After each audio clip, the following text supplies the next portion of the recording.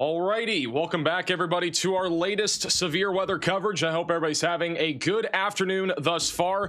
We are going live with actually quite the interesting severe weather event right now. We have severe weather exploding currently across Oklahoma and Missouri, and this is actually a very significant threat because there are high population centers that are included in severe thunderstorm warnings right now. We have no active tornado warnings. I want to make that clear. We do not have an imminent tornado threat from what I'm seeing on radar, but the hail is giant, and we are seeing a ton of hail come down right now near Oklahoma City and Tulsa. I want to start with Oklahoma City, and I actually want to go to Edgar O'Neill just to give you an idea of what's happening out there right now, guys.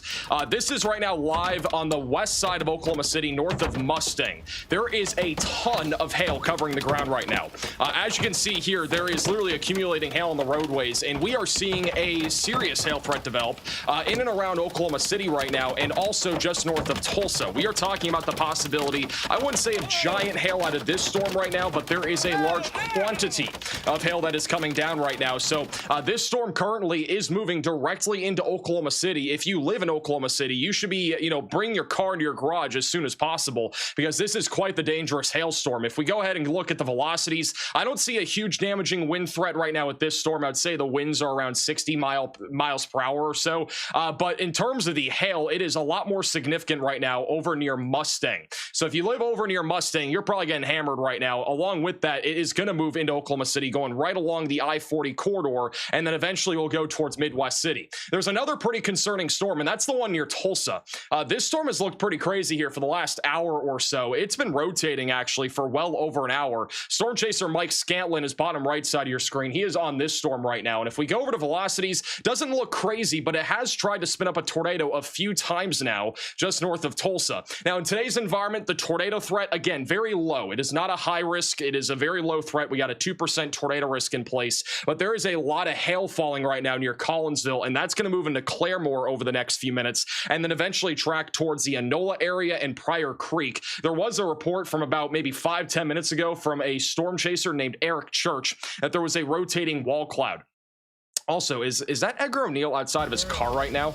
This is live in Oklahoma City, guys. We currently have a giant hailstorm going through Oklahoma City, and there's actually hail fog developing. You can see on the bottom of your screen there, all of that is hail fog. It comes when it's really warm outside, and yeah, that's Edgar O'Neill. Bro is picking up hail right now. He is outside of his car. He's got his bike helmet on, it looks like, or something. And so he's collecting hailstones over in Oklahoma City right now. Got some hail. You don't want to go eat any of that? Did bro just say he's gonna eat that? Rags in the door. You might need some ketchup. Ketchup go along with it. This storm right now that he's on, if we look at the radar currently, there is a pretty large scatter spike. You can see that on the radar here. This is a little artifact on radar. And so that 3-body scatter spike that we're looking at is a very good indicator that there is a lot of hail falling right now just outside of Oklahoma City. There was a report also from a storm spotter that there was a slowly rotating wall cloud with this. I'm not entirely sure about that. We haven't seen that from any of our chasers in the last several minutes. We do have storm chaser Tornado Page, who's actually coming up on this storm right now on the left side of your screen, and it looks pretty elevated to me. I think this will be mostly a damaging wind concern with a lot of hail. Definitely protect your vehicle once again if you live in the Oklahoma City metro. If you live near Moore or Midwest City, it is a very good idea to be protecting your vehicle.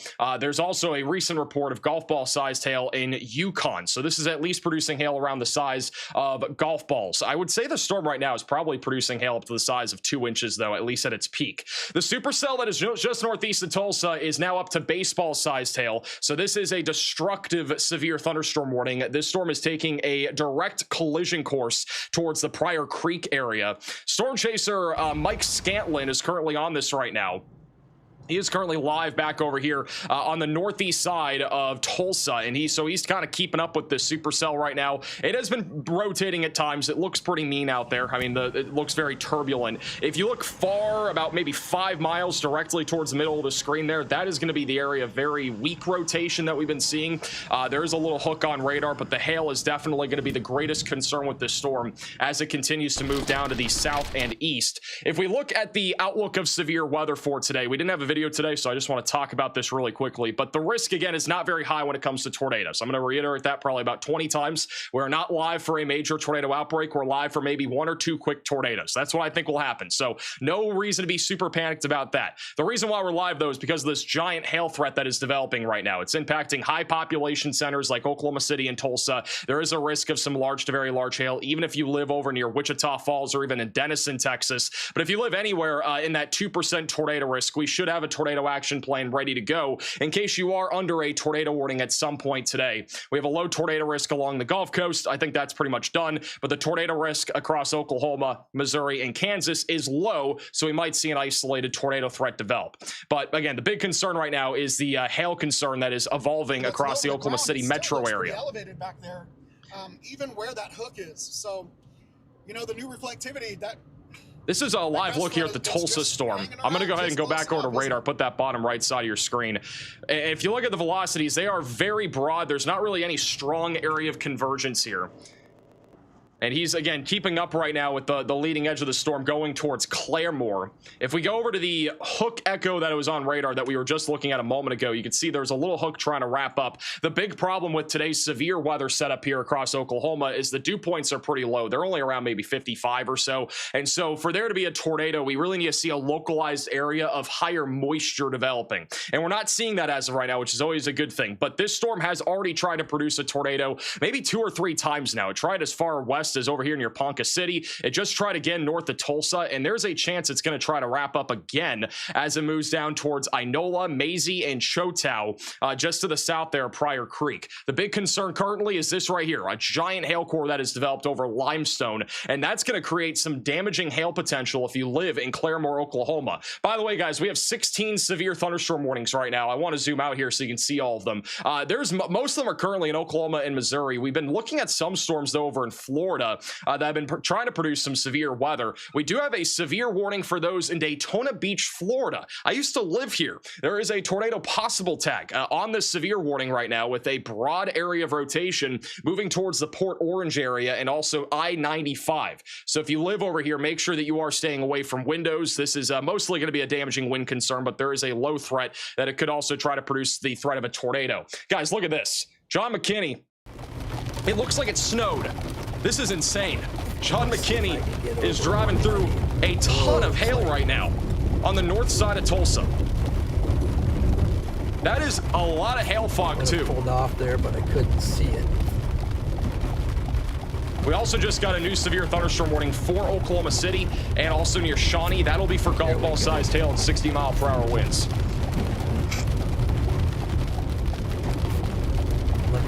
Look at that, guys. This is all happening live here on the north side of Tulsa. Luckily, the downtown area of Tulsa is getting missed by this hailstorm. There's another one developing off to your north and west. I mean, wow. It literally looks like it snowed here. Hail is covering the road. We have a giant hail core right now near Limestone.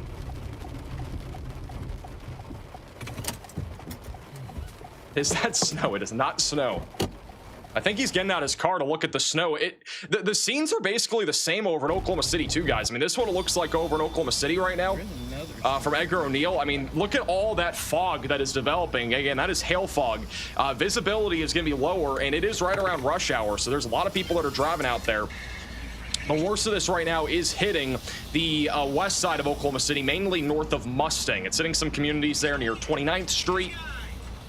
And so he's in the midst of that right now, and you can see this trail of golf ball sized hail that's been reported. The good news is that the biggest part of this hail core is kind of missing the town right now. Looks like John McKinney just got out of his car. Look at that, guys. Is he gonna eat that? You put some ketchup on it, it might taste decent.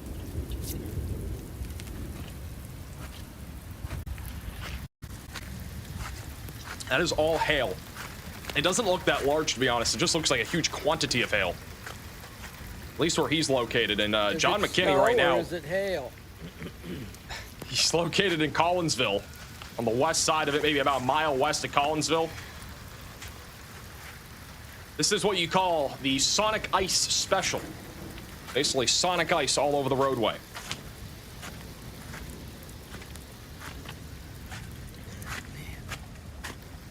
I mean, man, you can't see even maybe 100 feet down the road you can't even see right now. Like, this is what we're talking about, guys. If you are traveling currently near the Oklahoma City Metro or near Tulsa, you need to be very careful out there. The hail, I wouldn't say, at least where he is, it has been that large. The problem is, though, the visibility's dropping with the amount of hail that is currently on the ground. I mean, this is dangerous type conditions. If you're traveling out there, it is going to be dangerous, no doubt about that. So that's what's happening again over there near Tulsa, Oklahoma. We also have Storm Chaser Tornado Pagey bottom middle of your screen. They're on this storm near Oklahoma City. If you are Norman, Oklahoma, you are now under a severe warning for golf ball sized hail and 60-mile-per-hour winds. There's also a storm north of Oklahoma City. This one's near Edmond and McLeod going towards Shawnee. This one is warned for 60-mile-per-hour winds. We're not really looking at any sort of major hail threat with that storm as of right now. The supercell near Tulsa is once again trying to wrap up for maybe the 4th time now.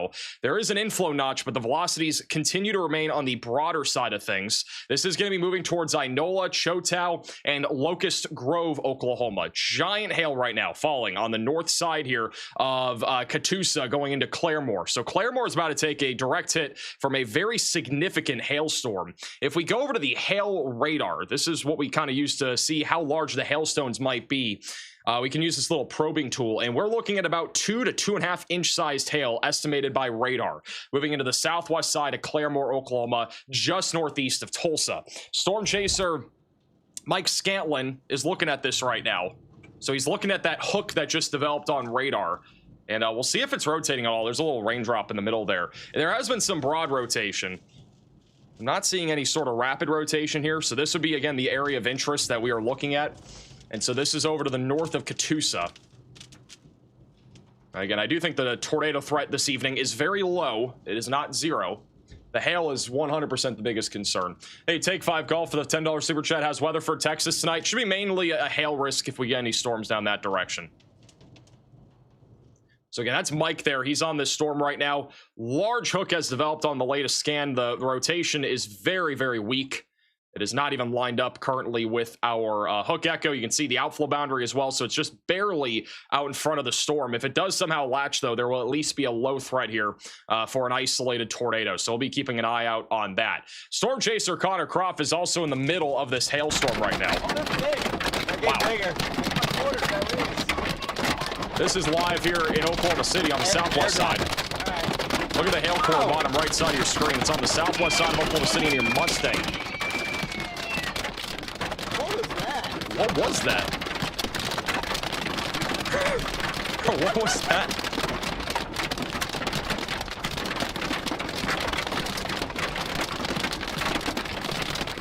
You see all the leaves falling off the trees too from all the hail that's falling. Awesome. The hail fog on the road back there. It's so awesome.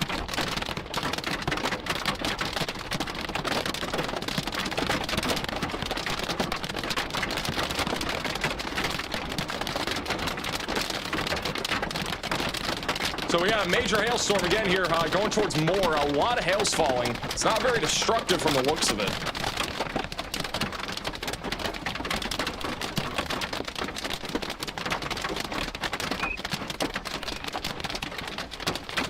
Super loud. It is very loud. And this is what it looks like from the outside of the storm.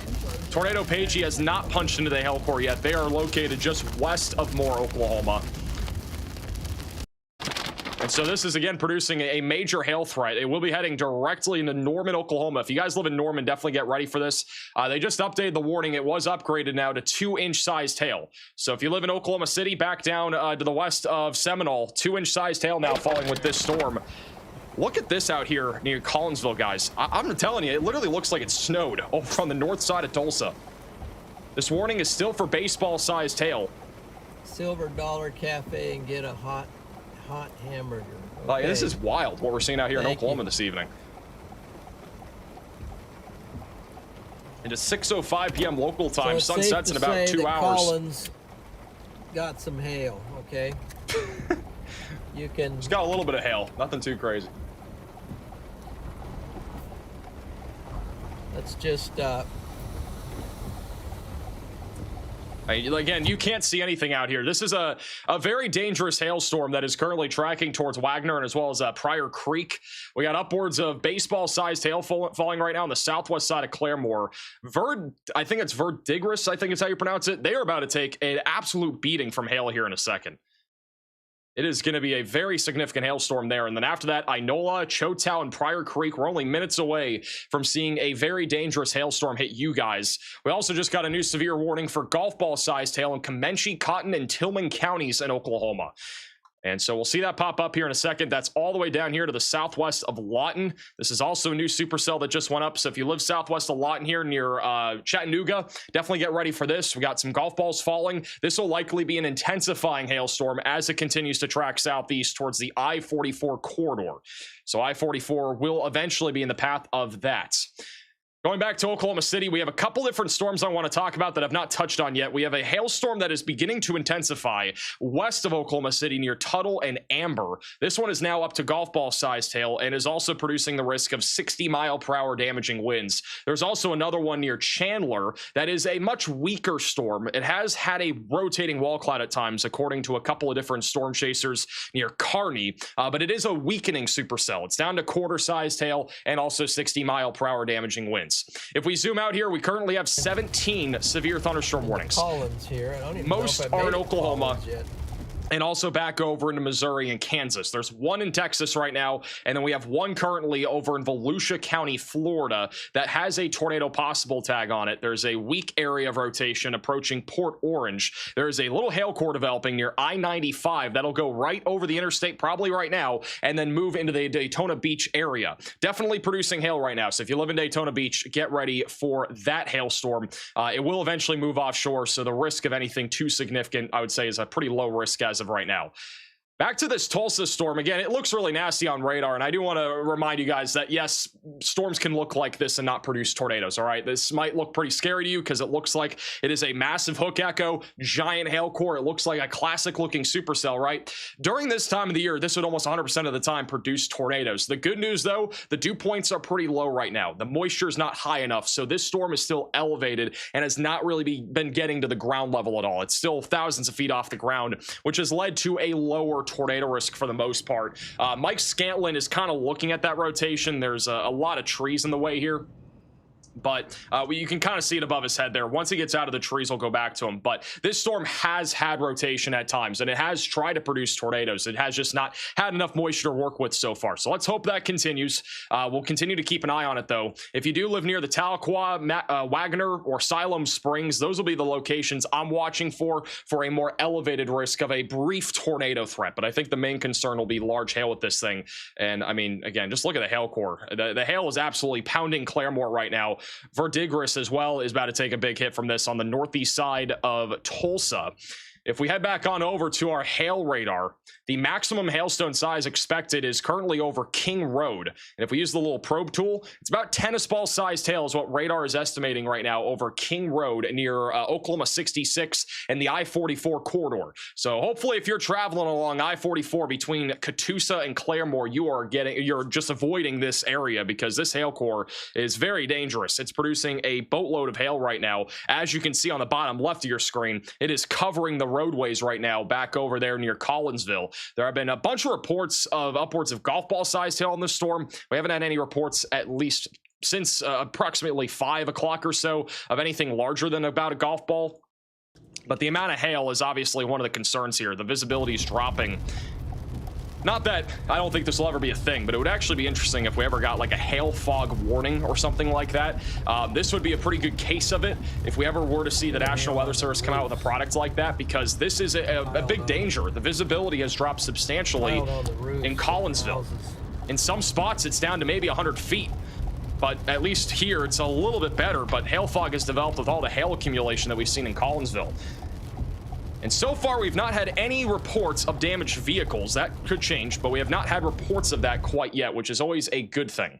Let's hope that does continue, but at least for right now, we've not had any reports of that so far. It's just spin. It's what's feeding into this thing. This is Mike Scantlin. Look at the top of your screen there. That is that area of very weak rotation that he's alluding to right now. Corner flow correctly, and you can kind of see a little inflow there, the very bottom middle of your screen, now bottom left. That's a little inflow going to the storm near Tulsa. That's good.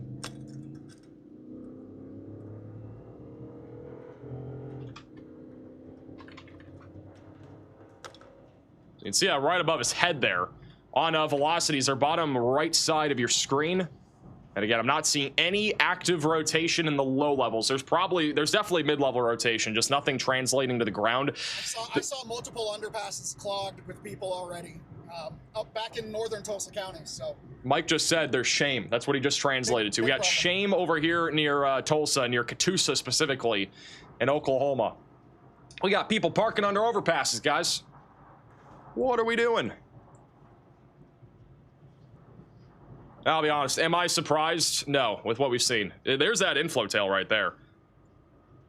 We got a giant inflow going to the storm. It's just such an elevated storm right now that it is struggling to produce any legitimate tornado risk. But the hail is giant right now near I-44 going just to the south of Claremore, Inola, and Choteau. Get ready for a giant hailstorm there. We just got a new severe warning here for those that are in Chandler, Stroud, north of Sparks. That'll be for quarter-sized hail and 60-mile-per-hour damaging winds. We are monitoring an increasing damaging wind threat heading towards Norman, Noble, and Shawnee right now. So if you guys live in those areas, get ready for 60-mile-per-hour winds and some sporadic golf ball sized hail. The worst of this hailstorm is now just west of Moore. So Storm Chaser Tornado Pagey, who's on the bottom middle of your screen there, is the closest to this hailstorm right now. I know Edgar O'Neill's about to send us some clips from that hailstorm that he was just on, which also just went through Mustang. The storm over here near Chickasha also just got a new severe warning. That is going to be for tennis ball sized hail.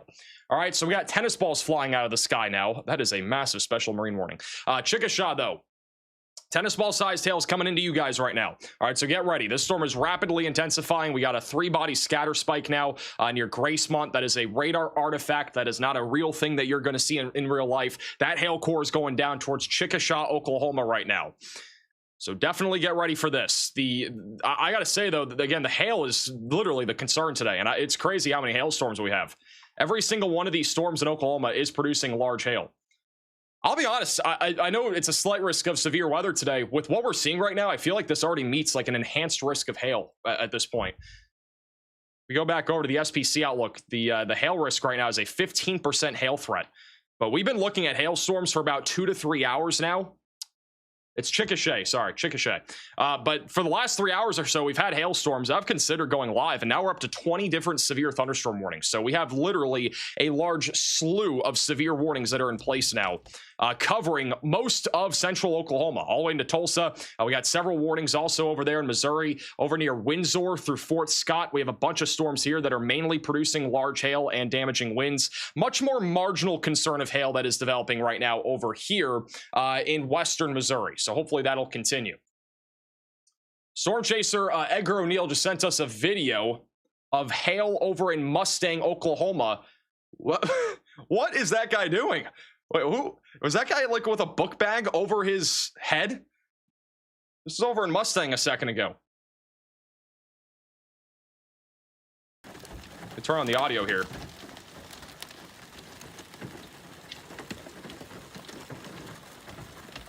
This is all the hail coming down just a second ago. Yeah, that guy's probably watching the Max Velocity stream right there. Whoa! This guy! He's in hail! Yeah. What's he doing? What are you doing? Just moments ago from Edgar O'Neill. But this guy's crossing the road with like a book bag or something over his head. All the hail coming down. If you guys do have any photos and videos, by the way, you can send it in to us, reports.maxvelocitywx.com. We have a pretty major threat right now of hail happening. If you're just tuning in across all of Oklahoma, Storm Chaser Storm Hunter Media has an outside view of this storm from Norman, Oklahoma.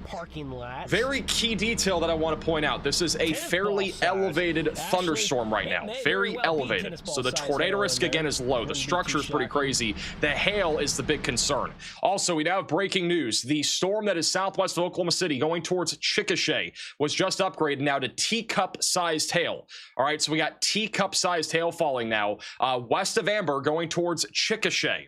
If you live over near Chickasha, we've got to get ready for some giant hail. This is 3 inches in diameter. We got 3 inches coming out of the sky right now, north of Verdon, going directly towards Chickasha. This storm right now is moving south-southeast at about 30 miles per hour. Lindsay is also going to be in the path of this down the line. Let me put a little track on here so you got an idea of when this is going to be arriving to your location. I'm going to do about 34 miles per hour. We'll put the timestamps on the left side of your screen. We'll increase the little spread there a little bit. And so here's a general timing guide here for the next really hour or so. So the storm will be going into Chickasha. It'll arrive approximately at 6:38. So between now and about 6:30, you should be putting your car into your garage or parking it somewhere. You know, maybe putting something over your car if you don't have a garage, because that is a very destructive hailstorm. Could easily damage, if not even destroy, your windshield. Then it will be arriving to Alex and Bradley sometime around 6:45, 6:50. This hailstorm, though, is no joke. That is a giant 3-body scatter spike right now, heading directly down to the south and east right now. So please make sure you're protecting your vehicle if you're out in this area. This is a pretty dangerous hailstorm. Storm Chaser John McKinney is looking at a snowstorm over in Tulsa. This is the latest look in Collinsville. Thank you, Peter, for that super chat and for the great moderating skills. So you can see the sidewalks are covered in hail here. Your super high Q and everything else. So again, this hailstorm, keep up the good work, leading to accumulating hail right now. And this is now going through the south side of Claremore. So Claremore likely just got hit pretty hard by this hailstorm, at least just south of Claremore. It is now going towards Inola and Choteau. So you guys are now in the path of this. We've had reports of up to 2-inch sized hail recently from NPing reports back over to the north of Catoosa. So we are starting to get some larger hailstone reports. The last time we had any hail above the size of 2 inches was all the way back over to the south of Pawhuska, which is around 4:46 p.m. That was around baseball-sized hail. It is still warned right now for baseball-sized hail. There is a tornado possible tag also on this severe thunderstorm warning. We right now have 15 different severe thunderstorm warnings right now across the board. Actually, I want to go to Mike Scanlon real quick. This is a look live at that the storm here in Tulsa and the rotation that's been developing on it. So there's a hook echo west of Inola. You can see that inflow going to the storm. Very broad area of rotation on the top left side of your screen. I was talking about inflow, but I only had it for about 5 seconds after that, and then I got blasted. So that was a look at that just a second ago. Maybe slightly. And the town of Collinsville has now been completely hit by a giant hailstorm here. The hook echo is about to go right over the radar site. It is still a little bit outflow. You can see the outflow boundary. It's still out in front of the hook echo right now. So the risk of this producing a tornado in the next, let's say, 5 or 10 minutes, I would say is pretty low, but there is always a chance it could try to quickly spin up a tornado. But right to left little low area of clouds, that's an inflow. And then we got a little bit of rain wrapped rotation right there. Just over the interstate here, or Highway 412, I believe this is. But look how high base the updraft is. You have the warm scud coming in pretty low to the ground, but the updraft itself is about twice the height of where that scud is coming in. So, hey, Matthew, for the $10 super chat. With the Oklahoma storms moving into Branson, Missouri later, there's a risk, but they won't be the ones in Oklahoma. It'll be the ones that are over there that are developing north of Springfield. Mainly a more marginal hail and wind threat up there. I do want to give a quick update on a serious storm that's been developing over to near Daytona Beach, Florida. This one's mainly producing just some quarter-sized hail and also 60-mile-per-hour damaging winds. With that said, it's a pretty populated area. So if you guys live here, definitely be safe out here. We've been monitoring this situation pretty closely. If we go over to the live shot here on one of the traffic cams in Daytona Beach, this is near the racetrack. I've actually been here before. I used to live here. There's some hail falling right now just to the west of the Embry-Riddle Aeronautical University, west of Port Orange, not far from Pelican Bay. So hail's coming down right now. Conditions are deteriorating. And so this will be moving directly. It's moving directly over the interstate right now near Pelican Bay. It is avoiding the Buc-ee's, but we do have shame. All right, so we do have shame now on this camera over here near Daytona Beach, near I-95. There are about 4 different cars parked under the overpass. There's literally no reason to park under an overpass, by the way. I mean, if you're tuning in right now and you're driving along the interstate here over on I-95, guys, quarter-sized hail ain't going to do anything to your car. It is so hard for that to do anything damaging. So, man, there is absolutely no reason we should be parking under this overpass right now. And we got more people doing it. Here we go.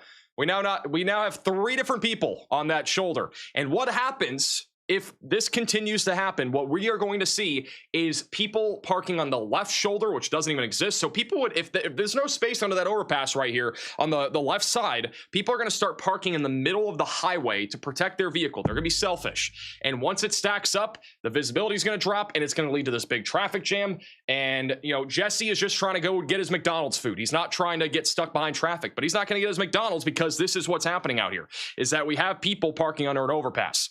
So do not do this. It is not safe, and this is not that serious. This is like parking on an overpass because you got a couple raindrops coming down. I mean, they're like literally the hail's so marginal here.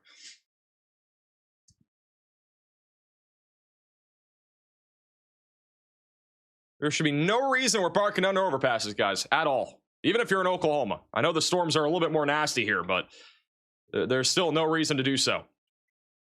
Ooh, there actually might be a tornado developing right near the radar site, guys. There's a couplet right now just east of Tulsa. This is near the Dan P. Holmes Memorial Expressway, and there is a small tightening on radar that we are witnessing.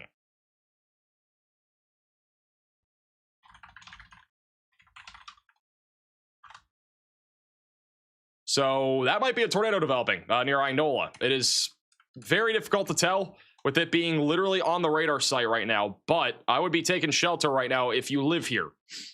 And ideally staying away from windows and also being on the lowest floor possible right now if you are in the severe warning near Inola. Unfortunately, the terminal radar site is down, so we can't verify it. I would say this is almost undoubtedly very close to being a tornado. If not, it is one. This is going to be hitting Gregory, very tiny town here, in probably about a second or two. That is a hail core right there, and also a tornado may be developing right now, right over US Highway 412. So if you guys live here near US Highway 412, I would be taking shelter right now. I'm going to wait for, I think a radar scan literally just came in as I was looking at that. Real quickly, looking at the one near Chickasha. Just a quick update for those in Chickasha. We got teacup-sized hail currently falling, so 3-inch diameter hail. This is currently the most significant hailstorm that we have actively.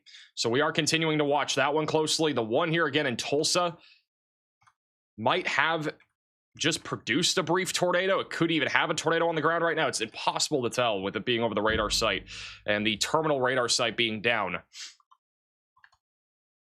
But no active tornado warning. There is a tornado possible tag on the severe warning. If you guys do live near Inola, I would be taking shelter for sure. We have a lot of hail falling with this storm, and there is a possibility that this could also try to drop a tornado. That's what it looks like out there in Collinsville right now. Storm chaser John McKinney has been looking at just an incredible amount of hail that has fallen over here. In the just north of Tulsa near Collinsville, we've had a slew of golf ball sized hail in lower fall. I wouldn't say there's anything that is larger than that, at least from what we've seen in the last 30 minutes or so. There was a report of 2-inch sized hail, but for the most part, the hail has not been that large. It's just been about the amount of hail that has fallen. There's hail fog everywhere. Visibility is down to maybe 1/4 of a mile, even less in some cases on some of these roadways near Tulsa. So if you have any intentions of traveling tonight, I would not recommend it. At least in the next 30 minutes if you live near Collinsville, because we're going to have hail fog out there probably for the next half hour to 45 minutes. And it's going to almost undoubtedly be the same thing near Inola and Pryor Creek and Claremore. It probably looks very similar to what we're seeing there right now in real time. So definitely recommend staying off the roadways, at least for the time being, as this storm continues to produce a boatload of hail. We have some more storms coming in from the west of Tulsa. These ones are developing northwest of Tulsa. Should be mostly a hail threat here. We're not looking at really a tornado risk out of this activity at this point, but definitely stay on alert right now. We got at least some large hail moving into your neck of the woods. We have a new tornado possible, severe thunderstorm warning for Mays, Rogers, and Wagner counties here in Oklahoma. We may have just had a brief tornado develop there south of Claremore. They just issued a new warning now for the Choteau and Wagner and US Highway 69 corridor north of Muskogee. So get ready for tennis ball sized hail and 60-mile-per-hour damaging winds. And John McKinney got some Snickers bars. W. So that's what we're looking at. We got hail fog where he's at, and he's also getting some Snickers. Got to stay fueled up during this outbreak. Storm chaser tornado Pagey, they are currently located just southwest of Oklahoma City. They are driving towards the teacup-sized hailstorm right now, southwest of Oklahoma City, going towards Chickasha. And this is also Storm Chaser Storm Runner Media, who's looking at that same storm near Norman. Very elevated thunderstorms. Once again, very low tornado risk for today. I'd say the highest tornado threat out of any storm that we have right now and anywhere in the near term would be the storm near Inola, which is tracking down to the southeast right now. So if you guys live in this area, definitely make sure that you're staying alert over in eastern Oklahoma. This will a long-term track in the direction of Fort Smith, but that's, you know, at least an hour from now. Let me go back to that Port Orange storm here, just northeast of Orlando. And I'm not seeing a whole lot of a tornado risk right now. I think the main concern is definitely going to be the hail threat. We got quarter-sized hail falling with the supercell in Volusia County, Florida. It is mostly avoiding the downtown Daytona Beach area. It should mostly miss also the Embry-Riddle Aeronautical University. But we are looking at some hail falling, and we also got shame on a lot of these cameras. This is a different camera of somebody just parking under an overpass, which, again, there is absolutely no reason to be doing this at all. This is not that serious of a situation. The trees are swaying a little bit, got some gusty winds, nothing damaging at this point that I've seen on any of the camera shots. Oh, that one actually started to pick up on the wind there. See if we can get that back. I don't know what camera that was. I've been cycling through cameras. We still have shame. This is all the way back up to the north of where the hail core is near this is near Florida 400. And there's legitimately just two people parked under an overpass right now. Like that's just wild to me. Also, this is a really weird camera because it's like almost a panoramic camera. But this is on the beach right now. One of the weirdest cameras I think I've seen. There's another one over there in Daytona Beach. Or just east of Daytona Beach. This is in Port Orange. Got some weird cameras over here.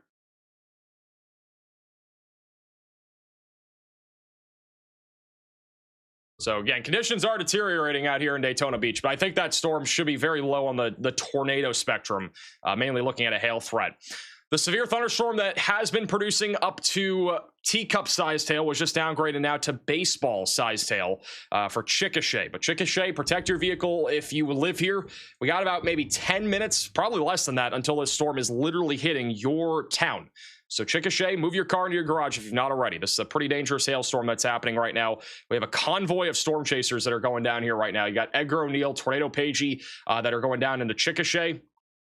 Hail core is the most significant north of Verdon right now. For those that are in downtown Oklahoma City, we got another little storm that's been developing to your southwest. Should be a very small hail threat, maybe P's at the most, and some gusty winds. That is moving down towards Norman. A lot of hail falling near Norman, Oklahoma as well. And if we go back to the supercell near Tulsa, does not look like that is producing a tornado at this point. Might have produced a brief one there for a second. It is now moving towards Maisie and Rocky Point. And then down the line, it'll go towards Wagner. So Wagner, get ready again for a pretty significant hailstorm. It is producing a boatload of hail still. Thank you, Matthew, for the super chat. Even if it's serious, never park under an overpass. Wind velocity increases there as well. Yeah, I agree. Now, the other thing is, too, like the winds are going to increase onto that overpass, which is why we say do not park there. Like, there's just no logical reason to park under an overpass at all.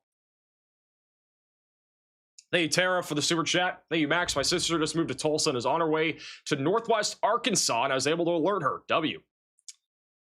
Again, we don't usually go live for days like this where it's just hail. I mean, there is a tornado risk, but it's very marginal. But I mean, I think this is a pretty serious situation. I mean, we literally got hail everywhere. Like, this is the scenes out here in Collinsville. I know a lot of people are accustomed to us going live when we got a big tornado developing. We don't have that right now. I'm being honest. Like, we don't have anything like that. Been saying that since we went live, but the hail is just crazy out here. This is a much more significant hail day than I think we anticipated. There's 16 severe warnings right now, most of which are in Oklahoma. But this right here is the exact reason why we are live. The visibility is bad, and I think this is hopefully spreading the message right now that if you live near these hailstorms, don't go out there and travel on the roadways, because we do have a lot of hail coming down, and it's going to lead to very reduced visibility. And right now, it's kind of the peak rush hour. If you want to go get dinner at McDonald's, I would wait until like maybe 8 o'clock or so.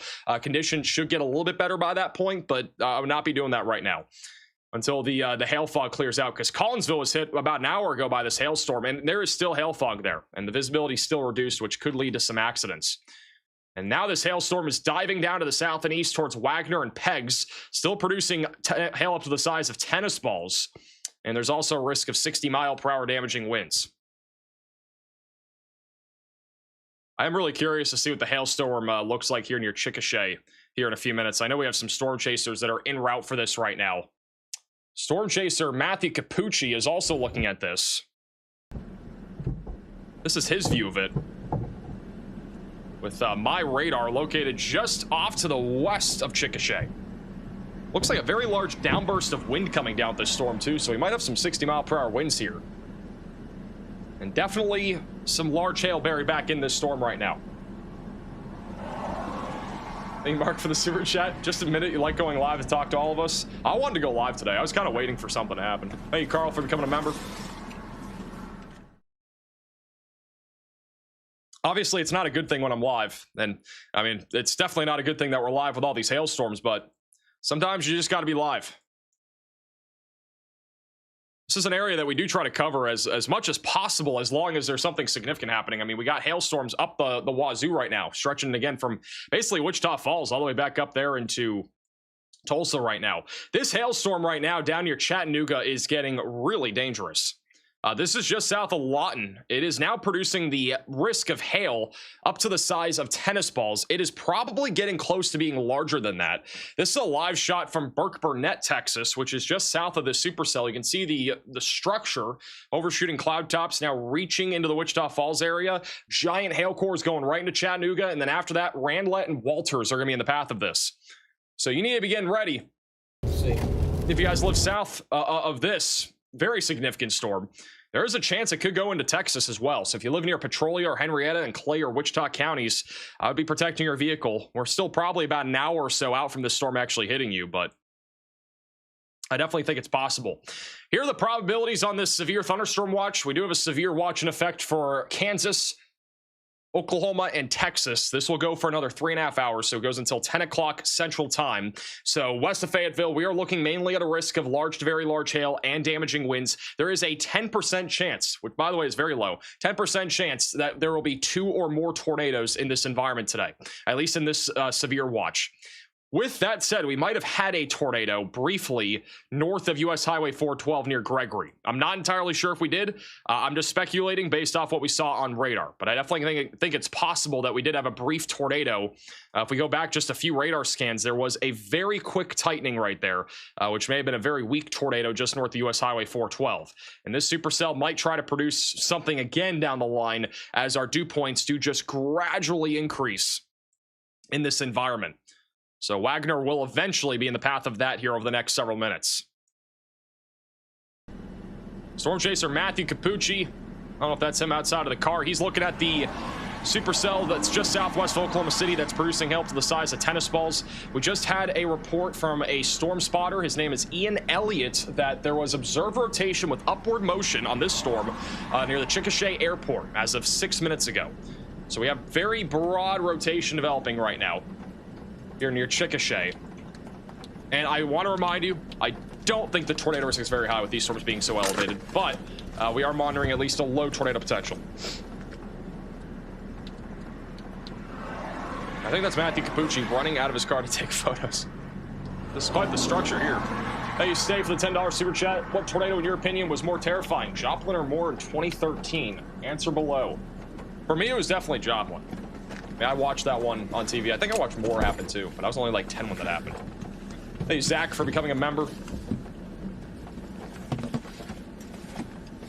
How many of you guys are tuning in from Oklahoma right now in the chat? I know where you guys are all tuning in from right now. I'm curious. We do have Storm Chaser Edgar O'Neill also coming up on this right now, just northeast of Chickasha. In addition to Tornado Pagey, they're kind of overlapping here on the Weatherfront app. But they are also coming up on this right now. And if you guys want to see live radar and all the different things that we're looking at right now, download the Weatherfront app. It is on iOS. It will be coming to desktop, we think, within the next couple of weeks. And then Android will not be far from after that. So if you want to check it out, at least on the iOS app, you can download it with the top link in the description below. It is 100% free. 100% free to download. This is the hailstorm moving into Chickasha right now. There was a report of very weak rotation a moment ago near Amber. Got a lot of people tuning in from Oklahoma right now.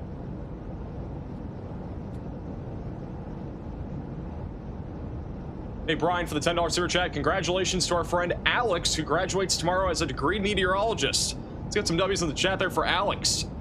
This is the time of the year where a lot of people are graduating. We are in that time of season right now. A lot of people are graduating.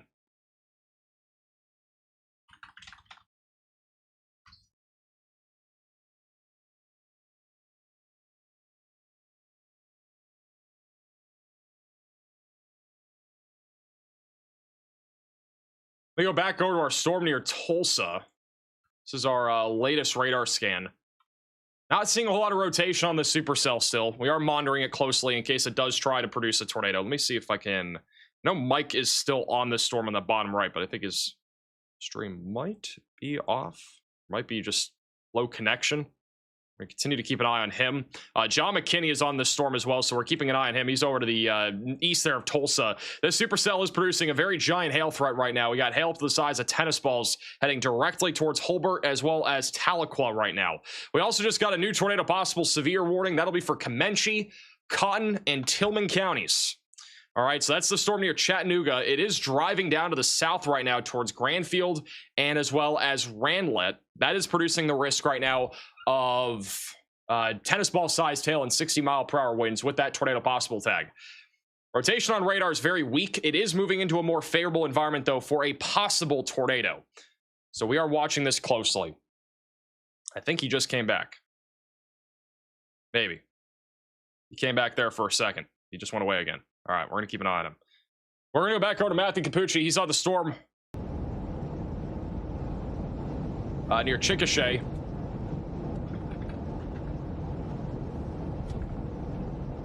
Very elevated thunderstorm here. It is still warned for baseball-sized hail. Huge shout out to Wild Child with a $50 super chat. That was in the chat. I really appreciate that. Thank you also to Foley with the 23 months. What time do you expect rain in DFW, if any? I would expect it probably after like 9 or 10 tonight, if we were to see anything. Just a moment ago, we have a quarter-sized hail report in the middle of this storm. So we'll see if they end up downgrading it a little bit. It's not nearly as significant as before. We also have Tornado Pagey now coming up on this near Chickasha. I know. Seriously. I know. That was always our plan, remember?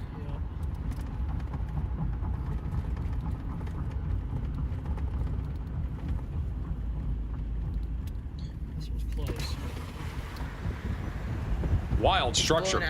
Structure is definitely going to be the big thing, I think, in Oklahoma for the next hour or two. A lot of hail falling, too. We have a report from a meteorologist on Twitter. A lot of quarter-sized hail in Oklahoma City on the south side, just from a few minutes ago. We're going to pull off up here for a second.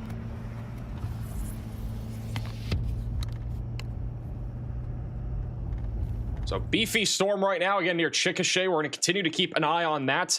The severe warning that was in effect for Claremore is no longer ongoing. There is another severe storm coming. So if you guys are tuning in right now from Tulsa, Oklahoma, you need to get ready for another hailstorm. Should be a lot more marginal than the one that we just had, but we are watching for quarter-sized hail and also the risk of 60-mile-per-hour damaging winds. I do think the risk right now of a tornado out of this is almost zero. It is going to be awfully low. The storm that is southeast of Tulsa is becoming a little bit more outflow dominant, producing a very significant hail threat south of Choctaw and US Highway 412. That is pushing towards Hulbert and Tahlequah, just north of Muskogee. We just had a report also of ping pong ball sized hail from a moment ago. It says TSA over in Inola. So I'm not sure what TSA is supposed to mean on that. I don't think it's a TSA agent reporting it. I don't think there's an airport there. I could be tripping. Is there an airport? Anybody know what TSA means? I've never heard of that before. Hey, Brad for the super chat. Rose asking if I want to play Fortnite in the middle of a severe weather stream. Hey, Richard for the 45 months. Feels like it's almost been 4 years. That's crazy. Wow, guys, look at the structure here. That guy. Got an absolute structure show over here near Chickasha. Back out on the plains. Still warned for baseball-sized hail. Anybody tuning in right now from Chickasha? Anyways, for the super chat, how's Fort Smith looking? We're watching that storm east of Tulsa for the Fort Smith area.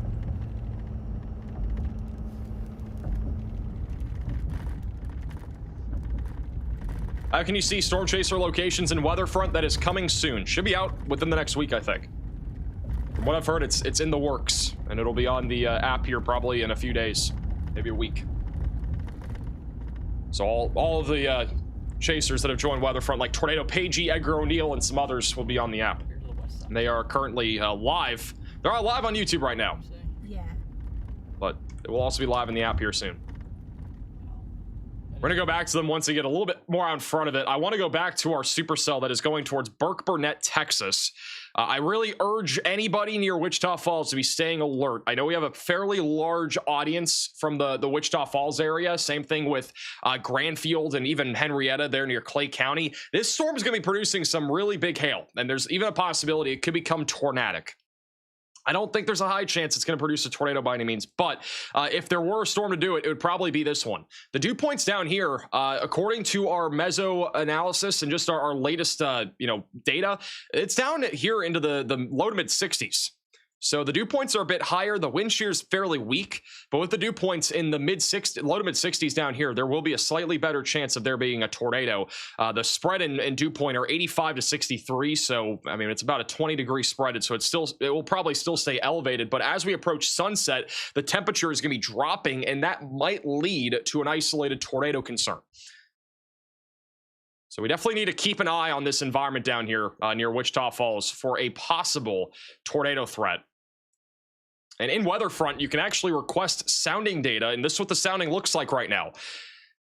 Looks honestly terrible for the environment. I'm surprised this storm is even going as tall as it is. I mean, this is literally the data here over here near Wichita Falls. Reason why I say it's terrible, look at the dew points aloft.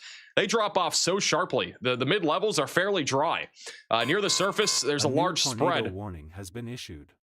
So that's quite something. We now have a tornado warning in Oklahoma. That'll be for those in Cotton and Tillman counties. That is for this storm here. So if you live in this tornado warning, we need to be taking shelter now, putting as many walls between you as possible, getting away from windows and getting to the lowest floor possible. This is over near Loveland and Granfield.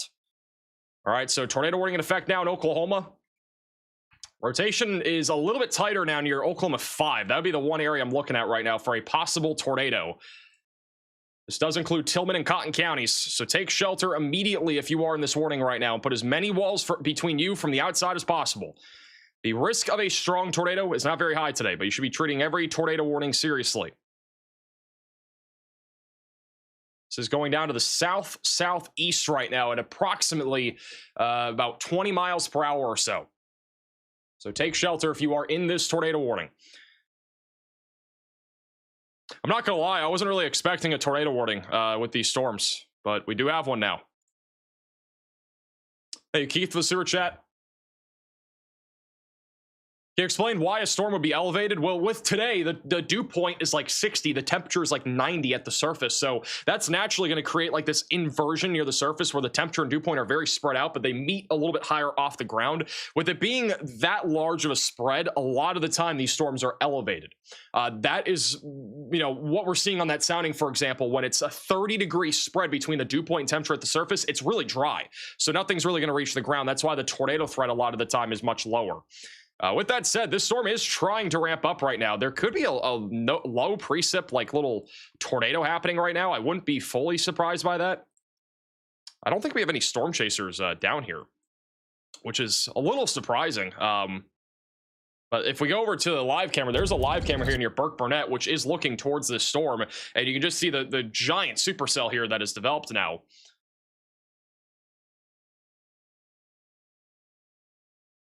TSA is the Tulsa forecast area. Thank you. So yeah, that camera should have a pretty good view of this storm once it gets a little bit closer. We'll have another radar scanning here in a second. We just got a report of golf ball-sized hail in downtown Chattanooga just a moment ago. So the storm is producing at least some hail right now. Oh, well, actually, we do have a chaser on it. Well, you do have a photo. This is what it looks like right now. This is from storm chaser Stephen Cross. So that's what it looks like. I wouldn't say there's a tornado by any means, but it is trying to ramp up. It's in a pretty favorable environment for a tornado right now.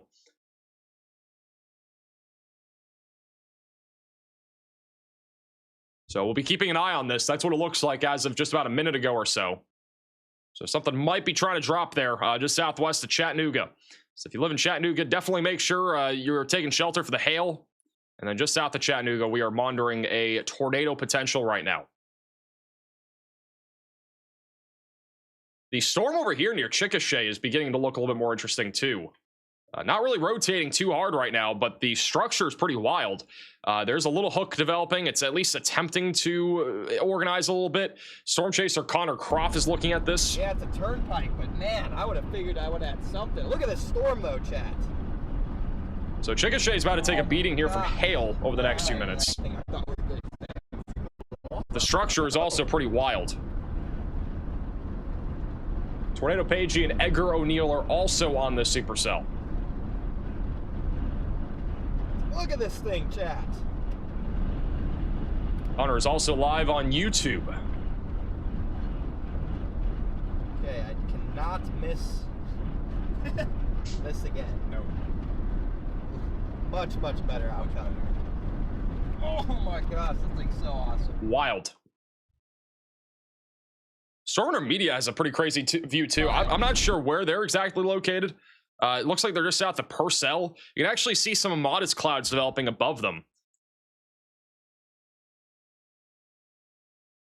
Also, important update. We do have a very strong area of wind right now developing just east of Norman.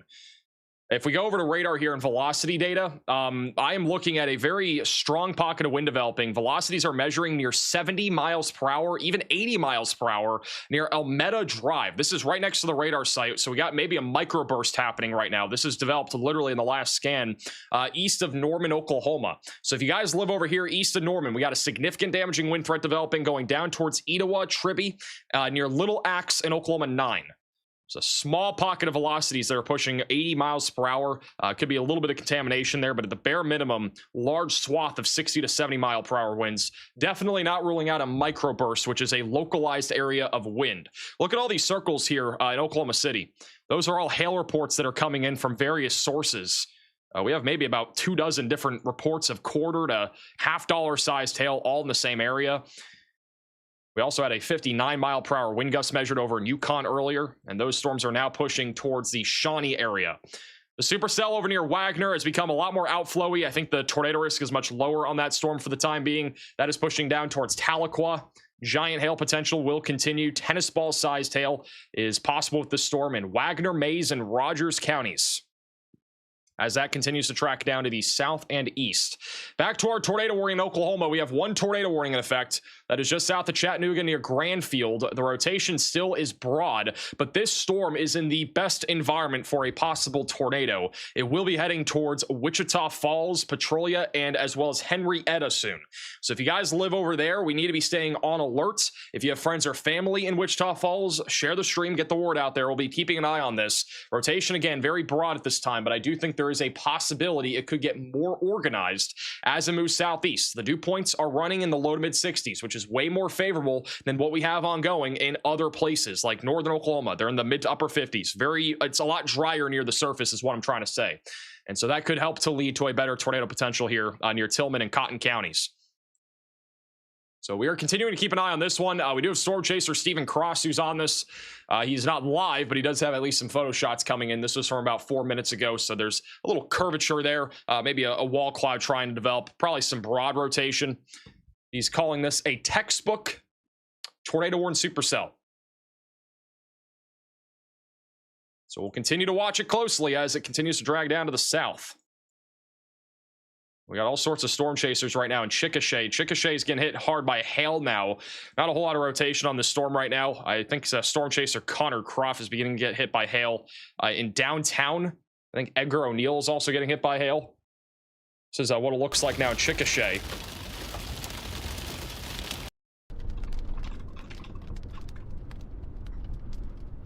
So what it looks like from Connor. It was a very small zone of little hail. Got a little bit of pea-sized hail falling just a second ago. This is Matthew Capucci. He's getting pelted by hail east of Verdon. Right along US Highway 62 right now.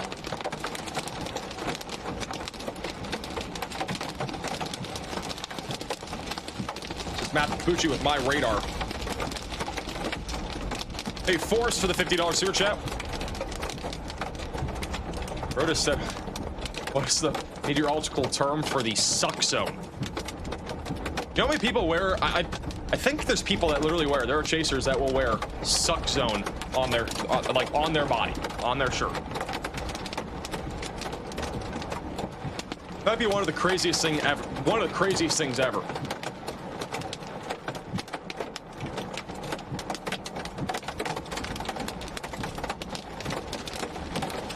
Didn't that come from the movie Twister? Wouldn't that term come out from the Twister movie? Like the first one, not the second one. I haven't watched the second one still. You did? Yeah. That's what I thought. It's such a weird term.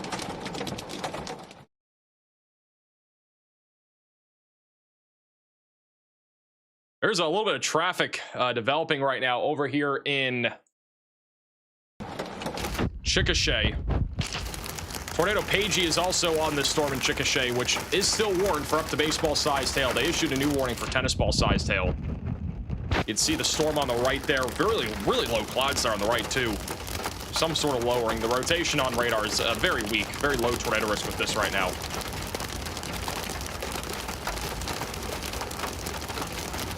Yeah, I know. They're getting pelted by rain right now. I'm gonna put them on the bottom right side of your screen. I want to show you guys something pretty cool. This is the satellite imagery. Let's do Mezzo 2. Let's go to the GeoColor product. This right here is the satellite imagery. This is actually, I believe, minute by minute. It's gonna take 2 seconds to load here. Yeah, this is minute by minute. Look at this, guys.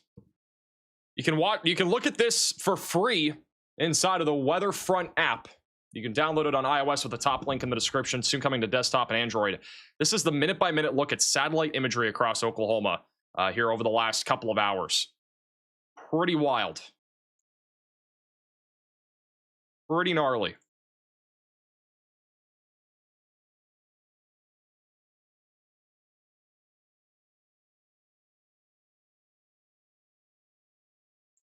Storm's been blowing up. Oh, we got Matthew Capucci collecting hail. Bro has his bucket out there with this helmet on.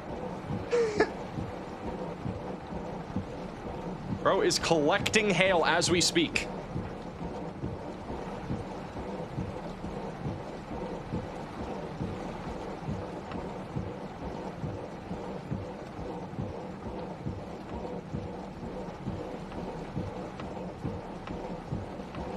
This is what you see from meteorologists out in the field. They go and collect hail.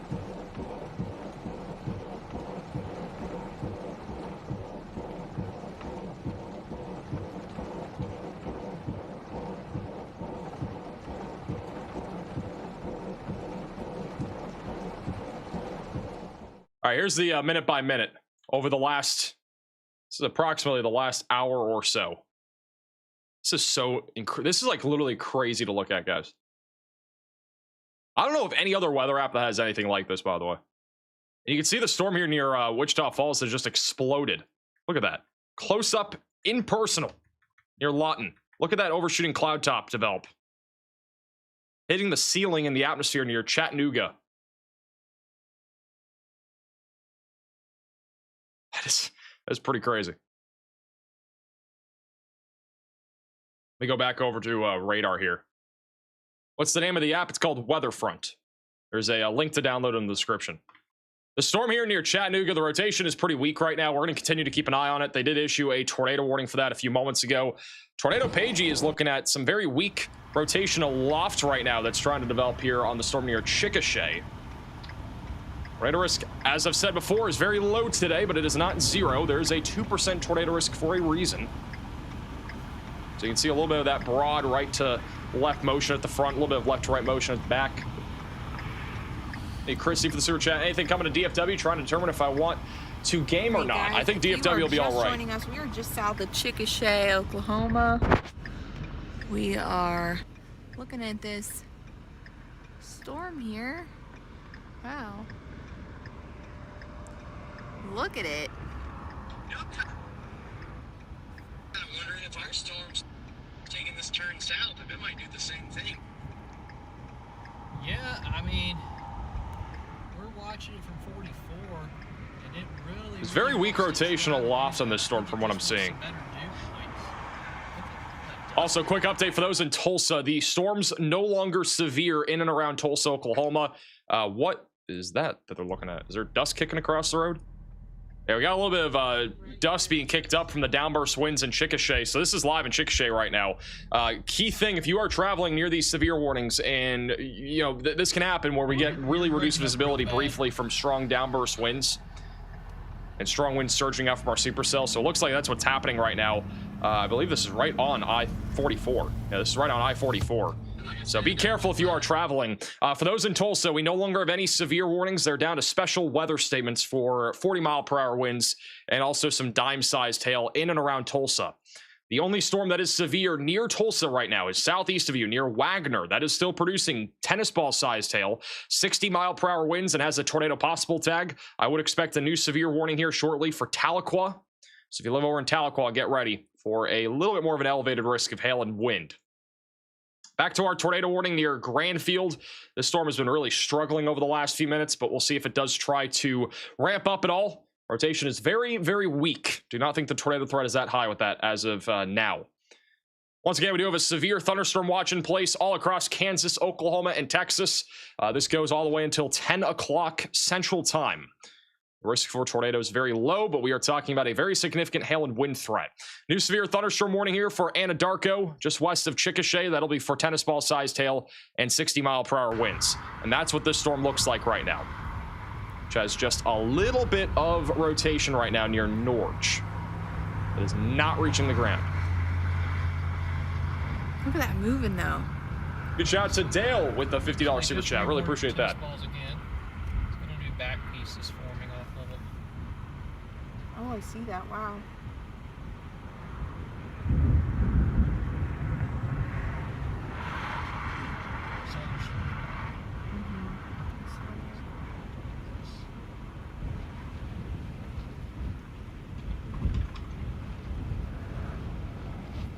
A little bit of motion up there. Is there a chance of severe weather in Ohio? No. Degrees. Wow. We get a severe thunderstorm warning in Ohio today. I might shave my head. I was close to lightning. Or is that wind? Never mind. That's wind.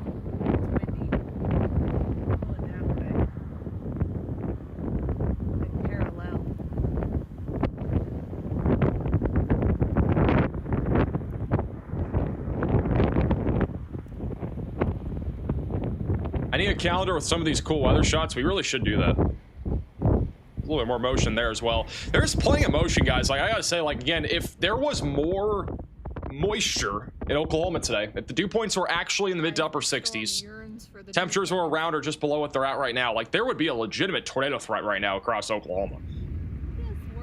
And there are several supercells out there.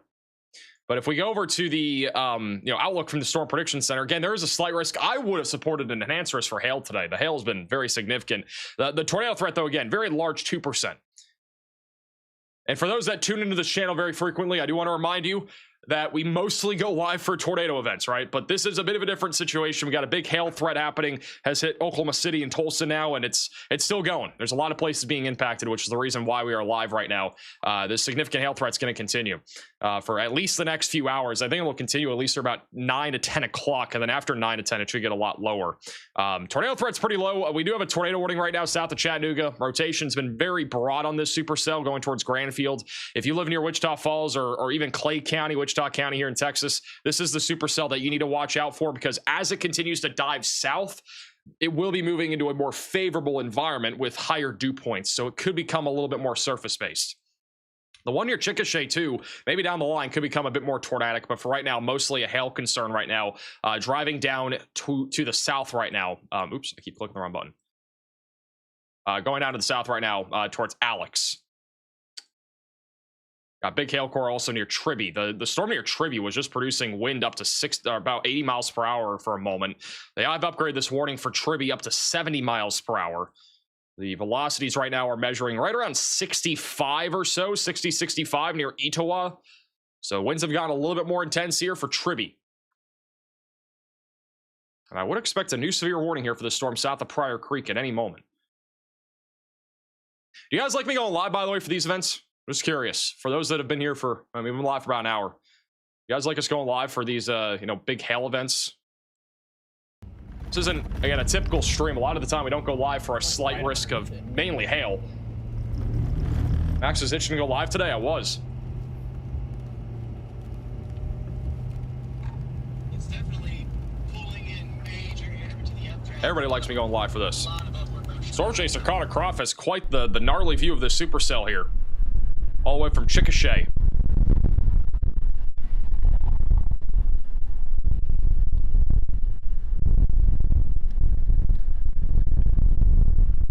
Good news is just diving like almost due south, and there's Kids have a ball game in Tulsa. Yeah, unfortunately, it looks like that's kind of getting rained out here tonight.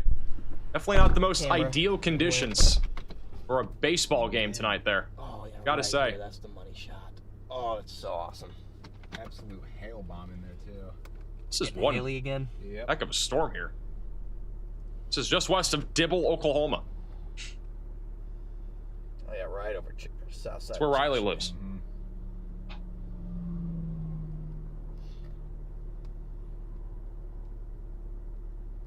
Just heading right See when you're not live. 2-inch hail reported. I low-key, I wanted to go live today. I wanted to go live yesterday too. Respectable now. Or not yesterday. Today. I don't know what happened yesterday. Oh yeah, there was a tornado warning. Yeah, I wanted to go live yesterday morning too, but I wasn't even up for that. There were a couple, I think there was at least one tornado outside of Mobile yesterday morning. There was also a brief tornado, I think, in Florida. I'm not sure if they've been confirmed yet, but there was a couple of storms over there. The storm near Tribby, Oklahoma is getting a little bit more intense when it comes to hail. The hailstone size is definitely increasing. They just upgraded this warning, I think, to ping pong ball sized hail. So for Cleveland and Pottawatomie counties, no, they didn't actually. They have not upgraded this. This definitely, I think, would at least support a warning for quarter to ping pong ball sized hail going down towards St. Louis and Asher right now.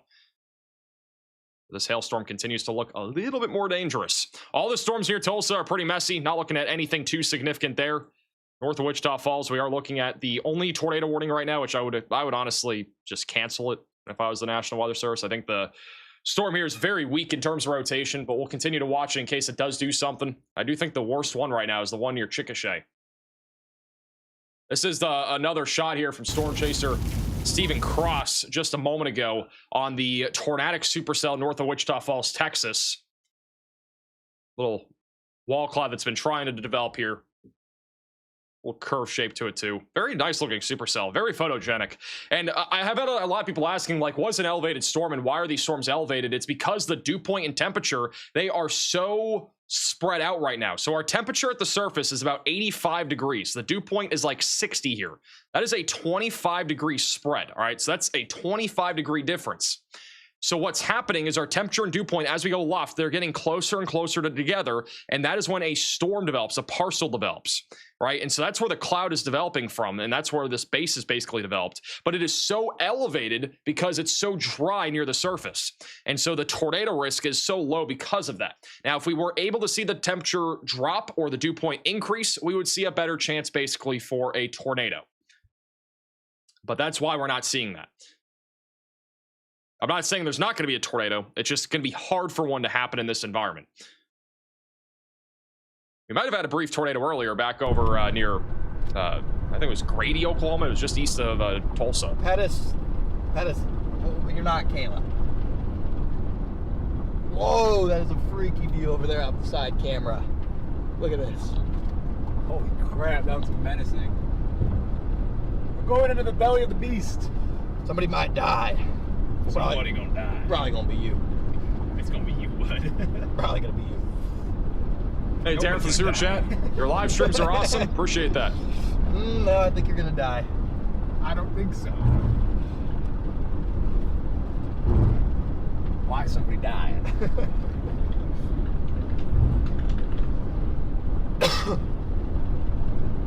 Now, if we were worried about tornado potential, then we'd be in a dubious spot. Yeah, it's a very dubious spot. It's a dubious proposition at best. So we're driving right into the storm right now. We also have Tornado Pagey that's on that. We just got a new severe thunderstorm warning for Cherokee and Wagner counties in Oklahoma. This warning, by the way, south of Shawnee was upgraded to golf ball size tail, moving down towards Stratford. We also have that new severe warning. That's going to be all the way back up here near Tulsa. So if you live in Holbert or Tahlequah, we are monitoring the risk right now of 2-inch size tail and 60-mile-per-hour winds going down towards Stillwell right now.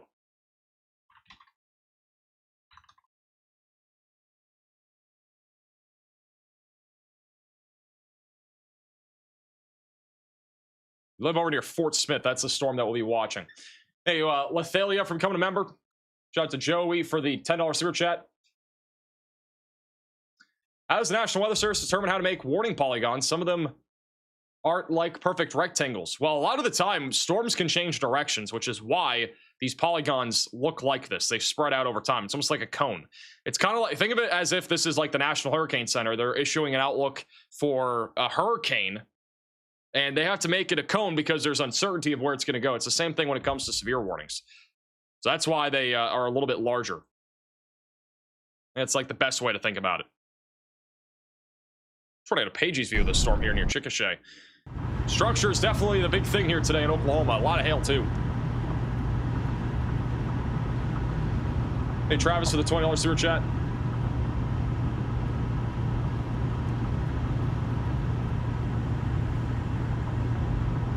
Check out the storm near Nevada, Missouri. Crazy structure on it.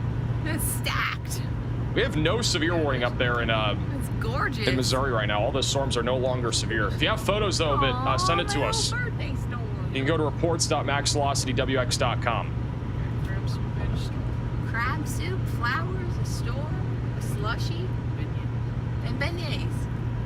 We got a few photos coming in from you guys. Speaking of photo submissions, this is one from Collinsville, Oklahoma, where there's a lot of hail fog. Thank you to whoever sent this in, no name on it. This is over here also in the same place. This is actually a video. Huge shout out to James with the 10 gifted memberships. Really appreciate that. I was in the chat there for James.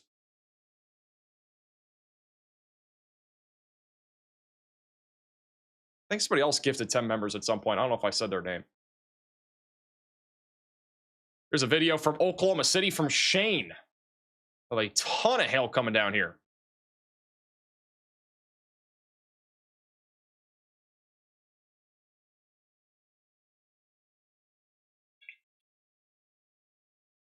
Here's a photo in Collinsville of more hail fog. We have quite a few people tuning in from Collinsville. Collinsville, I think, was the worst hit by this hail event today. This is a photo from Tulsa, Oklahoma, from Amber of a storm rolling in, the Broken Arrow.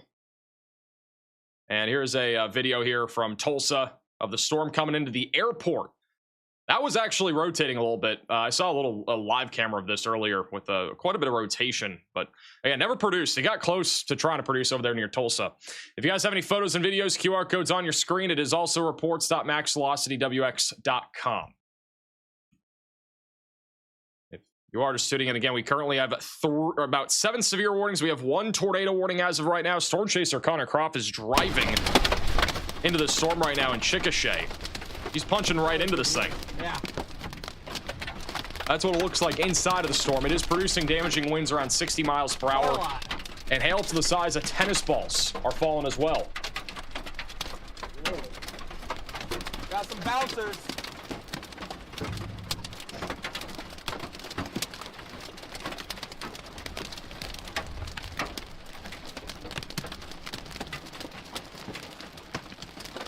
Oh, it's just to our north. Oh, it's just to our north. Hey, Rathy, the sewer chat. Are the color tables uploaded in Discord yet? They are not. I gotta do that. I forgot to do that. They should actually just be in the app. I think they're gonna add them to the app at some point. Or is it?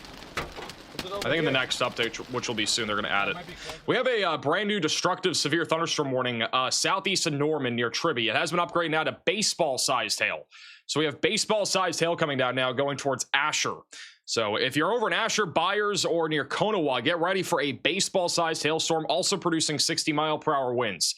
We also have a new severe warning north of Wichita Falls for 60-mile-per-hour winds and quarter-sized hail. I would expect that tornado warning will probably expire.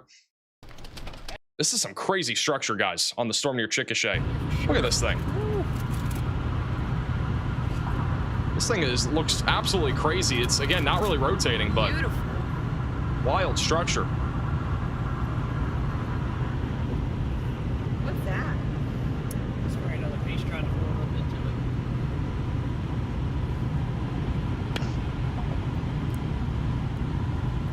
Jeez. Thing's crazy. Is this gonna be an all-nighter? It really, I mean, there will be storms, I think, overnight, but they'll be a lot weaker. They'll be mostly in Arkansas later this evening. Maybe in Texas, too. Hey, Legion, for the sewer chat, won't the app be on desktop within the next 2 weeks or so, is what it sounds like. That's the outside of the storm. This is the inside. Seconds, then we should dive south. This is on the insides. The hail is, sounds kind of small right now, but there was some hail bouncing a second ago. The biggest hail core is on Oklahoma 19 going towards Alex and Lindsay. I think we want to be in this little portion right here. We don't want to be in the higher values here. We want to be in the lower values. Also, a pretty wild shot from storm chaser Edgar O'Neill, which I think he just froze. It is very complex. There's a random bigger one. Is that a hailstone right there? No, it's a flower, I think. Oh. Weird little white flower. The pretty little flower. So you got a lot of hail falling right now. Pretty crazy structure. They have just gone ahead and allowed that tornado warning south of Lawton to expire. So it's not on the map anymore. Technically is still in effect for the next 4 minutes. It's just going to be allowed to expire here near Grandfield. The most concerning storm that we have right now is not the one near Chickasha. It's this one right now near Etowah, which has a giant hail core tracking towards Winnett and Asher. This warning will continue all the way until 7:30 Central Time, and then we'll go down to the southeast. Ada, Oklahoma will eventually be in the path of this. I want to quickly show you guys the future radar so you have an idea of what's going to be happening over the next few hours with these storms. So this is what it's going to look like by 8 to 9 o'clock. Notice how the storms will eventually weaken in eastern Oklahoma and western Arkansas. There will be a continuation of damaging winds and isolated hail in Arkansas around 9 o'clock. And then by 10 to 11 o'clock, those storms will push over the Red River Valley. They honestly might go into Wichita Falls way sooner than what this model is showing. The model here is not accounting for that storm that is currently near Wichita Falls. I don't know if there's any model run that actually accounts it there. But there will be a risk of severe weather, we think, late tonight and then even into the overnight hours near Dallas-Fort Worth, mainly with the risk of damaging winds and hail and a very low but not zero tornado potential. I think the tornado risk is very low, though. Like, I'm talking less than 2% chance that we actually have a tornado here. But the storms will definitely weaken out in Arkansas. So most of the severe weather for Oklahoma will be now until 10, and then the Dallas-Fort Worth area could actually drape, or leak, I should say, into the very late evening and overnight hours. And if we look at our significant tornado parameter values across the board, which is a pretty good indication of our tornado potential here, it's very low. There's a very small environment near Wichita Falls where we could see a tornado in the next hour or two, which I believe is where Tornado Pagey's heading. I think they're going south right now because they see something down there that we don't see. Well, actually, we do see it, but they might have something down the line. At least we're going south. This is what the storm looks like from where they're at right now. They're in Comanche County, Oklahoma, so they're just west and southwest of Chickasha. The crazy-looking shelf cloud here.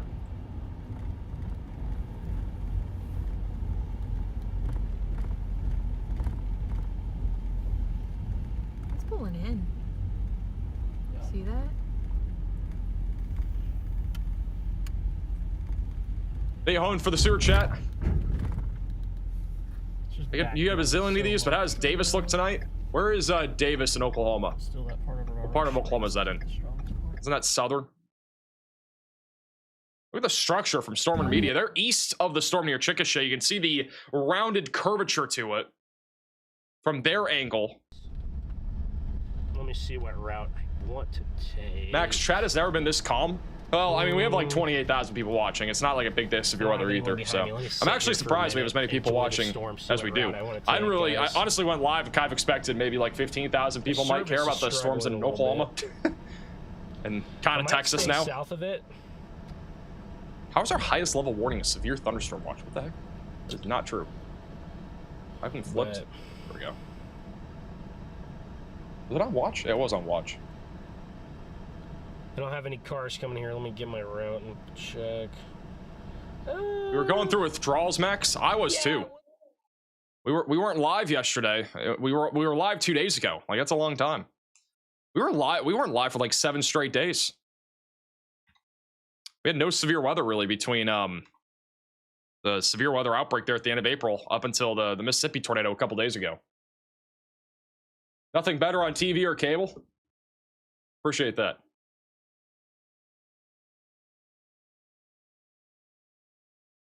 Davis is near Ardmore, Oklahoma. Davis will be mainly a wind threat, definitely an isolated hail threat too. The storms up here south of Oklahoma City will eventually congeal into a line, so it should lead to more of a straight line damaging wind threat down the line as it tracks down to the south and east. I do think the tornado risk with these storms is pretty low for the foreseeable future, but I would definitely be watching anything near Wichita Falls. If this storm was to organize, which it's been kind of falling apart here over the last several minutes, but if it were to organize, there definitely is a possibility it could try to drop a tornado, but I think the risk is pretty low at this point. It looks like it's been kind of weakening over the last several minutes. Storm Chaser Edgar O'Neill has quite the shot right now. I'm going to put him in slot 3. That's what Edgar O'Neill's looking at. Over in a Guam, I think is how you pronounce it.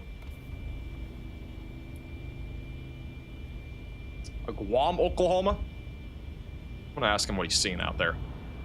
Where's Edgar at? I'm trying to click it. It's just loading. Oh, failed to send message. All right, nice. I can't radio into him.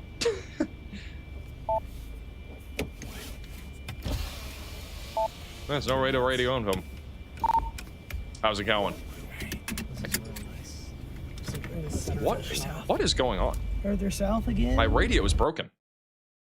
I am currently looking at my radio. I don't know if I'm talking to Bryce right now. Hopefully, Bryce, I'm not talking to you right now. It's stuck on.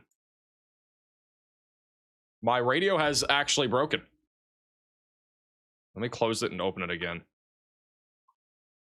I broke our comms radio, it looks like. Max, we just had a... You're breaking up really bad. I'm breaking up really... Bro, it says sending live voice message to Bryce. Bro, what is going on? It's literally stuck on right now. I've never had this happen before. My radio communication device is literally stuck. I gotta somehow turn it off here. I don't know if I'm still talking to Bryce on his stream. If I am, I want to apologize to Bryce's stream. I've never had that happen before.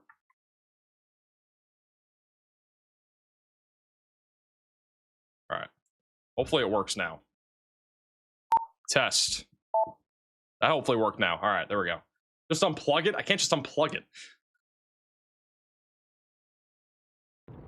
I can hear you now. All right, you can hear me now. How's it going? This is what they're looking at right now. Well, it's a pretty looking storm, that's for sure. We're gonna go up here to Rush Springs and stay with it. I can hear you now. So there you go. That's an update from Storm Chaser, Tornado Pagey, and Bryce Shelton here. How's it going? There's my comms. There we go. Well, it's a pretty look. We also have a view from Connor, and they're getting pounded by hail again. Got POV inside and outside of the car.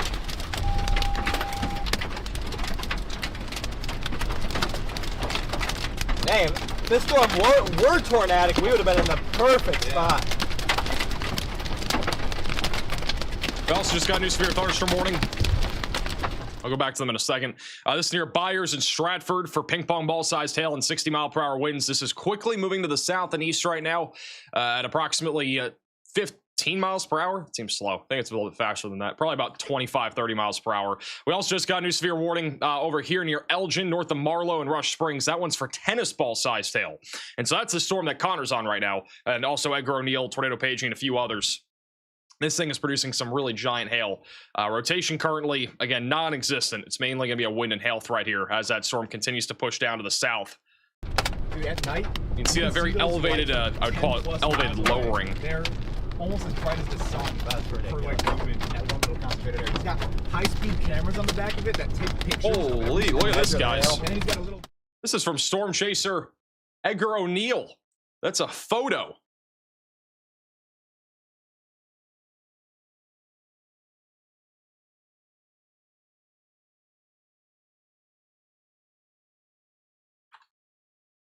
Wild. That is this storm here, just south of Chickasha. Yes, that truck was on, Hill's getting just a little bit larger as they drive into this thing. He was working with us.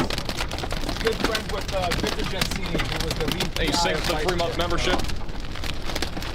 Also, Allison for the $5 super chat. Thanks for going live for my birthday. It's been the best part of my day. Hopefully everybody stays safe. You know who else's birthday it is, guys? Tornado Pagey's birthday. It is Paige's birthday. Go wish her a happy birthday on her their live stream on YouTube. I think their name is literally Tornado Pagey on YouTube. Make sure to go wish Paige a happy birthday. Big bump. Series of bumps. Got a new severe thunderstorm warning. That one will also be in Oklahoma for Cleveland, Garvin, McLean counties near Pauls Valley for dime-sized hail and 60-mile-per-hour winds. The wind is getting pretty intense over here west of Winnett, just south of Oklahoma 39. Got a pocket here of about 65-mile-per-hour winds that are being measured by radar, about 1,000, 2,000 feet off the ground there, just north of Rosedale. Edgar has another crazy shot of this storm here. That is the structure of the supercell near Grady County. Thank you, Van, for the $10 super chat. Greetings from Switzerland. Appreciate the streams a lot. More and less dangerous ones. Keep it up, and thanks for feeding my special interest. Well, I appreciate you tuning in.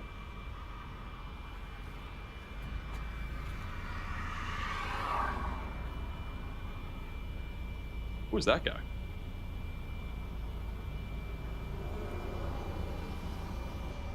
It's a beautiful shelf cloud here. Pancakes. Lay on top of the other.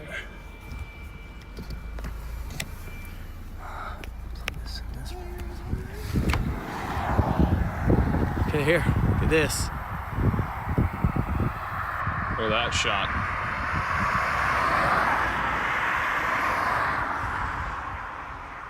Hey, red line for the super chat. Now we're using Zello radio to communicate with people. Gorgeous. They were up for the super chat. Will Fort Smith, Arkansas get hit hard? I don't think so. Not hard, at least. Maybe some. Look at Black Thunder there. That is Edgar's car. His little chase vehicle.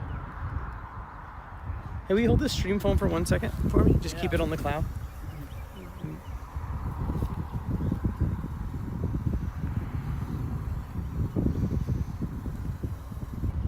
Matt for the super chat. Appreciate that. Thank you, KJ for the super chat. How's Armor Oklahoma looking tonight? So cool. Mainly a wind threat tonight. This is a POV of what it looks like to chase on the ground, literally. Just layers on top of layers.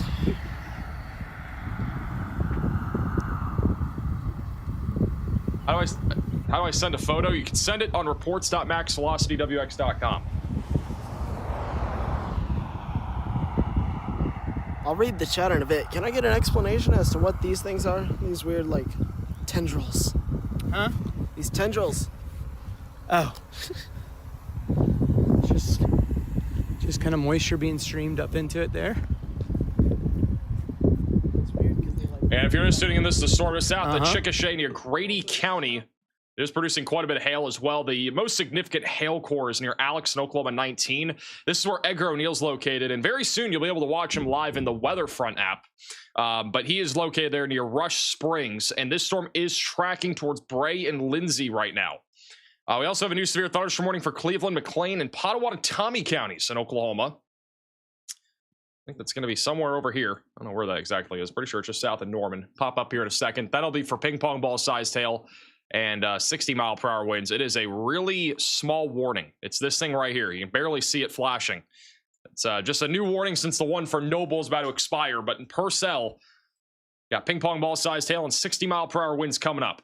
Over near Tulsa, if you have like a baseball game or something like that, we still have lightning in the area, especially on the south side of Tulsa. Anywhere around and north of Tulsa, the storms are clearing out. This is eventually going to turn into a little Boeing segment of thunderstorms, producing predominantly a damaging wind threat, perhaps some $1.25 to $half sized hail. The significant hail threat is a lot lower, but as this pushes southeast, there will be a risk of some scattered damaging winds and hail. Shelf cloud here. This is from Edgar again over in Grady County with a crazy structure here. The view that he has here is wild.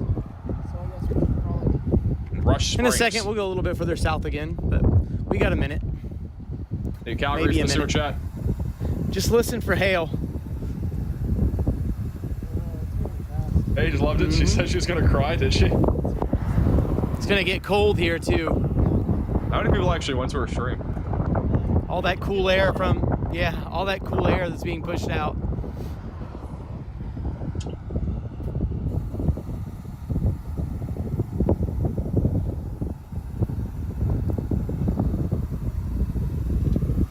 Marlow, Oklahoma, is this supercell Chickasha coming towards us? Cool looking. Or east of us? The storm is going directly southeast, so like Lindsay, Elmore City, and Bray are in path of it. I'd say for like Marlow, it's a good chance you'll get more of the wind threat rather than the hail threat, but I'd definitely be preparing just in case. If you guys want to see where we're at here on the Weatherfront app. That's what it looks like, by the way, on iOS. Edgar is showing out the this is where we're at. the Weatherfront app while he's looking at a supercell. Rush Springs, just north of Rush Springs. And that's what it looks like in real life. All those red dots that you're just looking at, too, those are all spotter dots, so those are all the chasers out there. Hey, Robert, for the $10 super chat. Very pretty storm. Just goes I don't to show think that we'd you ever don't see always something have to like see that over on the tornadoes West for Coast. people. Getting a tornado strong on the West Coast is so difficult. Getting it like an EF2 plus tornado on the West Coast is very hard to actually have happen.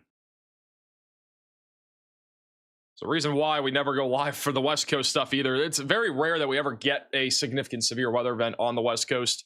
We've had a couple of tornado events in the past, and yeah, we've had tornadoes like in Los Angeles. It mostly comes from storms offshore that are producing water spouts and then quickly produce something right on the coastline. Over near Byers, Oklahoma, we now have a 70-mile-per-hour wind that's being measured here by radar. The storm right now for Stratford and Byers is warned for 60-mile-per-hour winds and ping-pong ball-sized hail. So it does include Cleveland, Pottawatomie, McLean, Pontotoc, and Garvin counties. Tracking down to the southeast right now. This is the storm that we've been talking about for a while. It's still producing up to tennis ball-sized hail near Oklahoma 19, west of Lindsay, south of Chickasha, heading down towards Marlow, Bray, and Foster. 60-mile-per-hour winds are also going to continue. The storm that was tornado warned at one point near Randlet and Burke Burnett, no longer rotating at all. Mainly looking at just a risk of a little bit of hail. I think even the wind threat is pretty low here, as that continues to track down to the south and east. Storm chaser Tornado Pagey is once again coming up on the wild structure out here. Rob, thank you. Over Grady County. Hey, Matt from the $10 super chat. What's my favorite energy drink? I've never had an energy drink straight up. I have had I actually technically had Red Bull for the first time ever, like a couple weeks ago, but it was mixed into like some alcoholic beverage. Thank you for the super chat. For the record, I didn't pay for it. It was just there. Is that YouTube Creator Summit thing? Thank you so much, It guys. was pretty solid in my opinion. Appreciate it.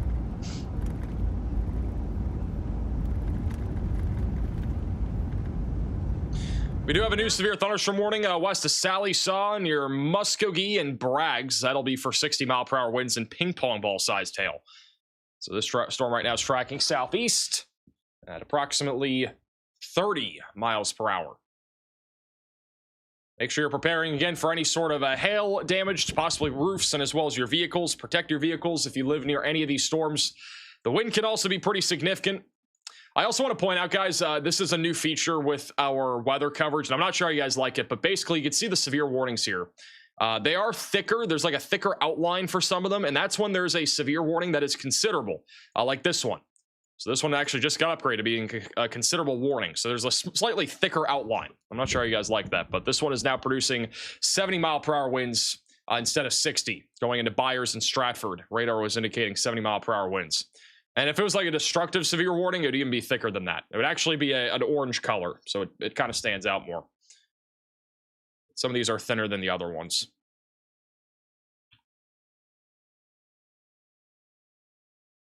That sucks. Do different colors. You think different colors are better? Somebody said they had 2 max alert calls today. We just got another mesoscale discussion. We'll talk about that at some point in a few minutes once we have the details on it. Hey, Chris for the sewer chat. Max, I like the ketchup and mustard theme right now. We're calling the red and yellow polygons a ketchup and mustard theme. Excuse me? Bro, what in the world is Edgar looking at? Look at that. This structure just keeps getting crazier. Absolutely nothing tornadic about this right now either. There's no spin really at all. It's a wild structure over here. South of Norge and I-44.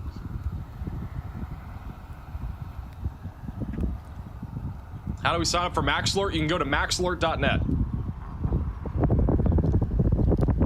Oh, my shirt and my background? Oh my god, bro. That's not intentional. I didn't really know if we were gonna go live today. I just wore my red shirt. I don't usually wear a red shirt. See the pano? I try to avoid wearing this because if we do have a tornado warning, it blends in. So like if I turn on the red color, you can see how it blends in a lot more. So I usually try to stay with a more neutral, like black or gray or white. It does match. It's like a hot dog. Circus theme. Cue the circus music. As a reminder, if you are new to the channel, make sure to subscribe down below. We are live with severe weather coverage, mainly across Oklahoma. We have a little bit of severe weather that's been trying to get going over in far northern Texas. We've had some strong thunderstorms going on also back over here in Missouri. One of the cool things you can do in the free Weatherfront app is that you can actually look at MRMS radar data and see the hail tracks. You can actually look at this with the if you get the subscription inside of the app. It's called the advanced mode. You can see these hail tracks. You download it on iOS. Oh my gosh! You'll be able to see this. Look at the hail tracks all across Oklahoma today. Like, this is pretty crazy. This is our 24-hour hail swath on radar. So we had a major hailstorm north of Tulsa. Had another one near Oklahoma City. We've had another one near Chickasha. I think this is one of the coolest tools that we can use here. So look at hailstorms. What do you guys think about this tool? You also use the probe to see how large it got. Maybe up to 3.5 inches in hail at some point west of Lawton.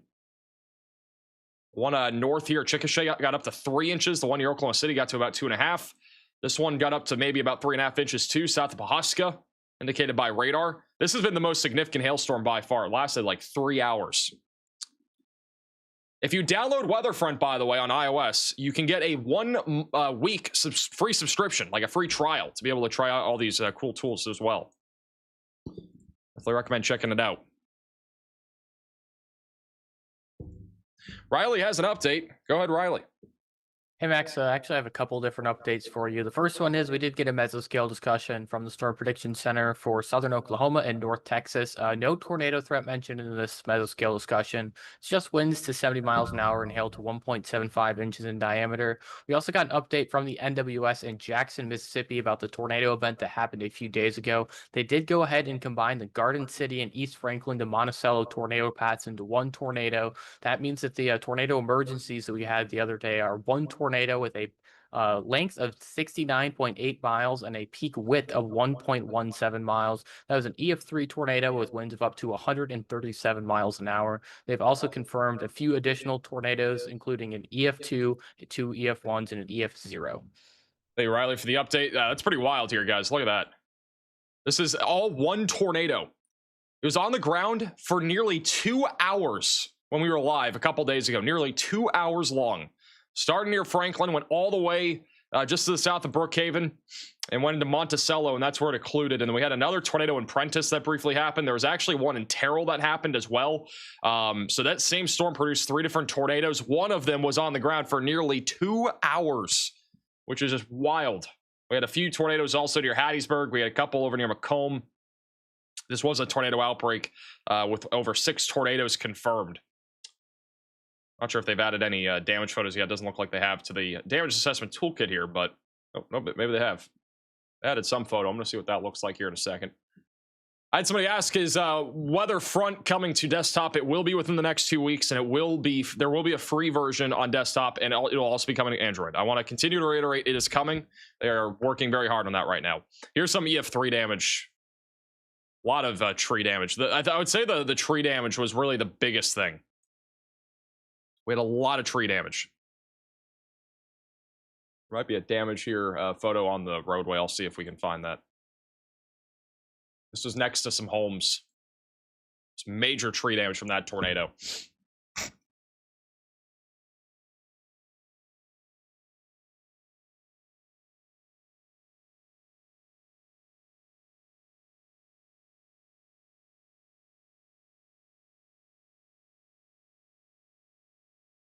Hey, Poplar for the $10 sewer chat. Blackberry? No. Thank you, Calgary, for the sewer chat. That sewer cell structure with no tornado. That's the Independence Day aliens. Excuse me? This is back over to our storm here, north of Marlow. By the way, with that tornado, I do want to clarify that there were that tornado was on the ground obviously for 70 miles. It did hit a lot of trailer parks and mobile homes that were completely ripped off their foundation. We didn't have a clear photo from the damage assessment toolkit of that, but that did happen. We are very fortunate. There were 0 fatalities confirmed from that tornado, which is incredible to say the least. For a tornado of that magnitude hitting as many mobile homes and trailer home parks it hit, that is not something that you see very often, where it literally led to no fatalities. There were 13 injuries, but there were no fatalities. Eventually towards probably Ada here in a little bit. It goes to show the science of the warnings that were out for that tornado. Again, were in advance. They were incredible. Huge props to the National Weather Service and really everybody, including meteorologists and anybody that communicated the message about that tornado. Wow! He was no... I thought this man was lying. Look at this. We got a watermelon festival over here in Rush Springs. There's no way that exists. We got a watermelon festival? Are we being for real? What does that even entail?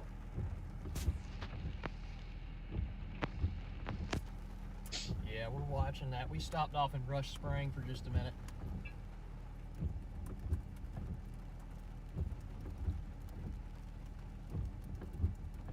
Here is one of the damage photos from the tornado that hit Mississippi the other day. And this is one of the very clear sights of a trailer park being, and also a mobile home being completely flipped over. You can actually see that mobile home back there fully flipped over right there. With widespread damage, widespread tree damage. The tornado at its peak, I think, reached 1.2 miles or so wide. So it was actually a wedge for some time.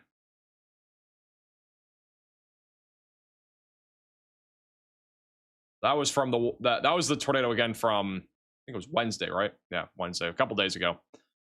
The severe warning here for Randlet should be allowed to expire. We're mainly looking at quarter-sized hail. We still have a severe warning here for Alex and as well as Elgin, mainly looking at a risk right now of golf ball-sized hail and 60-mile-per-hour winds. Might have a little bit of intensification happening right now near Apache. Got a little bit of larger hail falling there now.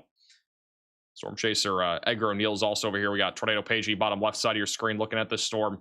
And back over near Stratford, we do have a large hail core right now near 39. That is tracking southeast. This is also producing damaging winds up to 70 miles per hour. I do think the major hail threat is definitely going down. We don't have any storms that are at any sort of like destructive level anymore. It's predominantly just, you know, damaging winds here and some marginal hail. There's a little hook echo developing near Tahlequah, but I'm not seeing any rotation right now. Low tornado risk as that goes down towards Cookson and Stillwell in eastern Oklahoma. These storms are mostly outflow dominant as well, so tornado risk should stay fairly low, but not zero if that storm can latch onto the boundary. Hey, Boomer for the sewer chat. The Watermelon Festival and Rattlesnake Festival, both big in Oklahoma. Eat watermelon a million different ways, also with rattlesnakes. Bro, who wants to go to that? I get the watermelon part, not the rattlesnake part of it. I feel like that'd be scary.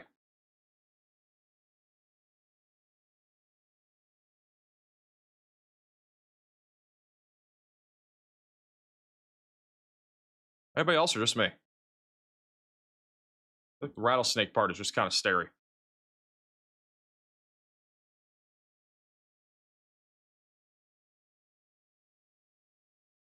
The Watermelon Festival is real? Well, it sounds real. I'm not saying it's not real. It just sounds weird. Hey, Preston for the sewer chat. Watermelon is the Oklahoma State vegetable? I'm going to lie. I didn't even know watermelon was a vegetable. I thought it was a fruit. Man, I got to do one of those, are you smarter than a fifth grader streams again. It will probably show how dumb I am for common knowledge.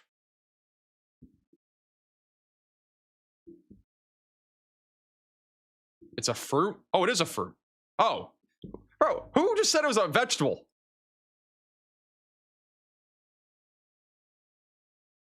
Dude, this guy named Preston might have to go take a fifth grader test because he just said that was a vegetable. I thought I was dumb for a second. I'm not going to lie.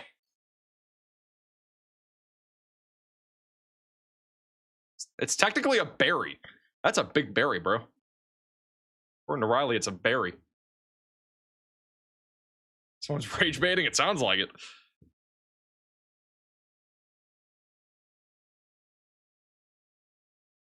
You check Deltona, Florida. Florida's been pretty interesting the last couple hours. We actually got storms going up right along the I-4 corridor. This will only help the traffic. If you live in Florida and you travel along I-4, I've done it plenty of times. This is literally the worst thing that could happen. Going all the way from Deltona back towards Kissimmee, there is literally a huge slew of storms that have gone up. That's going to create so many traffic problems. This interstate is already terrible as is when it comes to traffic. This will only make it worse. Probably a lot worse.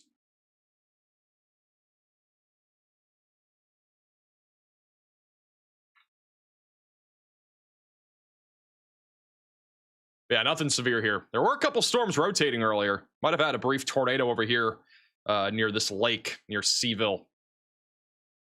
Only got strong thunderstorms out there now. We do have a special weather statement over here near Kirbyville. We've got a little strong thunderstorm near the Gulf Coast right now.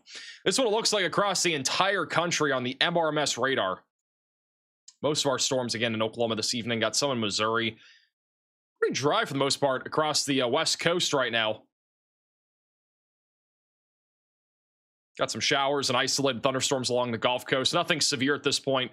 The Storm Prediction Center will have a new outlook in about 18 minutes or so. This is our risk right now. So large marginal threat stretching from Florida back into Dallas and central Missouri. We have a slight risk across Oklahoma, Kansas, and Texas. Main concern is the large to very large hail threat. That is a SIG 1 hail threat. And then we also have a risk of an isolated brief tornado, which I think the window for that happening is starting to run thin, but it is not over quite yet. So we'll keep an eye on that. Hey, Cylinder, I cannot say that name. I'm just going to call you Cylinder. For the $20 super chat. Friendly neighborhood bontanist here. I don't think that's how you say that. Anything with seeds is a fruit. Beans, tomatoes, cucumbers, all fruit. Thank you. I feel like we learned that in kindergarten and I just didn't remember. What else has seeds? Is there anything that's like a fruit that people would not think is a fruit? Hey, Joe off the super chat. How I change watch polygons in the Weatherfront app to outline and the color. I don't know if they've updated it yet. At least on desktop, on the version I'm on, it's beta. It's not public yet, but you can change the colors and the outlines and stuff like that. I don't think you can on iOS yet. I could be wrong. We have a new severe thunderstorm warning north of Fort Smith near Stillwell and Tahlequah. That'll be for half-dollar size tail and 60-mile-per-hour winds. Max, are you dyslexic? Genuine question. Not that I'm aware of, no.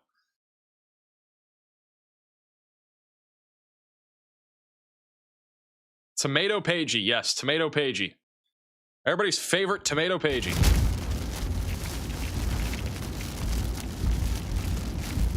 This storm that Tomato Pagey is on near Fletcher is starting to see a big hail uptick now near Fletcher. So the hail core is getting larger right now, just north of Elgin.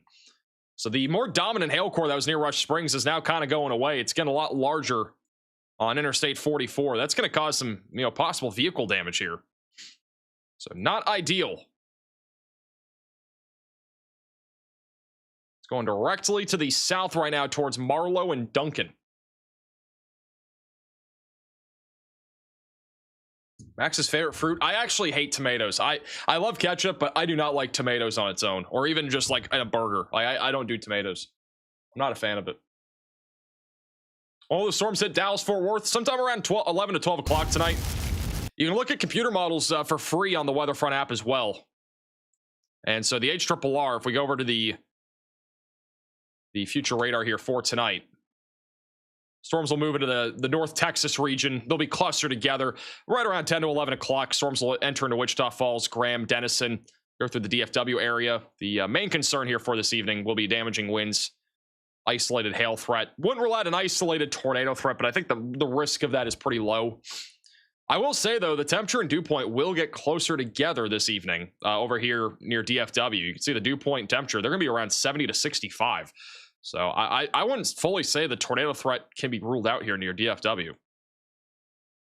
The significant tornado parameter values, though, they're pretty low tonight. The wind shear is pretty weak. We're looking at around a 1. So if there were to be a tornado, it would probably be on the weaker side of things. Wouldn't be anything strong. But definitely, we're going to be keeping an eye on that. And if something does get going, obviously, we will be live for that. Hey, Joe, after the super chat, I like this app. If I missed the alert counter like Radar Mega has, we definitely could add that. Definitely might come at some point in the future. They're working on a lot of updates, so. Also, I just got confirmed from the developers that the custom polygons, they're not in the app on iOS yet, but they will be coming soon. That's like a work in progress sort of thing.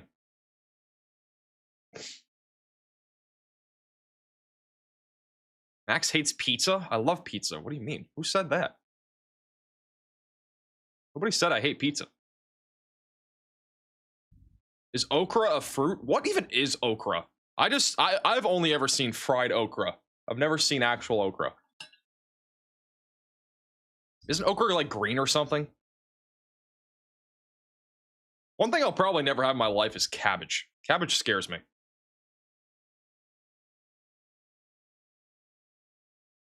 I have quite the cabbage story. I don't know if I can talk about it, though.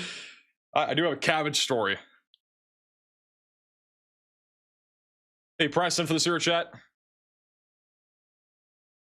Oh, that is so strange. Hey, Rise for the sewer chat.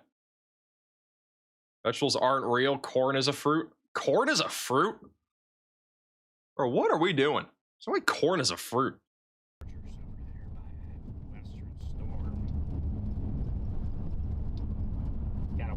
Have I never had coleslaw? I do not like coleslaw. At least from my understanding, I don't like coleslaw. I'm only about 25 minutes away from my pin that I pinned here to get. Coleslaw is cabbage? Well, that's breaking news to me. I didn't even know cabbage was in coleslaw. I hate the look of coleslaw. It's cold. It's just meh. It's weird. Hey, Jacob and Brett for the sewer chat. We've lost the plot of this stream officially. Yeah, pretty much. I want like an auto alert thing, so I can just like pop around to alerts like just automatically. So I can just jump from alert to alert. I can click on warnings and stuff and jump around like this. Cool if I could just like have it automatically go around. The hail over here near Muskogee and Tahlequah is getting larger. There's not any rotation really on this, but we are looking at a much larger hailstorm now near Tahlequah. Probably looking at, 2-inch sized hail here on the east side of Muskogee. Definitely getting a lot more significant going towards Fort Smith. If you live over in Fort Smith, definitely get ready for a larger hail concern.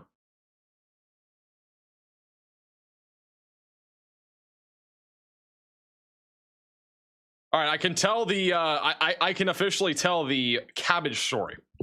So when I was younger, I was probably like 10. My dad had coleslaw, and he actually had to go to the hospital because he was like basically choking on it.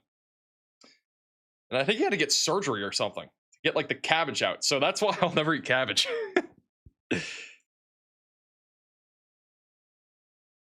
So there you go. That's the story.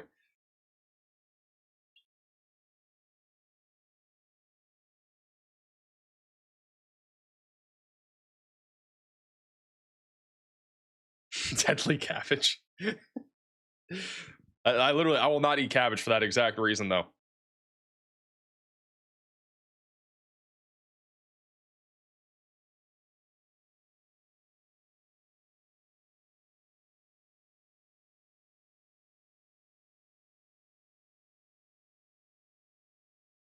One thing I've never had in my life is a lobster roll. I got to eat a lobster roll at some point. Huge shout out to Jamie with the $100 Venmo donation saying, amazing weather service. Thank you from the Cosmic Workshop in Springfield, Missouri. I really appreciate that, Jamie.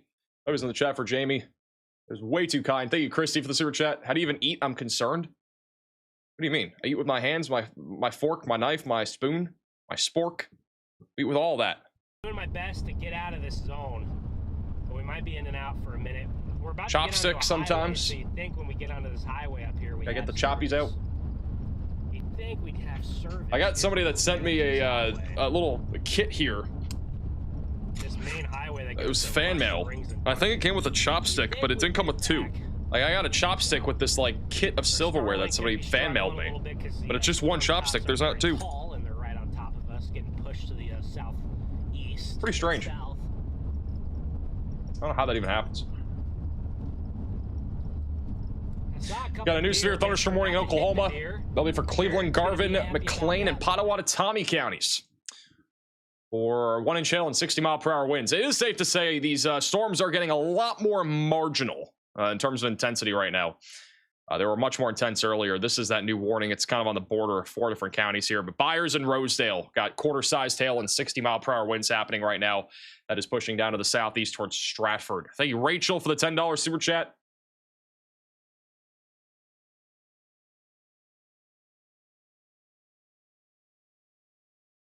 Yeah, I need to have a lobster roll at some point. The ones in New England are built different, but you need to get like the actual legit lobster roll type stuff.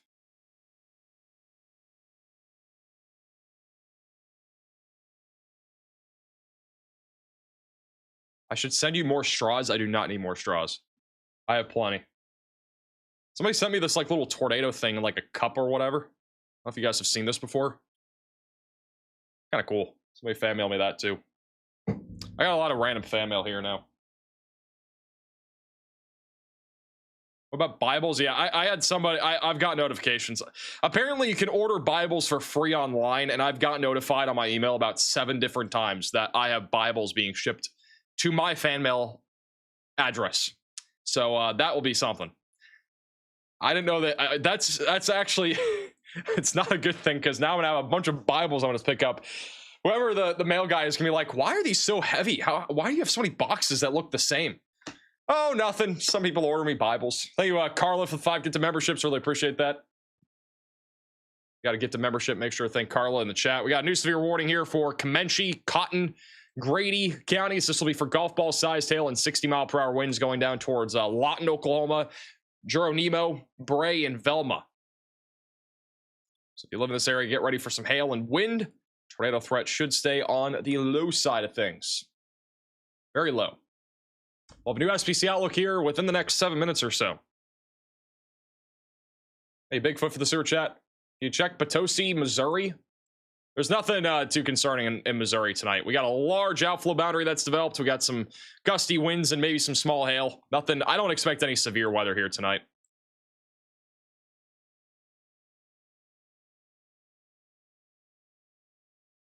Sounds like a giveaway item.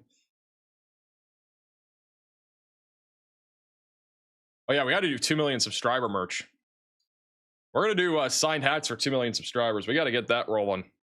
We're gonna hit 2 million. I don't think very far from now. If we get another outbreak stretch, we're gonna hit 2 million subscribers. We're only like I think 70,000 away now, which sounds like a lot, but it really isn't. We've been blowing up the last 30 days. We just hit 1.93 million subscribers in today's stream. We're on the way to 2 million. Why did the Facebook live end? I don't even think we were live on Facebook. I don't even have my other computer on to have the stream going, so I don't even think it's live at all.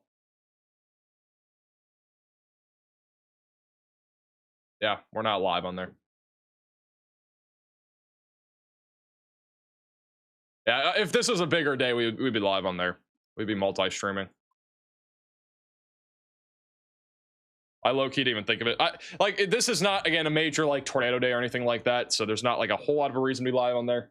Just makes more sense to be live only on here. Thank you, Ash, for the $10 super chat.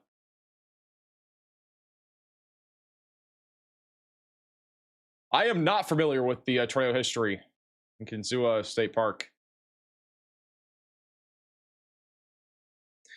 By the way, if you are a designer and you want to submit a potential design for our 2 million subscriber merch, this is kind of a community contest in a way. If we get a good enough submission, we'll do this. Go over to our website. There's also a QR code here. It's also on maxvelocitywx.com. It's in the news tab. You can find this article there, or just scan the QR code and submit your design. There's some logo stuff in here. There's dimensions that you need and all that stuff. We do not want AI slop, so do not just submit some random AI design. We're not going to use it. It's pointless. All right. So if you are an actual designer and you want to participate in this, go over to our website. You have to be 18 years or older to participate here. There's some terms and conditions there, and you'll get a $100 gift card if you win. Got some stuff on here. And there's also a potential, if you are a good designer, you could even be, more full-time with us. So this is actually an opportunity almost to get a job here. That's pretty much what it is. So there's potential there. We do have a new severe thunderstorm warning here for Okmulgee, Chicota, as well as Boynton and Summit for 60-mile-per-hour winds and quarter-sized hail.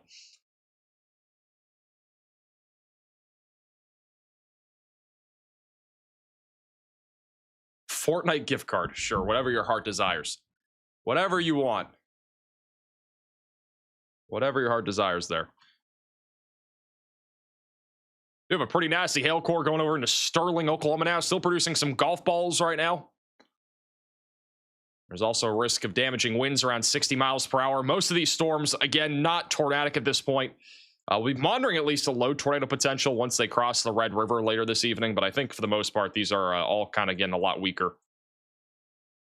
The storm near Bragg's was upgraded to 2-inch sized hail, so we got eggs falling out of the sky now. I need an oh hell no shirt. We do.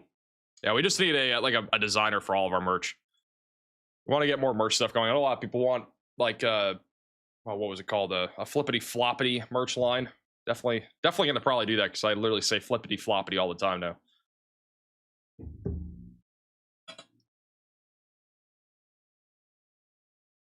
Facebook showed you were live, so I clicked it and it wasn't live. Really? The heck? That's weird.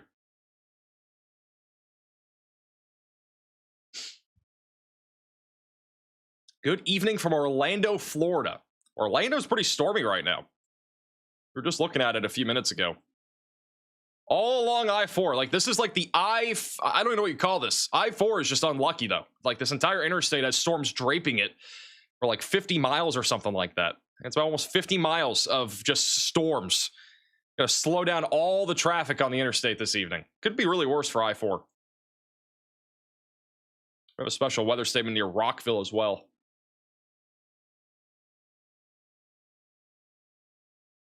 We still have 8 severe thunderstorm warnings. We peaked at like 20 severe warnings today. I am glad we went live because we did have quite a few severe warnings. It's one of our higher numbers here in a while.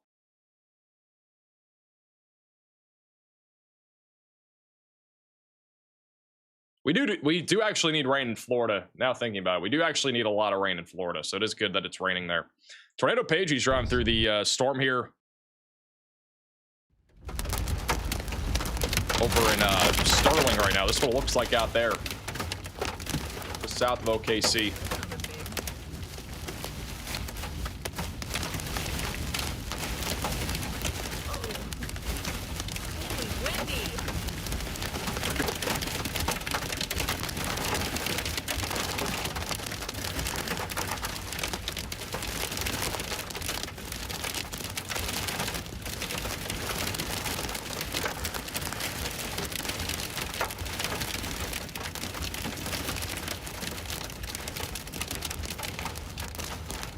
Connor has hail.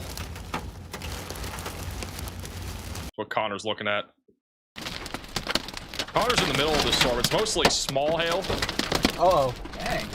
Yeah, it's wind is going nuts.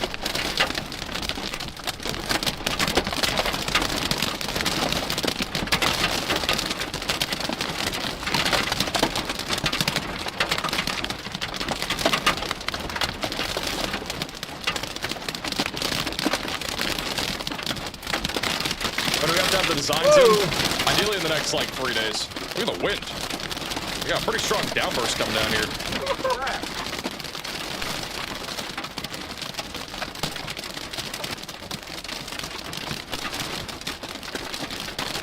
Got another ocean to our right.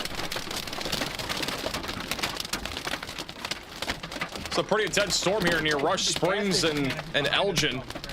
I bet. Holy crap. Where's the Halinator? The Halinator had some sort of like issue with his car. I think it's fixed now. That guy's running into the store over there. Little gas station store. He's running in. Gotta get out of here.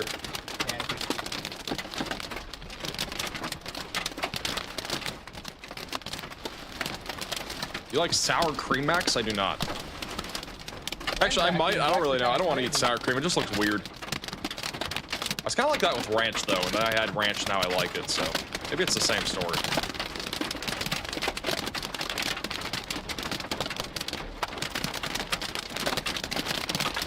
Yeah, definitely gonna be a little bigger over here. Yeah, for sure.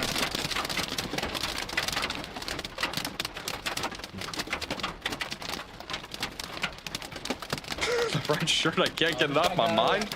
It's not that bad. Oh. Somebody should go back and count the amount of streams like I've worn a certain color shirt. I'm actually curious. If somebody does that, send me an email and let me know. All the streams in 2026, just 2026. If you want to go back and count how many streams I was wearing a certain color shirt, should give me the number. So I'm actually really curious. I think red and blue are at the lowest. I don't know the last time I wore a red shirt on a live stream. It doesn't happen that often. It's like Tiger Woods here on like a Sunday or something. Maybe we should only wear this on like certain risk days. Okay, we need to go. Maybe the shirt should be color coordinated with the risk of severe weather. And then midstream, if it gets upgraded or downgraded, I gotta change shirts. Thoughts? Maybe I get a yellow, a green, an orange, a red, and a pink shirt. It's gonna represent the risk of severe weather for a given day. What an incredible idea, guys. I'm full of bright ideas.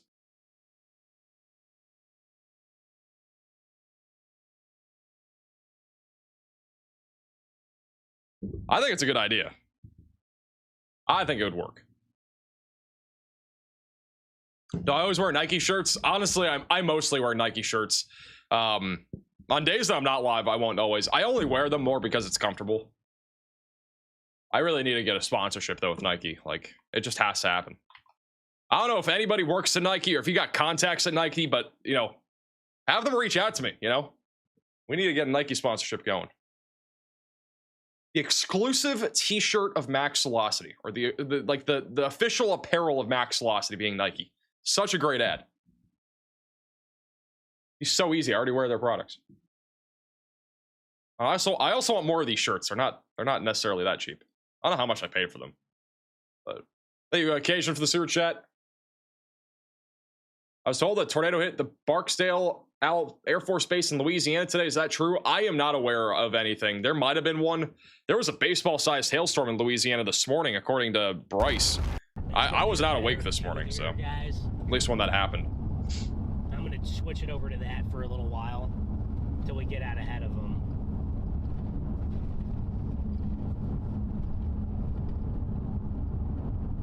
You see yesterday's tornado in Mobile? I did. Yeah, I saw it. I looked back on radar. One of the cool things about the Weatherfront app, at least on desktop, and you guys will be able to see this, you know, when it comes out, but I'm actually able to go back and do like a 24-hour loop on radar, so it's kind of cool. So I was able to go back and look at it on all the radar sites. Also, this is pretty cool, and I showed this off a little while ago, and you guys can look at this in the Weatherfront app. But this is like the satellite imagery of these storms exploding minute by minute. This is pretty sick. So it's a minute by minute loop of the satellite imagery, which is super cool.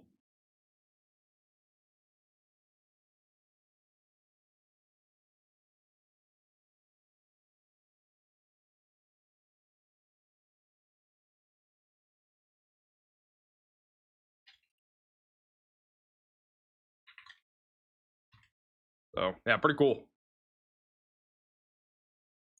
Let me refresh it. I'm going to show you guys the loop over the last. This is over the last 2 hours. Give me 1 second. It's going to load. This is like insane.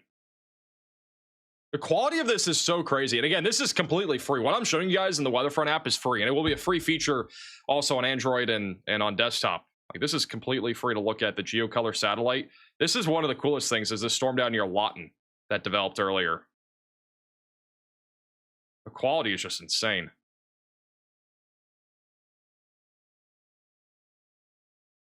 So cool to look at. This is a visible satellite too, which visible doesn't. You can't really see visible at night, but really cool.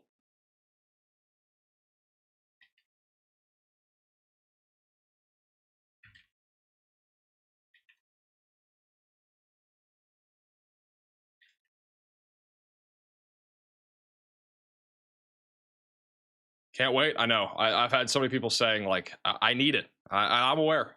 I can't do anything to speed it up, but they are working on it.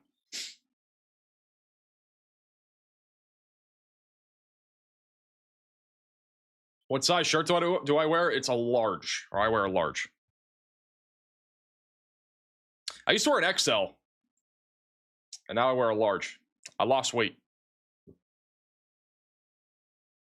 Storm Chaser, Storm Intermedia is looking at this storm here near Duncan. Tell you guys why that is. Okay, so we have a very mean, nasty storm. These storms have a history of 65-mile-an-hour winds and 3-inch hail. These storms have a history of 3-inch hail. That is big. Very nasty. Hey, trucks for the sewer chat. But they are outflow dominant, which when storms are outflow dominant, they are pushing wind out. They're pushing wind out. They're outflow dominant. For storms to produce tornadoes, they have to be inflow dominant. Sure, we're skipping and a have lot. At least a little bit of outflow. Inflow dominant and have at least a little bit of outflow, but they gotta mostly be inflow dominant. That is interesting.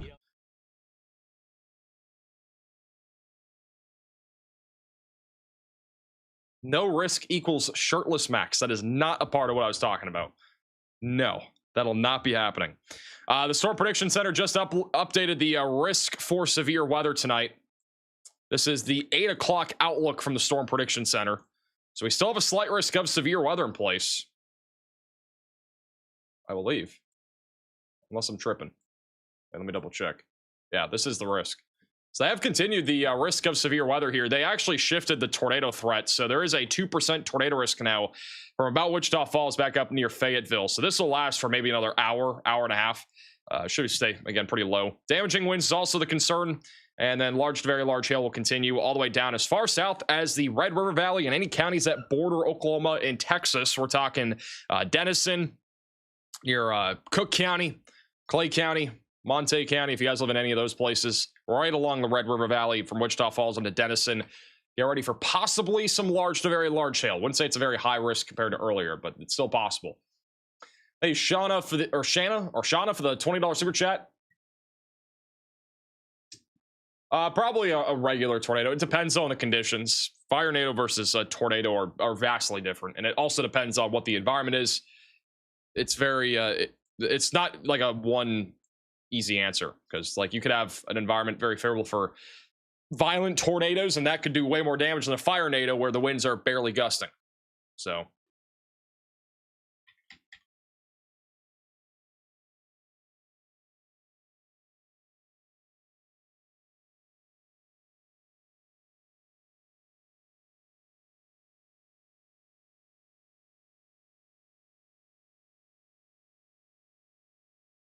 on your merch Doppler t-shirt, what was that storm image from?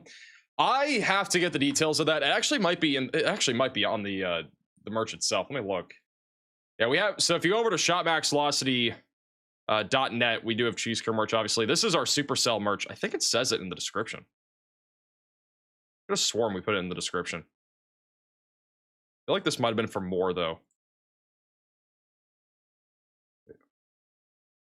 I think it was a combination of two different tornadoes, and it should say it on the site. For some reason it doesn't. I'll have to go back and add it.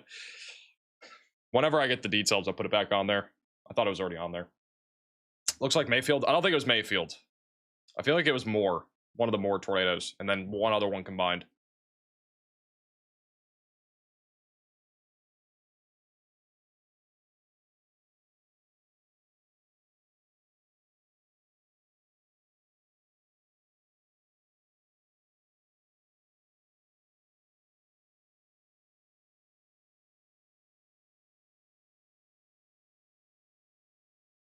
We just had some marble-sized hail in Muskogee. Dude, this is one of the... Riley just made one of the worst memes ever.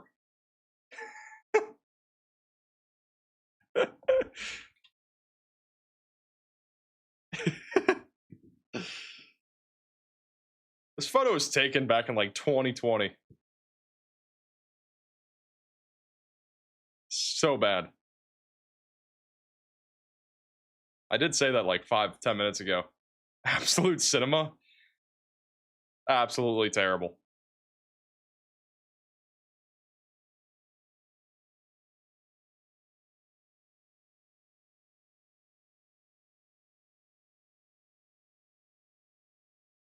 Actually a really funny funny photo.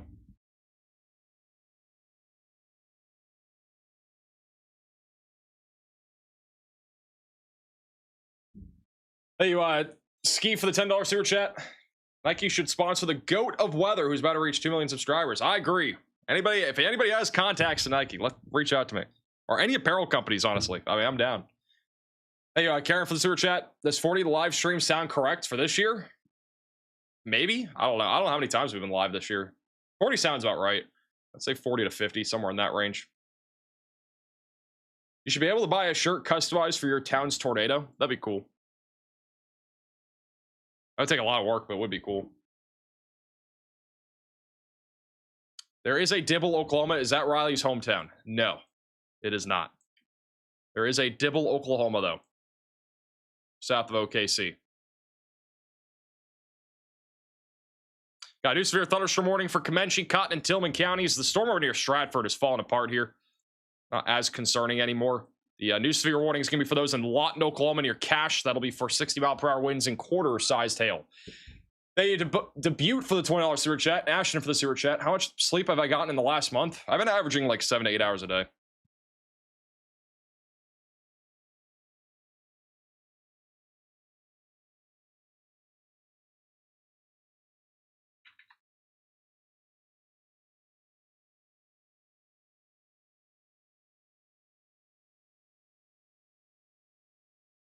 How I get Weatherfront on PC? It's not out yet, but it is coming very soon.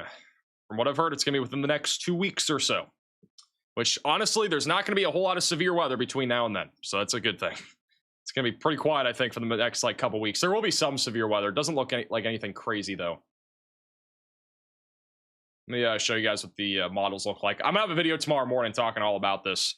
We didn't have a video today because I kind of thought we would go live, or at least had a potential of going live. But yeah, this one looks like through about Tuesday and Wednesday. There could be some severe weather on Tuesday from Kansas back into the Ohio Valley. On Wednesday and Thursday, pretty quiet. Might have something around Thursday across the Great Plains. Friday, Saturday could see some stuff across the Central Plains. But generally speaking, most of the severe weather that we're going to see over the next week or two will be mesoscale. And then a much larger storm environment is going to come together, I think, in about 2 weeks or so. So around May 20th to 24th or so, we'll probably be talking about more major outbreaks being a possibility again. If we go over to the SPC outlooks for the next 3 days, there is a possibility of a live stream every single day. Tomorrow, we have a slight risk right now in Oklahoma. Large marginal threat, Gulf Coast back up there into the Central Plains. We got a very low tornado risk, but if we get enough moisture surging north, I could see this being a higher risk of both hail and tornadoes. So we'll see what happens. I'd say it's a low threat, though, for right now. And then Sunday, we got a giant risk. Huge slight risk of severe weather stretching from almost Odessa back into Shreveport and Little Rock. Marginal threat from Jacksonville into Oklahoma City. I'm looking at all hazards right now on Sunday, but the main concern should be damaging winds and hail. The tornado threat does appear to be pretty low right now. If we go through the significant tornado parameter values for the next few days, this gives you a pretty good indication on the tornado threat. So tonight, pretty low.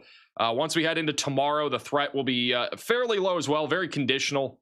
And then on Sunday, pretty low as well. But I do think Sunday has a little bit of a sneaky tornado threat.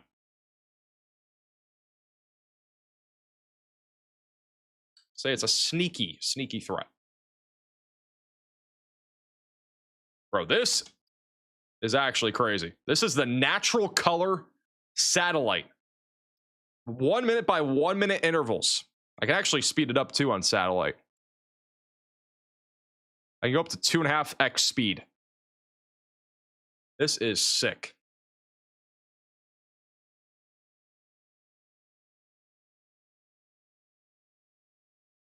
This is a GeoColor.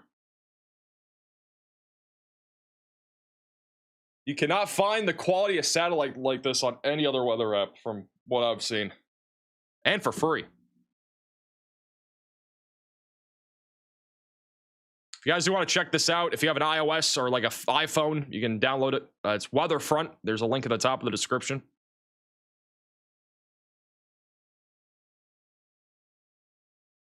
There's even got the infrared imagery too.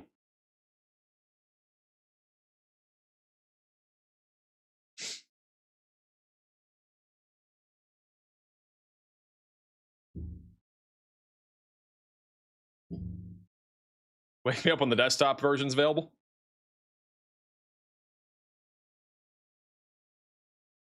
Hey, Joshua, for the $20 super chat. Appreciate that.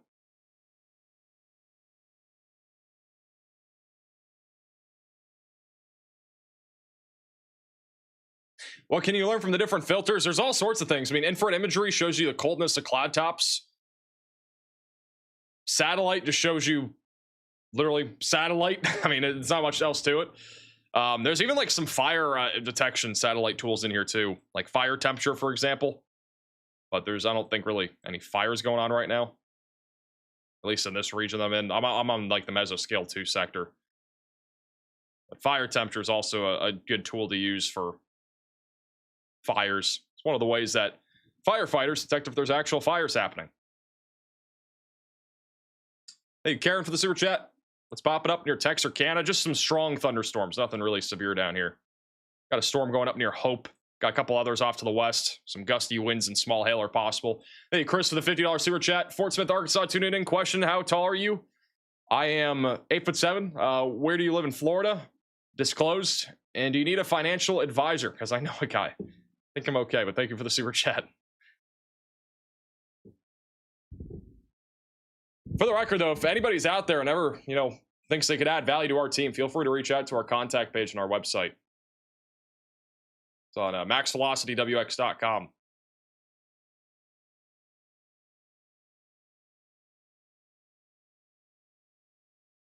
Are you really 6'5"? You look a solid 5'8". Well, first off, I said I'm 8'7".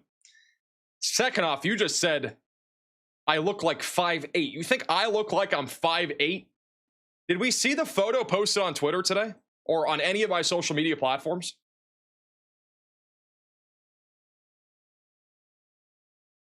It is Paige's birthday. I look like I could go play for the Cleveland Cavaliers right now with this photo. I could fill in. Shoe size 27. You know what's funny is that Bryson Page thought my shoe size today was 18 or 16 or something. I'm like, no, I'm not even close to that, but I'm like at a 30.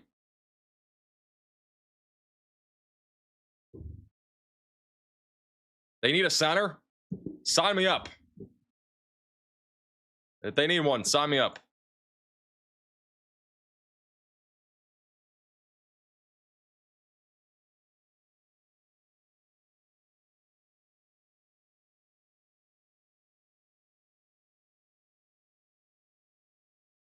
Would it be in the world records? It's time for me to be there. Thank you, Nadia, for the super chat. Think Iowa will see any more severe weather anytime soon? Or severe weather this year? You think Iowa is done for severe weather this entire year? You think nothing else is coming? There will definitely be more severe weather in Iowa. I can almost assure you of that. Otherwise, it'd be quite the historic drought if that happened.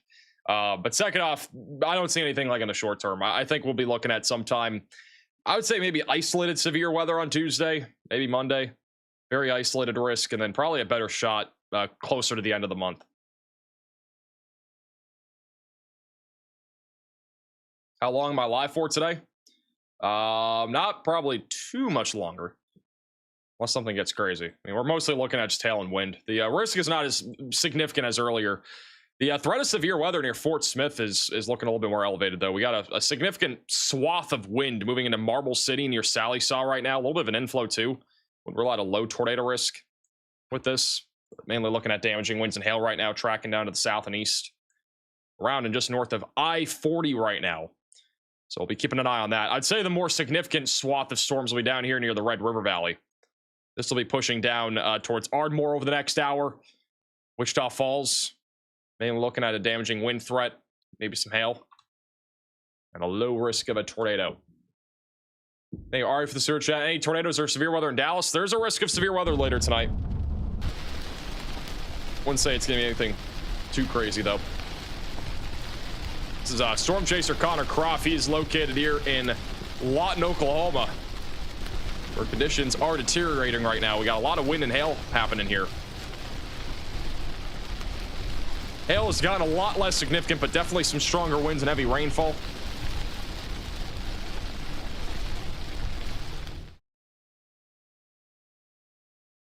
In rain? I know, it's kind of shocking. I think Tornado Pagey and Storm Intermediate are literally next to each other. I think that's Tornado Pagey. Oh, they're passing them. Look at this, guys. Look at the bottom of your screen. Tornado Pagey just got passed by Storm Intermediate. You guys see that? We just saw that happen on live stream.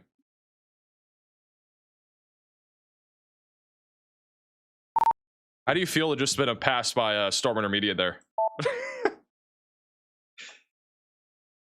They're trying to get places.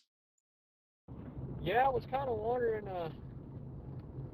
who that was. Didn't really know who it was, but just trying to get back out in front, I guess.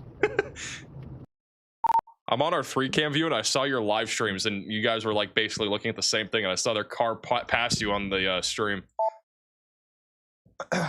Pretty funny. Yeah, just kind of looking at this sunset now. It's the most action we've seen in the last 60 minutes. Now they're looking at the sunset. Guys. See a little red tinge back there as the sun sets.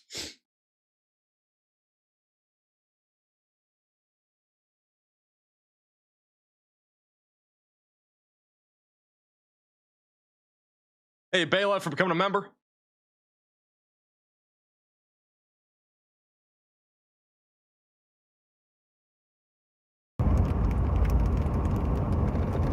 Hey, Polly, for the super chat merch idea.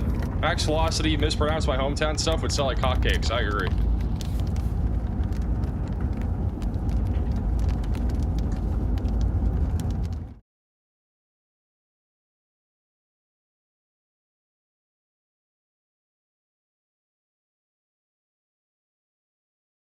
This Fort Smith storm's getting pretty intense right now. If you guys live over near Fort Smith, definitely get ready for a more significant threat of severe weather here.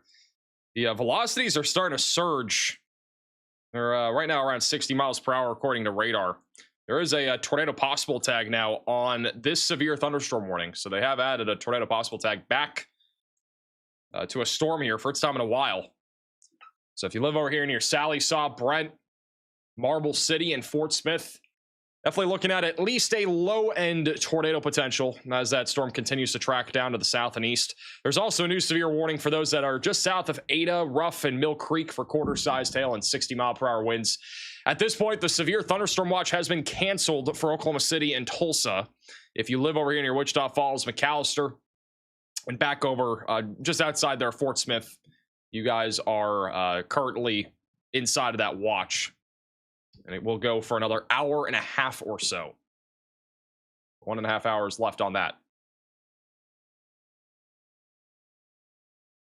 Hey, Holly, for the $10 super chat, what about Northeast Texas? You think we're done with severe weather for the year? No. Why are we already talking about how severe weather is going to be done in places? Like, it's literally so far from being over.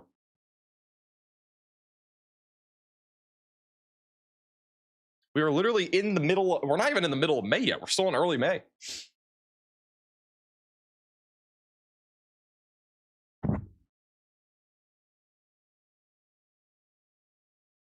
Anybody tuning in from Dallas, Fort Worth tonight? Pretty dry out there right now. Got some storms pushing down towards you right now. Got a storm near Duncan, Oklahoma, producing mostly a hail and wind threat. Shouldn't be much of a tornado concern there for right now. Storm Media's shot of this storm over near Duncan looks pretty impressive with the sun setting here. Big shout out to you guys, first and foremost. What's the longest I've been live for? 16 hours. 16 and a half hours, I think is the longest. We're going to see some crazy structure here. I can already tell just by being directly under this thing. This thing is striated. Are you out ahead of the storm yet? I'm just now like right under the leading edge, and it's looks. Hey, I'd see for the super chat. Safe to say, Southport Oklahoma will have my cake and goat milk. I'm trying to position for the eastern one. I'm trying to get east of Duncan. I think it'll be chilling though. So I'm still buried in rain.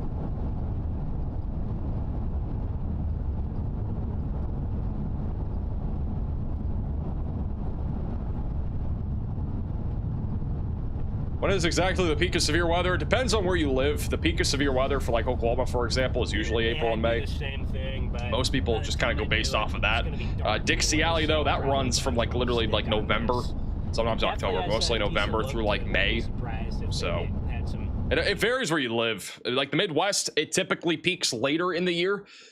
Most of the time, it's like May all the way until like August or so. May to July, May to August. But we've had severe weather in the Midwest surprisingly early this year. Like we've had a lot of severe weather there surprisingly early. Latest scan, the supercell currently near Fort Smith is getting its act together. Got a stronger inflow now. We'll see if it does develop any sort of rotation. A lot of hail falling with this thing too. Ping pong ball sized hail is one of the main concerns. So if you live over in Fort Smith or Cedarville, definitely get ready for this. And if you have any friends or family near Fort Smith, feel free to share the stream. We'll be live as long as this does look somewhat concerning. Thank you, Odd Socks, for the $20 super chat. Thank you. I did get Max Alert Saturday, and I think it was when the tornado warning. It was during a ride day. Motorcycles, I was able to notify a bunch of riders. They were able to get out of the high winds. Well, that's good to hear. So what Max Alert is designed for. And if you guys do want that extra way to receive weather warnings and you want to get a phone call from me if you are under a warning this severe weather season or anytime during the year, you can check out Max Alerts. There's a QR code on your screen. It's maxalert.net. You can check this out. It goes for your exact location. You can have 2 people on your account as well. So, if you have a friend or family member that needs ways to receive weather alerts, an extra way, this is the best way to do it. You'll get a phone call directly from me with my voice if you are under a warning, which is pretty cool.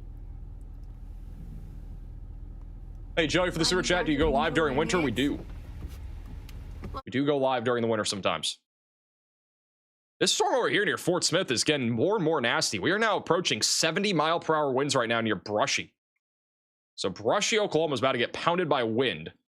Atkins, Long, Liberty, Remy, Bellefonte, Roland as well. This warning should get upgraded to 70-mile-per-hour winds here. This is producing some really nasty wind.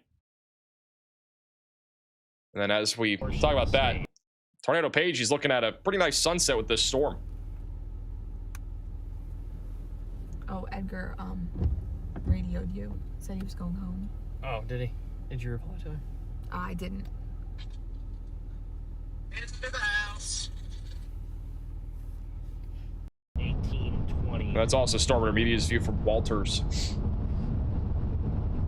I would try to get out. Somebody just said in the chat, Max has worn 1 red shirt, 7 white, 12 black, and 16 gray shirts during the 2026 streams. How about?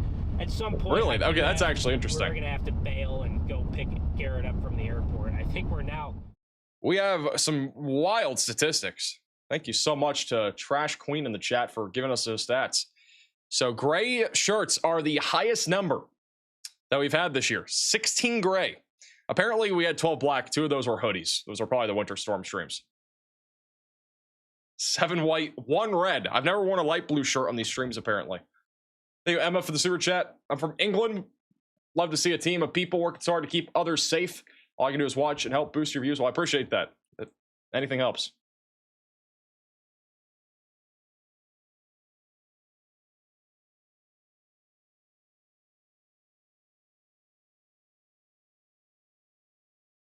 I did ask for that information earlier, so appreciate somebody finding that information for me.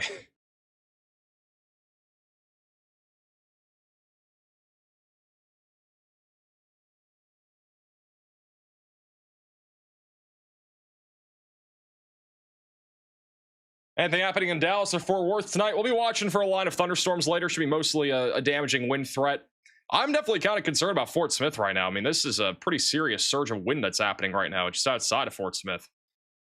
I mean, right now, this storm is only about 20-ish miles away from in Fort Smith. So if you live in Fort Smith, get ready for a significant wind threat here.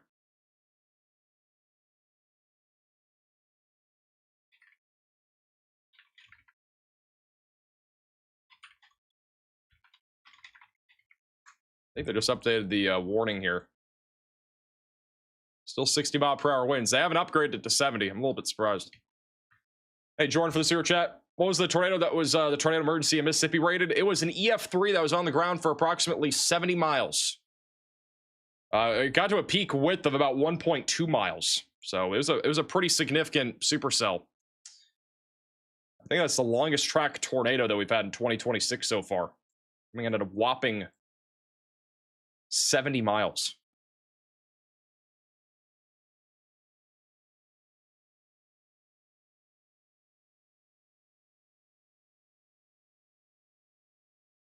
Get a purple shirt for tornado emergencies. I'm not changing my shirt based off of a warning polygon.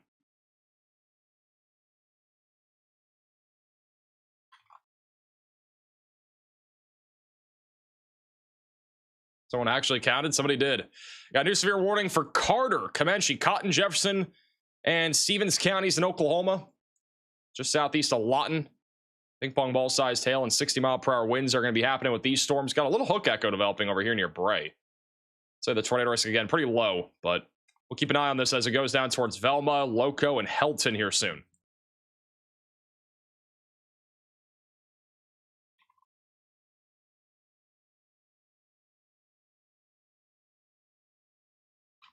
Also just got another severe warning. Is it the same thing? I think they just double issued a severe warning. So I think we actually have 2 severe warnings to the same exact area now. I think they accidentally issued an extra warning.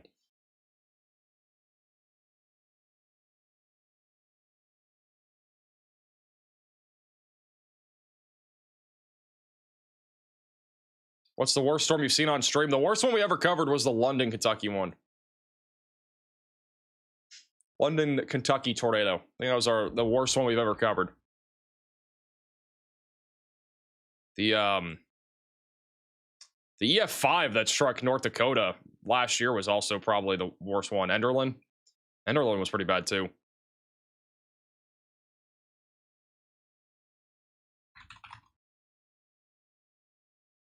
Hey, Carla, for the 13 months. You need a best of weather photo book as merch and a calendar too. You already have a good start with the rainbow, twin tornadoes, and snow apocalypse and so on. I agree. The wind right now near Brushy, Oklahoma is up to 70 miles per hour according to radar. So if you live in Fort Smith, we should be preparing now for 70 mile per hour winds to come into your town here soon. There is a tornado possible tag on this, but that inflow has already kind of got cut off for the time being. So it'd take at least another 15 to 20 minutes to become anything significant when it comes to a tornado threat. And again, that tornado risk tonight, very, very low. If there were to be a tornado, probably on the brief and weak side of things, if I had to guess. Watched the Enderlin one live. It was crazy. It was a really crazy tornado. We had chasers on it too. Who would have thought that would have been an EF5? It was pretty crazy.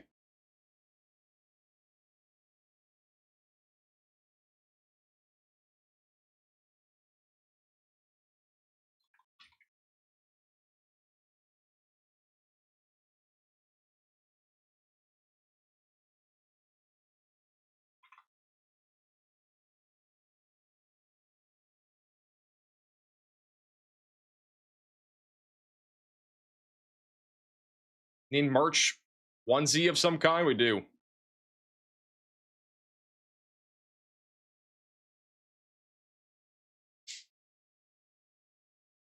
Riley, give us an update on Canvas. Is Canvas still down? I heard that whole Canvas thing happened yesterday. Thank you, Ariel, for the $10 super chat. Can't remember the exact wording, but if you said, to let y'all know if we'd be valuable or helpful on the stream to contact you guys, what are you looking for?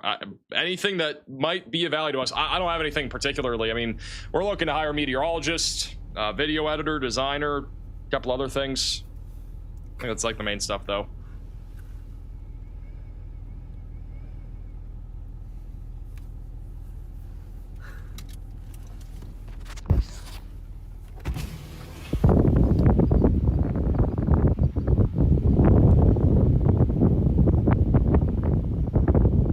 Pagey as the sun is now set. I'm getting cold. It's looking at the supercell here near Cotton County, Oklahoma.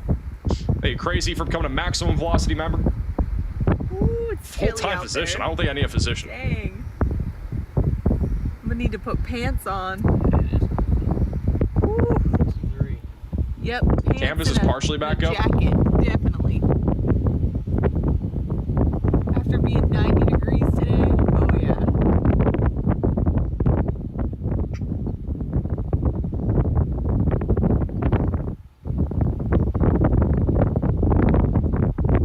Thank you, Windy City, for the $10 super chat. Should do a documentary on all the worst tornadoes you have worked on. We're actually working on documentaries right now, so that'll be coming soon. At some point on this road. Look at that. It'll be on our second channel, More Max Velocity. In case you guys are not already subscribed to our second channel, make sure to subscribe to it. It's called More Max Velocity. Thank you, Work, for the super chat. How is San Antonio looking for tonight? Any ETA on storms? I'm not seeing anything tonight for San Antonio. If there was anything, it'd be like really early tomorrow morning. I'm definitely more concerned about what's happening on Sunday.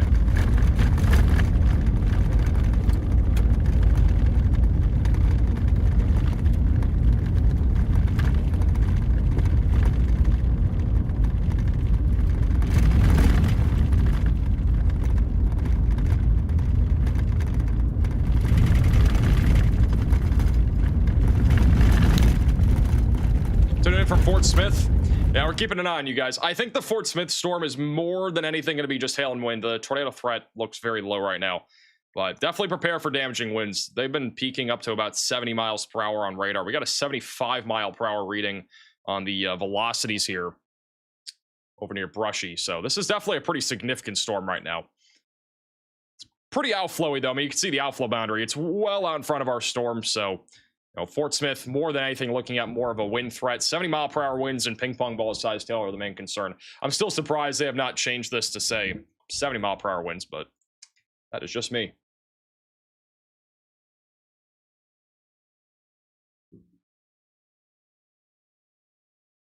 They upgrade it? They just changed the warning. Nope, just continuing it. So no upgrade to 70 miles per hour. Anything happening in New York City tomorrow? Nothing major, nothing significant. There's a low chance of a live stream tomorrow. Shorts on. Oops. There's a low chance of a live stream tomorrow. Let me go over to the day 2 outlook. We do have a slight risk right now for Western Oklahoma, Texas, and that's it. So just those 2 states. There's a 2% tornado risk just outside of Oklahoma City, so we'll be on standby for a possible severe weather coverage, but I think tomorrow is a lower chance, and then Sunday looks like a higher chance. We got a giant risk of severe weather across the southern plains, Dallas, Fort Worth, Abilene, Shreveport, Little Rock, all included, and then a marginal threat all the way towards Jacksonville. We're really mainly looking at all hazards of severe weather here. We do already have a 30% risk outlined, which would be for damaging winds here across Dallas, Tyler, Brownwood, Brady, and San Angelo. So definitely a possibility that Sunday could be an enhanced risk of severe weather. We'll have to wait and see. At least for now, it's a slight. And this is tonight's risk. We have a small little 2% tornado risk. Doesn't include Fort Smith, but outside areas there near the Red River Valley. Anything for Georgia coming up? Not really, other than Sunday. Should be some on and off storms down there. It should be pretty rainy down there, but that's about it. All these storms here near Waurika are pretty much outflow dominant for the time being, so the tornado risk in the next like 20 minutes is pretty low on anything down here. I would say, again, maybe a low-end tornado threat going down towards the Red River Valley. They might issue a small severe watch here for the Dallas-Fort Worth area in like an hour, so wait on that, but I don't think it's going to be for a little while. The storm near Fort Smith is an absolute beast. Tons of hail falling right now near Brushy. Correlation coefficient's also picking up on that. A large quantity of hail is probably covering the roadways near US Highway 59 going down towards Long and Belafonte. Van Buren and Fort Smith in the crosshairs of this storm. If we time this thing out, it's moving southeast at about 35 miles per hour. And so we could track out the leading edge of this. Actually, I can do this too. Another cool feature on Weatherfront. We can actually do the line tool. So we can draw a line. I believe that's it. And then I drag it like that. And that's about 40 miles per hour or so. 35, 40 miles per hour. So it's going decent pace. And bang. Track it out for the long term here. Another cool little feature. Got a new severe warning in Duval and Nassau counties in Florida near, I think that's near Jacksonville. Fort Smith, we got about 23 minutes, though, until the worst of that storm hits you guys. So we're looking at about 9:03 Central Time. New severe warning in Florida near St. Mary's and Callahan counties for 60-mile-per-hour winds and quarter-sized hail. Just north of Jacksonville. Got a couple other strong thunderstorms off to the west.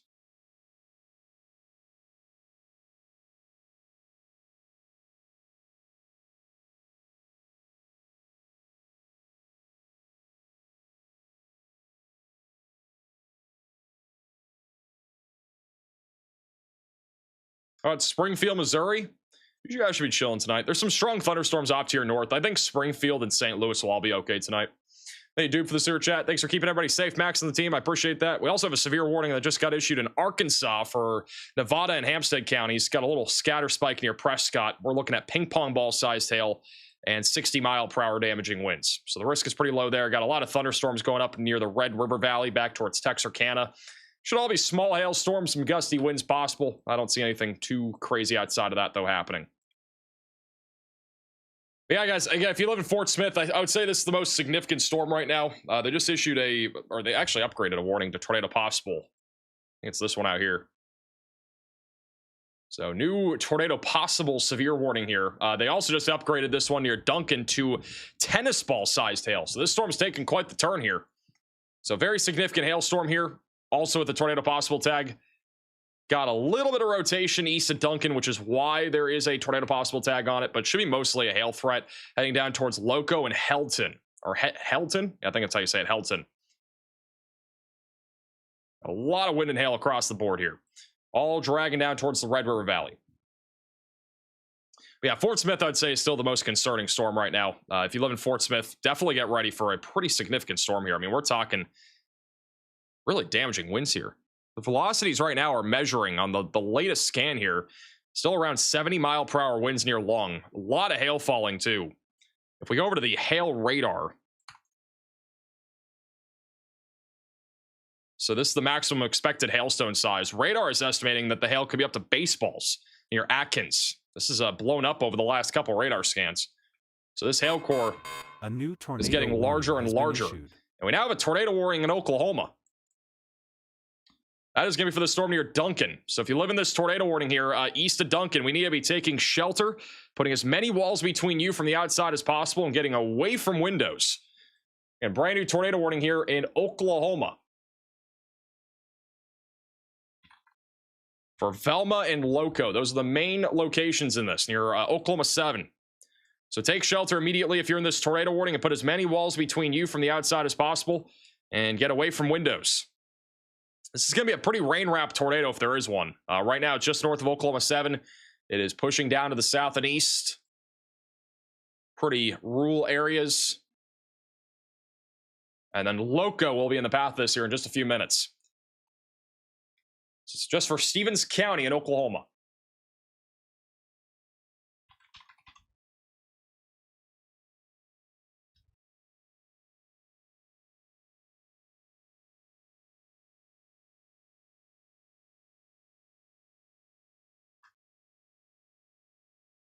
You have some chasers nearby. No, Tornado Pagey's off to the west. Let me double check and see where Connor's at. Connor is, I believe, almost inside. He's not far from the tornado warning, I don't think. I think Connor might be in it. All right, Brady, change that title. Tornado warning Velma. We're about the hook slice. So Connor's inside of the tornado warning. An HP hurricane mezzo at night. Let me ask him. Are you in the tornado warning? We have a new tornado possible severe warning near Little Rock. Or not Little Rock, sorry, Fort Smith. So Fort Smith, you guys are now in a new severe warning. That'll be for 60-mile-per-hour winds, 2-inch size tail. Sorry, I have my volume turned up. What's up? Are you in the warning? Are you near the tornado warning? I'm like 3 miles west of the tornado warning box. I'm about to hook slice and get in there. Bet. So Fort Smith, you guys are now under a new severe warning. LaFleur, Secoquois, Sebastian, and Crawford counties. So if you live in Fort Smith or have friends or family here, please make sure that they're getting ready for this. Pretty significant hail threat moving into Fort Smith right now. I'm definitely more concerned about the risk of hail, but the wind is also pretty significant. It's kind of a double-edged sword here. Low risk of a tornado if you live in Fort Smith, Arkansas, and anywhere surrounding Fort Smith. Back over near Velma, we still have that tornado warning, was just issued a few minutes ago here. Rotation is very rain-wrapped. We have to go over to the Lawton radar site. Rotation currently tightened up just out to the south there of Plato Road. It is approaching Old State Highway 7, and it's going to be coming up into Oklahoma 7 here in just a few minutes. Chad, we are heading right. So this is Connor. He's going into the tornado warning as we speak. We do not care. We will find this tornado. First tornado warning and only tornado warning of the day. Let's see what we can do. It's so dark, yeah. I don't know if we're going to see anything, but he's going into it. Thank you, Pog, for becoming a VIP Velocity member. Really appreciate that.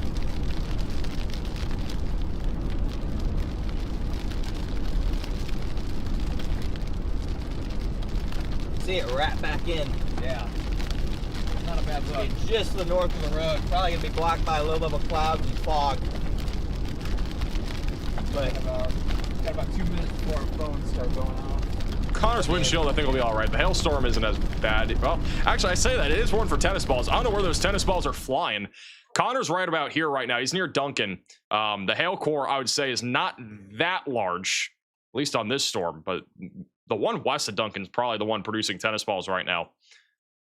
Back over to Fort Smith. New radar scan still showing a giant hailstorm coming into Fort Smith. If you live in Fort Smith, you're about to get absolutely slammed with hail. It will be quite the storm over here. There's going to be a lot of hail falling. I wouldn't say it's very large hail, at least like in terms of, you know, baseballs or something like that, but there's a lot of hail falling right now.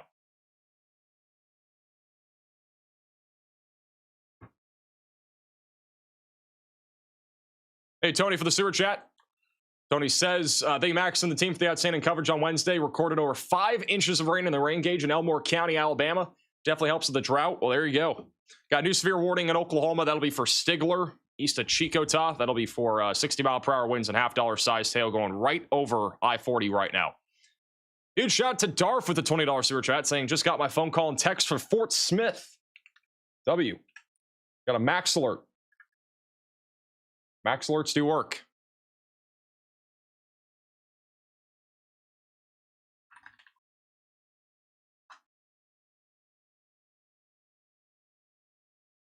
Connor is now punching into this tornadic supercell. He is currently located right here.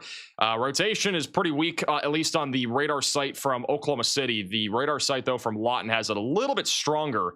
So this is going to cross right over Oklahoma 7 here in a few minutes. He's going to punch right into this thing on the bottom middle of your screen. So we're going to go back to him in a second.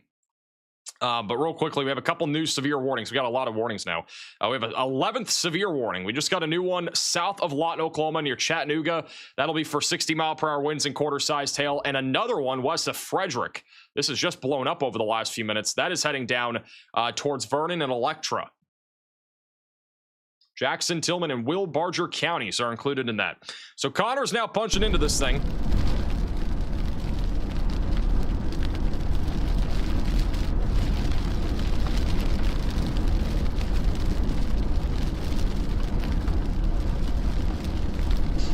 So he's punching into the storm right now. We'll have to be looking off to the left for a possible tornado.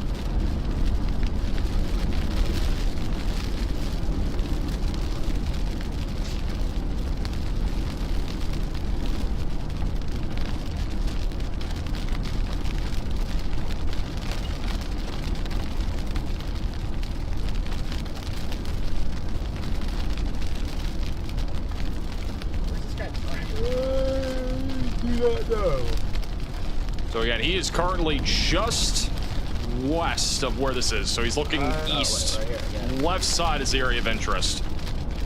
He's gonna be crossing over his highway here in just a few minutes. This is Oklahoma Highway 7.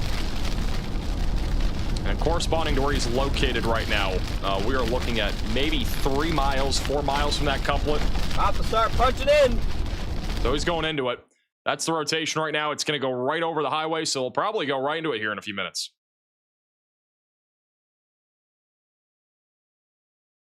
Going back to our Fort Smith storm here for just a second. Fort Smith, Arkansas, about to get hit really hard by this storm.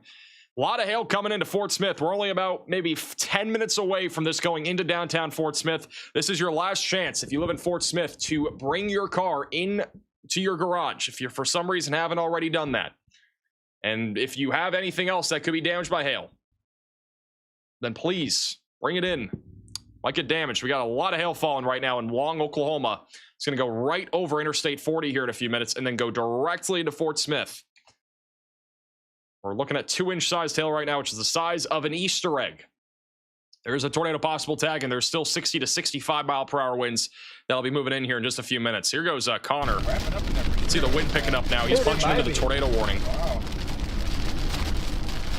Right. Buried wind. Absolutely buried. He's going to go right over Oklahoma 7 here in a second.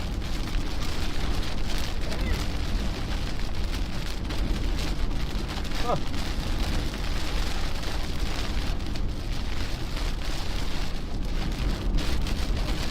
Well, legit watching from Duncan, there's a big hailstorm on the southwest side of Duncan right now.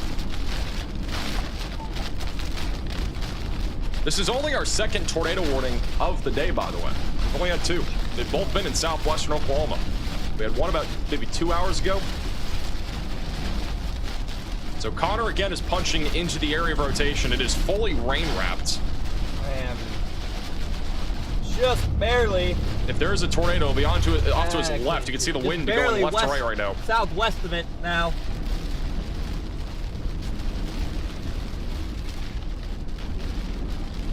You got the hail at 2.5 inches right now for this storm.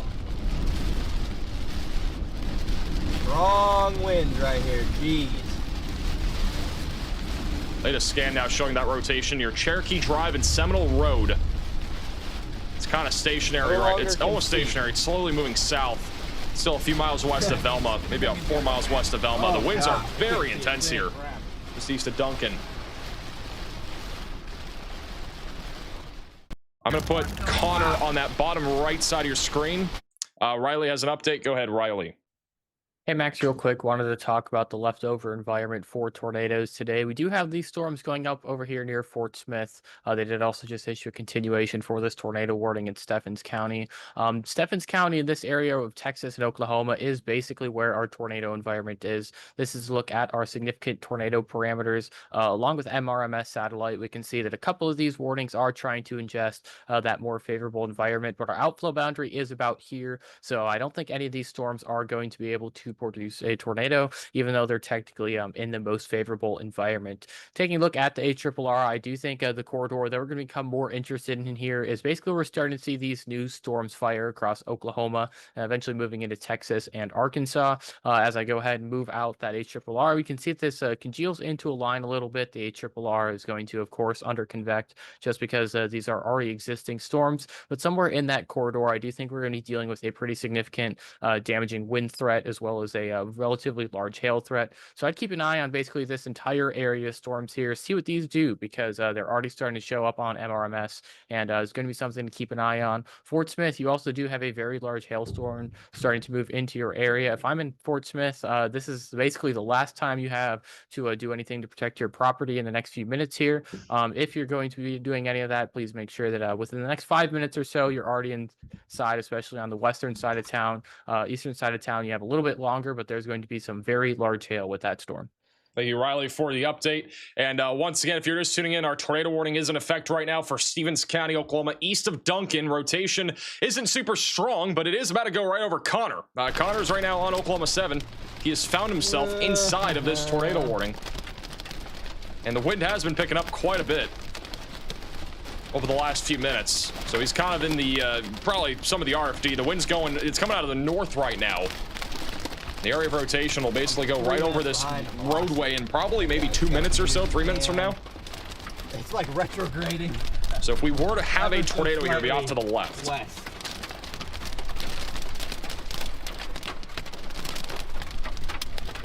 Zero visible structure. Zero features to make out. Also, Fort Smith is really minutes away from getting hit by that really significant hail and windstorm. We'll be keeping an eye on it.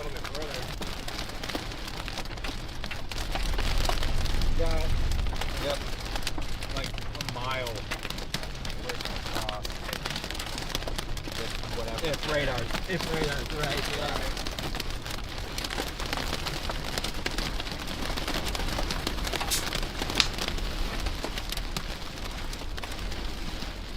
Not very far from it.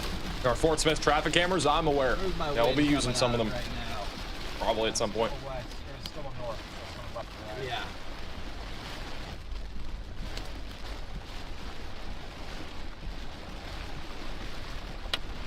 I think it's moving to the southeast. Rotation's gonna go right over the highway here in a second. OKC's radar, at least. He's pretty much almost next to it. It's going to go right over Oklahoma 7 here in a second. I'm going to go back to him in a moment. I do want to go back to our really dangerous storm going into Fort Smith. Fort Smith, we're currently under a severe warning for 2-inch sized hail and 60-mile-per-hour winds. The hail is going to be the biggest concern here. It's going right over Roland and Greenwood as we speak, and that's going to punch right into the downtown area of Fort Smith within about 5 to 7 minutes. So, again, last chance to protect property if you live here in Fort Smith. Van Buren, same thing. I would be doing that same thing, trying to protect any property that could be damaged from this type of storm. It is producing a giant amount of hail currently right over I-40. If you are traveling on I-40, try to avoid this area for the next few minutes right near the Oklahoma and Arkansas border, because this is a very dangerous storm right now near Fort Smith. This is inside of the tornado warning here. In southwestern Oklahoma, storm chaser Connor Croft is kind of in the middle of the area of rotation now west of Velma. Look bottom right, not tight, but it is rain wrapped. It's going right over where he's at right now. That's a good sign, right? Not sure what that means. Good thing is that ditch over there looks pretty deep. Yeah. A little bit of hail falling now. It's probably going to be past the road now. Right. Here goes the hail. A lot of hail coming down. Now,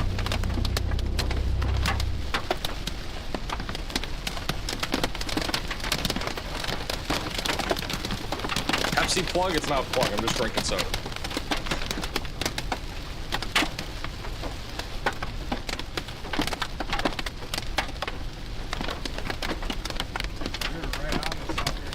I'd say him. Something was down. I feel like I have somewhat of an idea at this point. See damage too, it's just out there.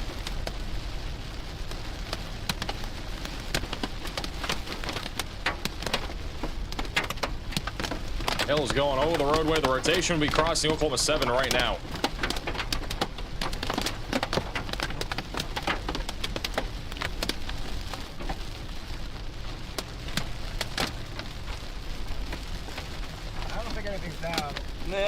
Nope.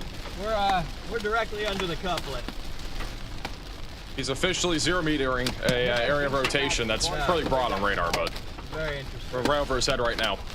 I'm getting wind into me a little bit, I think. Yeah, a little bit.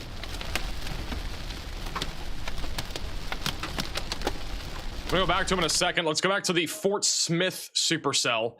Fort Smith, once again, about to get hit really hard. We're probably going to see some big impacts within the next, really, 3 minutes on the west side of Fort Smith. There are some traffic cameras that we will be keeping tabs on that are right there along the border.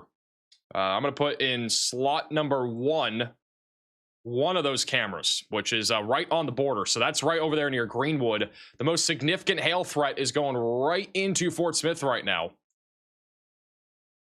Van Burn's also in the path of it, and Barling is also in the path of it. So get ready for that. Stalled briefly. Back to Connor here with his night vision camera. Probably had some outflow surge, and then that probably cooked it.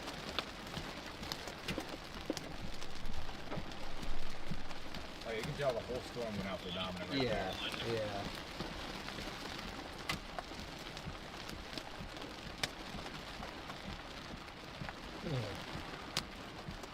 It is now very calm where he is in that tornado warning. Nothing is happening. Very light winds.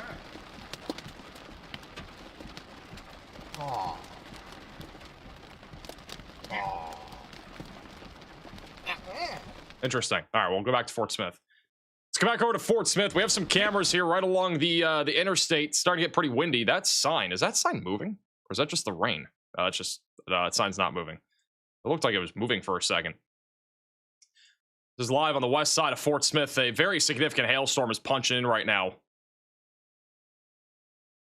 This is right in Oklahoma. This is one of the Oklahoma cameras. Very heavy rain coming down just east of Roland. Got a lot of hail coming down too right now.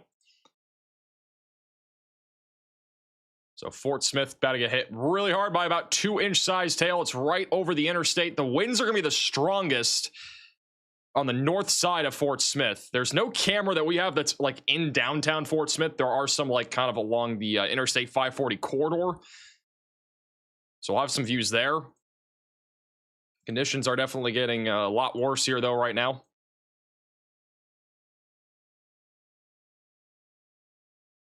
We go back over to the live radar. Velocities are the strongest with about 60 to 65 mile per hour winds on the north side. It'll be tracking towards I-540 here in a minute. And then all the hail for the most part is still over I-40. So it has not moved into Fort Smith yet, but it will be arriving, we think, within the next really 4 minutes or so.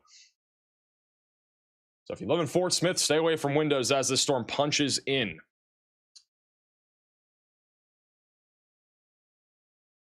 We only have one active tornado warning right now. We've only had 2 tornado warnings total today.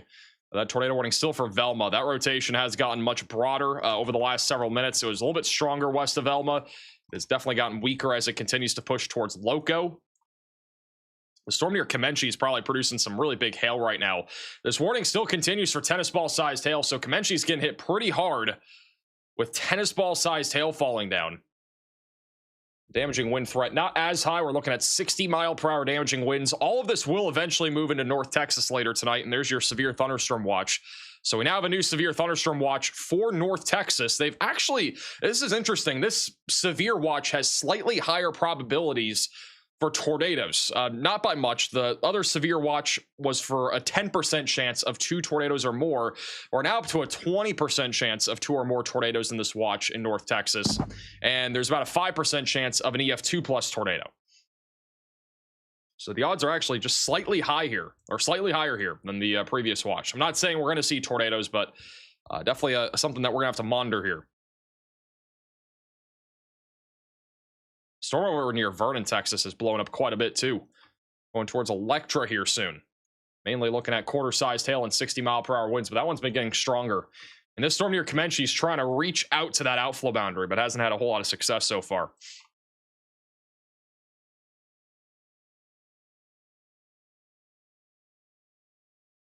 How's it going, Paige? Thanks for the raid. Happy birthday to Paige. Everybody has to wish Paige a happy birthday. Tornado Paige, it's her birthday. Here's the new severe thunderstorm watch. The more details here. Goes until 2 a.m. Central Time. Couple tornadoes are possible, scattered hail up to 2 inches, and then scattered damaging wind gusts up to 70 miles per hour. It does not include Dallas or Fort Worth. There could still be severe weather there. We just got a severe warning now for Texas and Hardman, and as well as Will Barger counties. That's going to be over here near Vernon, Texas for ping pong ball sized hail and 60 mile per hour damaging winds going to Chillicothe here the next 10-15 minutes or so.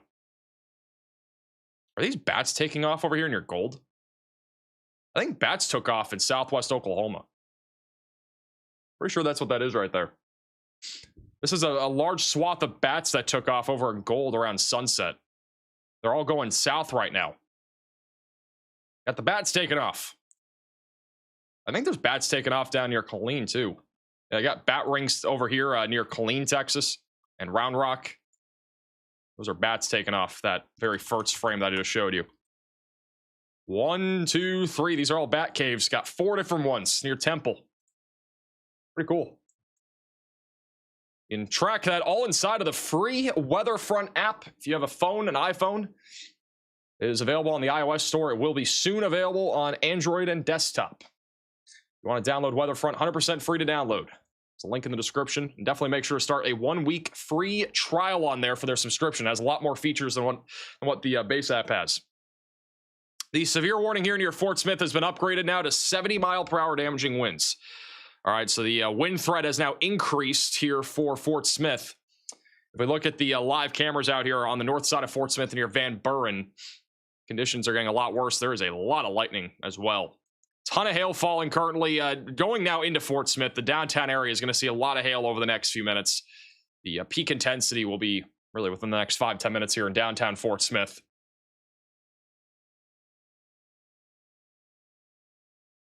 What time did Max go live? 3 hours and 15 minutes ago. Or, yeah, 3 hours and 15 minutes ago, which was like, I think around 6 or so. Just before 6. It's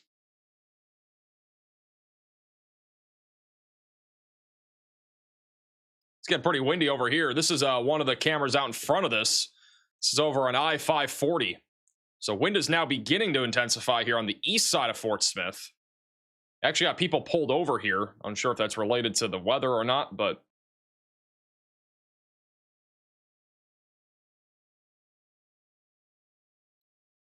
you have the threat here of 70 mile per hour winds moving into Fort Smith. Is that an accident? There's a police officer here now. Might be some sort of accident. We got a police officer here on the scene, but now we got 70 mile per hour winds moving into Fort Smith. So this not a good situation to be in. Got 2-inch sized hail, 70 mile per hour winds. We got a police officer here, probably some sort of accident on Grand Avenue.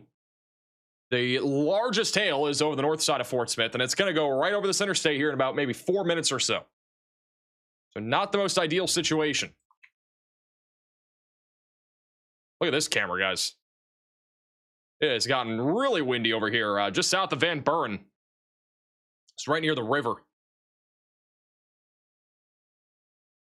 About to get a lot worse here. Look at this. The wind's picking up now. So here comes the wind. We got people. You got a police officer here. He's out of his car. He might want to get back in his car. Whoever is out of their car might want to get back in here for a few minutes. This is not the best time to be out of our cars during a 70 mile per hour severe storm and a 2-incher. Look at all the people in the out of their car. There's 3 people out of their car right now. Look at the wind pickup. This is definitely not what we should be doing, guys. Get in your car. Listen to me. Get in your car. They're still out of their car. They're probably getting absolutely soaked right now.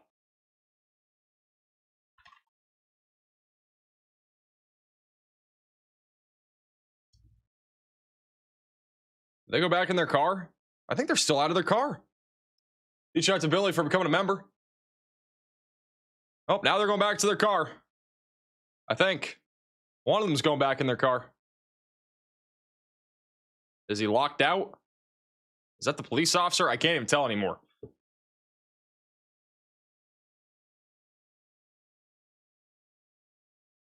And now they are driving off. All right. Interesting.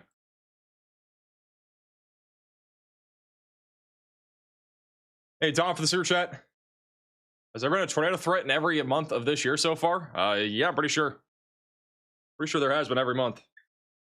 Typically, every month of every year usually has some level of a tornado threat.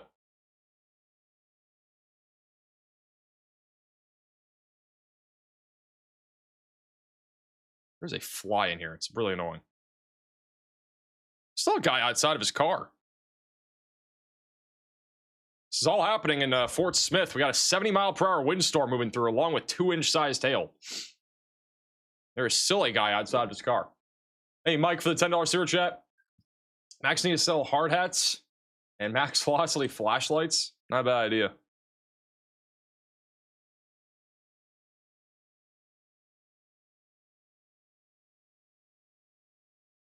No, there's literally one fly in here. It's really annoying. I've seen one fly this entire time, and it's laid out of my mic so many times. This thing has way too much energy. It's like a fruit fly or something. Like, I'm trying to slap it as if that's going to do something.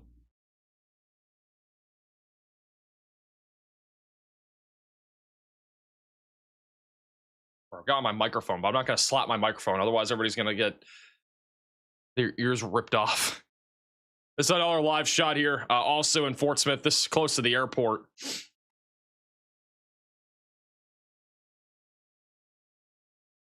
Come on. Try to get this fly. Oh, so annoying. I hate flies so much. I really hate the flies that just react way too fast or, like, you know, go absolutely crazy.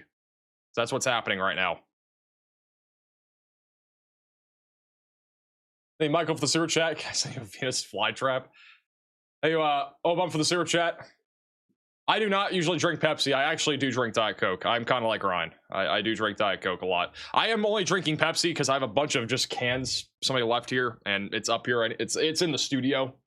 I don't have any Diet Coke in the studio right now. I have to bring it into the studio. So as of right now, I do drink Diet Coke like all the time. I just have a Pepsi because it's here.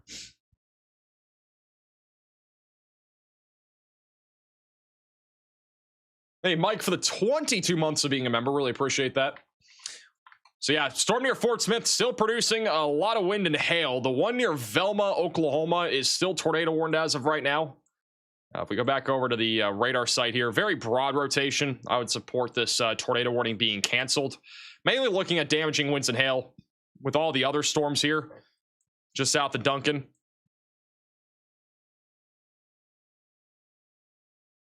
The storm actually just south of Duncan, Oklahoma looks pretty significant still near Comanche. Could be producing hail as large as the size of tennis balls still here. So this storm is continuing to look pretty concerning. Tornado risk again right now for Texas is pretty low, but it will increase with time as these storms continue to push into the Red River Valley. Expect at least a low-end tornado potential. The storm near Vernon, Texas right now is also producing 60-mile-per-hour winds and as well as ping-pong ball-sized hail. Back over to Okmulgee, just south of Tulsa, we have a new severe warning here for Beggs. Another storm went up near Haskell. These are only going to be hailstorms, really no tornado risk associated with this activity. That's going up off to the south of Tulsa. We also have a severe warning for Stigler, Keota, and McCurtain. That one's producing $half sized hail and 60-mile-per-hour winds.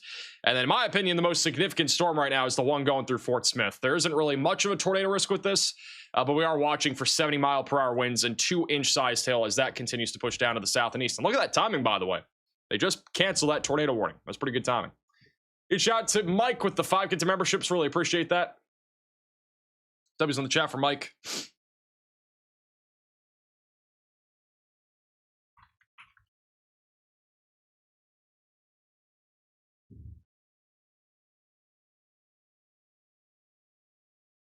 Is the studio just a spare bedroom? Yeah, pretty much. This was a bedroom. It is not an overly large studio. I definitely should have gotten a larger room for it, but it works for now. It's pretty condensed. My green screen is literally like right here. As you guys have probably seen on my live streams, it's a very compact studio. We're working with the space we got, though. I mean, everything fits in here, but it is a tight squeeze.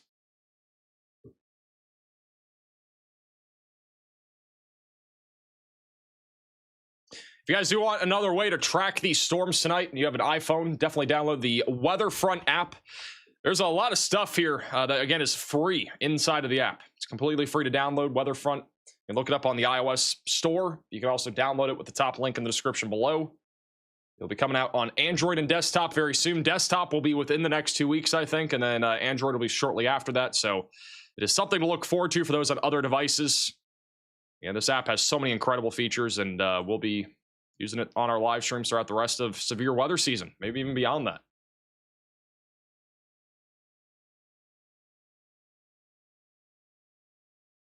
Pretty excited about all the stuff that's coming. We got live storm chasers coming to the app here soon as well. So some storm chasers will be in the app.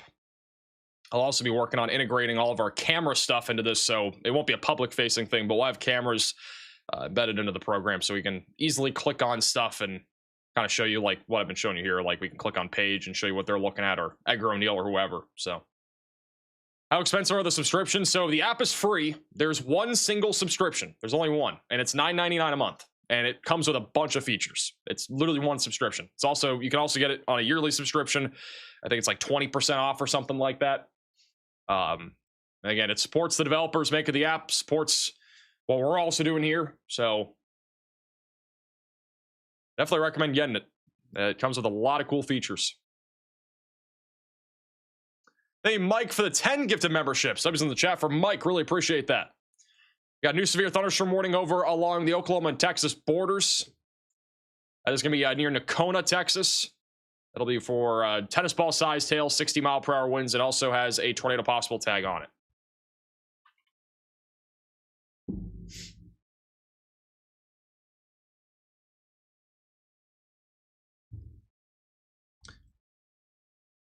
Got a giant amount of hail falling now north of Eureka. It's becoming one supercell at this point. It was kind of 2 storms. Now it's down to 1. It's basically just one big supercell now, and that could lead to a slightly higher risk of a tornado down the line in Texas. So we'll have to wait and see what happens there. Where are the bats? There's some bats that took off near Altus. There's some that took off near Temple, but for the most part, I think the bats are done flying, at least on radar. The storm in Fort Smith has mostly moved through the downtown area. The worst of it is now near Barling, Kibler, Lavaca, going towards Charleston, Alma, and Mulberry. This is still producing 70-mile-per-hour winds and 2-inch sized hail. Anybody see anything crazy out here in Fort Smith? Hey, Mike for the super chat and Mad for the super chat. That's valid. Also just got another severe warning in Texas. That'll be back over near Wichita Falls.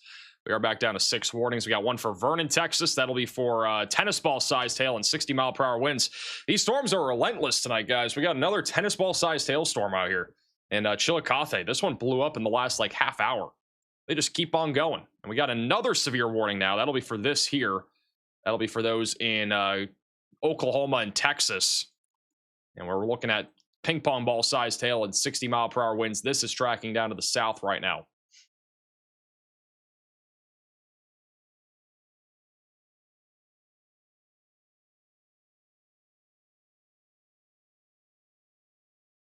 Hey, Mike for the sewer chat.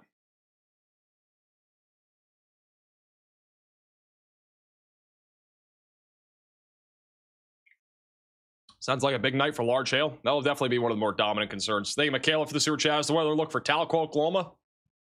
I think Tahlequah is mostly, I'd say mostly done for tonight. Tomorrow should be kind of quiet. Sunday, probably quiet too. Thank you, Chris, for the sewer chat. What color polygon is a cheese curd warning? Does not exist.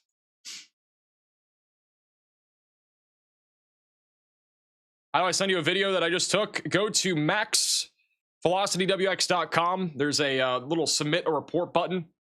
There's also a QR code on your screen here. I'm going to quickly filter through some of the photos and videos that you guys have sent in. This is a photo from Rogers County, Oklahoma, of a lot of hail on the ground. Most of it sonic ice-sized hail. And then here's a photo from Owasso, Oklahoma from earlier.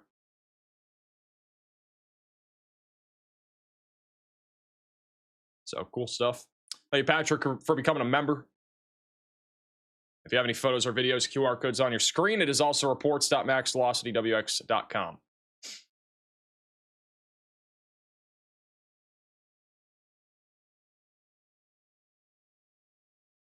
What is going on here on this camera? I don't know if this guy's got pulled over. I don't know if he got in a crash. I don't know what happened here. This is happening during the Or is this like some sort of like DUI stop or something? Well, I'm so confused. Anybody know what's going on here?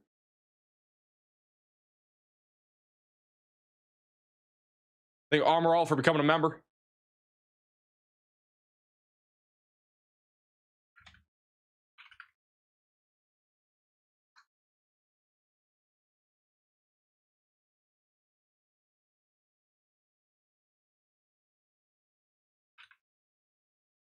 I feel like this is like some sort of like one of those DUI stops. Hey, Mike, for the 10 gifted memberships.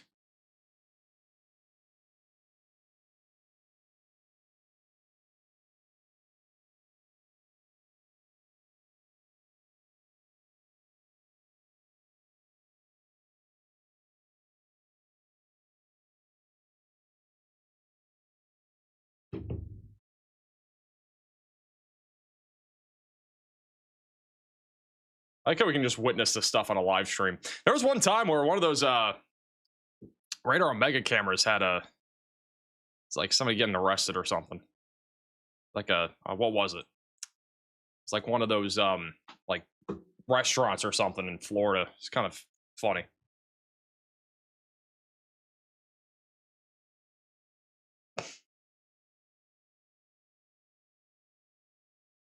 Local news said the car hydroplaned off the road. Is that what we're looking at there? Hopefully everybody's all right. Multiple cops on the scene there. It's kind of confused. I mean, that was happening during the the significant storm rolling through. I think in 1946 for becoming a member. This storm now near Waurika is up to a destructive level. We now have teacup-sized hail coming down near Waurika, Oklahoma. So if you live over in Montague County near Nakona or Bowie, get ready for teacup-sized hail and 60-mile-per-hour damaging winds down the line. Definitely protect your vehicle if you live down this direction. Very dangerous hailstorm. Tracking across southern Oklahoma at this hour. Stormer Media is still on this right now. They're just south of it. Some kind of tree that I can show you guys the wind here. See if this storm. If this is a pretty serious storm right now. Teacups, which is 3 inches in diameter. Right now, it's coming down. I'd love for it to go into focus. I think these windshield. Hey, Conan for the $10 super chat is looking for Gainesville, Texas. I think Gainesville will be mostly a wind threat. Maybe it's because there's probably so much. Honestly, there's probably so much dust on the windshield. That's probably why it's not wiping all the way. Lots of dust out here. Lots of dust. Got a report in the chat that power's flickering on and off in Vodka right now. As far as I know, at least, I hope it's going to miss. Hey, Nico for the super chat from Natchez, Mississippi. That tornado that hit Brookhaven was too close for comfort the other night. Very gusty storm. Yeah, I bet. Yeah, we were covering it live, and it was really close to Natchez. And I had a confidence that that storm was going to produce a tornado at some point. I don't think anybody expected it to produce a tornado, though, for almost 2 hours. It produced a 70-mile-long tornado. It was on the ground for 70 miles or so. It was up to 1.2 miles wide, and it was on the ground for nearly 2 hours straight, consecutively, from start to finish. It was, let me pull it up here. I mean, like, it was an EF3. It didn't hit like anything, I think, to the point where it would have been rated higher. It was mostly mobile homes and trees and trailer parks. But it was on the ground from 6:47 p.m. all the way until 8:31. So it was on the ground for nearly an hour and 50 minutes almost as an EF3 tornado. The maximum width was about 2,000 yards, which is about 1.2 miles, and then 13 injuries. Just an insane path here. And it was initially 2 different tornadoes. Now it's just one. So it's just been consolidated into one long track tornado. Worst of it was definitely over here near Thayer and Hartman. Did a lot more stuff there. Hey, Ryan for the $20 Venmo donation. How does Illinois lead the nation in tornadoes? Says Tornado Alley moved east. It has not moved east, but it's been a busy year in the Midwest. We've had a lot of storm systems go from southwest to northeast through the Midwest, and that's one of the reasons why. The jet stream patterns mostly, prompted that to happen. The Dixie Alley has been literally the opposite. It's been a dead severe weather season other than what we just saw a couple days ago. It's been like literally almost nothing this season. The jet stream does play a big factor. And if we go over to the GFS model here, This is our jet stream right now. Everything's coming out of the southwest.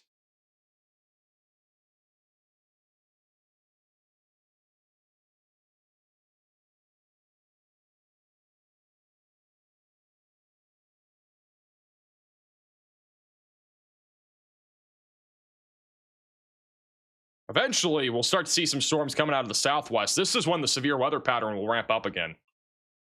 So sometime around May 20th, I think, we're going to see a big dip in our jet stream along the west coast. That should propel big storm systems and much more likely to see outbreaks of severe weather during that third week of May.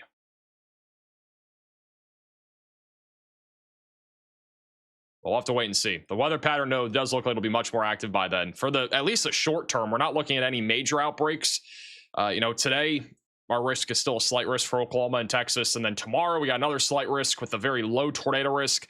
I'd say tomorrow's a pretty low chance of a live stream. I think it's lower than today. And then Sunday, we have a large slight risk, which already has a 30% wind risk outlined for Dallas, Abilene, Brownwood, Brady, and Tyler. So I do think we'll be live on Sunday for severe weather coverage. But for right now, it's a pretty large risk area that we're looking at. Do you sell max velocity whiskey? No. I do like whiskey, though. Sometimes.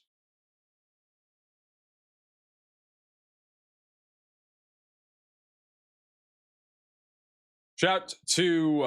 Oh, I already read that. Never mind. Oh, thank you, Corbin, for the super chat. Has there been any more of that broccoli-sized hail anywhere? Excuse me? Max Velocity restaurant? If we had a restaurant, cheese curds would be the only thing on the menu, I'm pretty sure.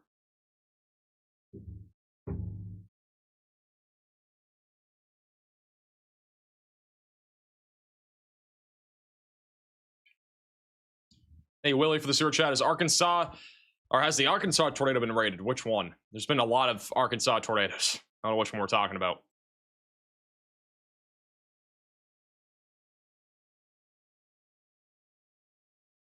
See what's going on now on this camera. Looks like that car is being towed.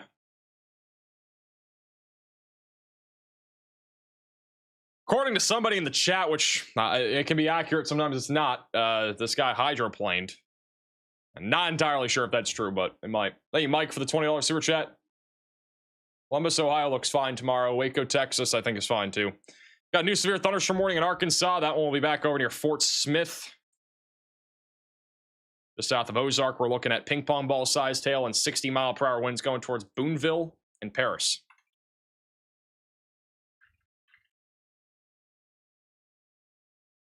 Thank you, 0910 for becoming a member.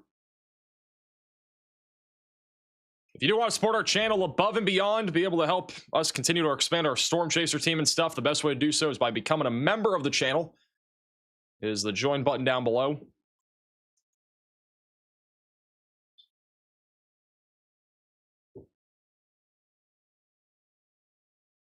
Got a report in the chat of hail in Lavaca. Do we have any more photos and videos? Somebody approve the photos and videos. Like 100 waiting.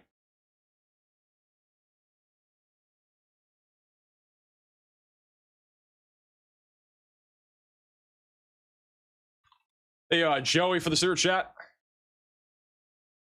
You can see what it looks like. I tire in the... What? Tire in the grass next to the car stop. There's a tire? Oh, yeah, there's a tire. There's a tire right there in the middle.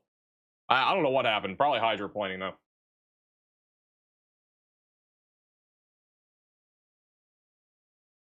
Where do I find tornado tracks? It's on the damage assessment toolkit.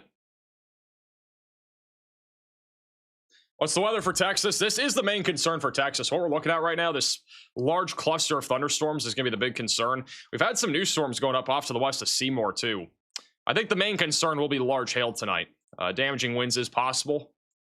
The tornado risk is quite low across the board, but it's not zero. If there was to be a tornado, it would probably come from this storm near Waurika, which is right now producing teacup-sized hail. So it's a pretty serious hailstorm here.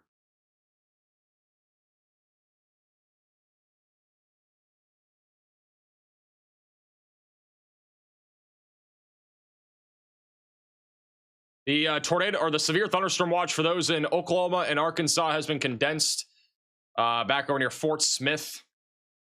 But it still goes for another 2.5 hours. So that'll go until about 11 p.m. or 12 p.m. tonight, or 12 a.m. tonight. We also just got a new severe warning over here near Frederick, Oklahoma, north of Electra. That's going to be for 60-mile-per-hour winds and quarter-sized hail. That is tracking down to the south right now.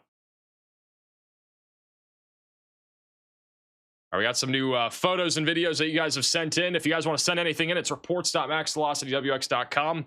This is from Clancy over in Muskogee County. Weak storm trying to get stronger. That's what their caption is. This is from Ruben over in Delaware County, Oklahoma, of a double rainbow.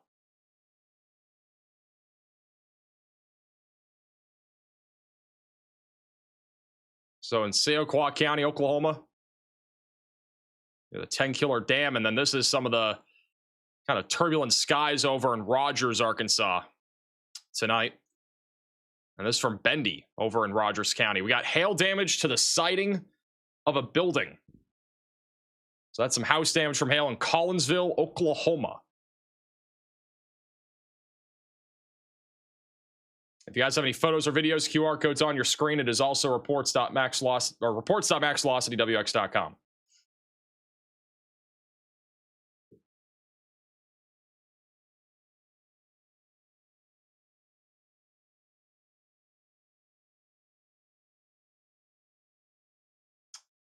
Great touch adding photos. Absolutely. I would agree. We just got a new severe thunderstorm warning for Johnson, Logan, Scott, and Yell counties in Arkansas. That'll be back over near Boonville and Paris. That'll be for 60-mile-per-hour winds and also half-dollar-sized hail. This storm in particular was much stronger when it was in Oklahoma. It's kind of been falling apart a bit as it's gone through Fort Smith and other areas and is continuing to track down to the south and east. And it should continue to produce the risk of at least some wind and hail, but I think it'll be more marginal from here as this storm continues to track into a less favorable environment for severe weather. But at least for the time being, we are looking at more of a wind and hail threat. Tornado threat, once again, pretty much non-existent in this environment out here in western Arkansas. There is a severe thunderstorm watch still in place for eastern Oklahoma. We got 2 special weather statements in effect near Stigler and Okmulgee. About a 10% chance, technically, of 2 tornadoes or more happening. I don't think there's going to be any tornadoes out here, though, tonight. I think really the big concern from here will be those right along the Red River Valley into Texas. So if you live over in North Texas, if you live in southern Oklahoma, these are the main areas to be concerned about for a large hail threat.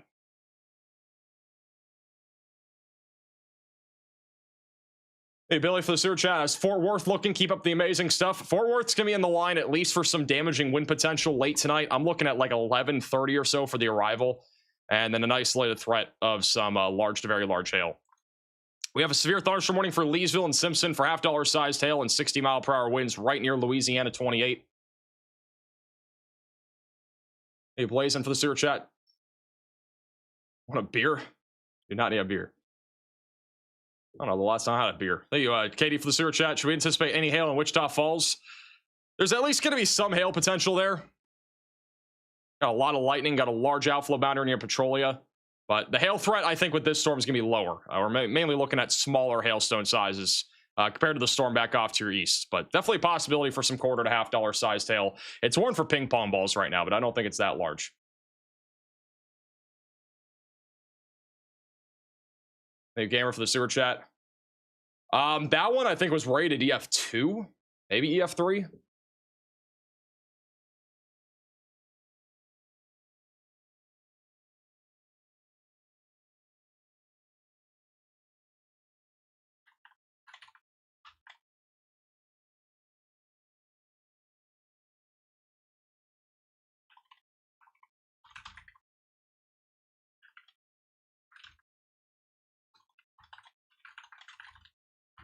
Hey, Fisher, for the sewer chat. I sent a video from Fort Smith. We'll definitely check it out. I don't think we have anything new approved yet, but I'll keep an eye on it.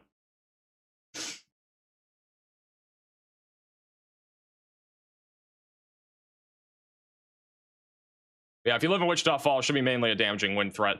This will probably be the most concerning storm here, the one that is destructive with the apple-sized hail threat. Let me get a timing guide on this. It's going south at about 35 miles per hour.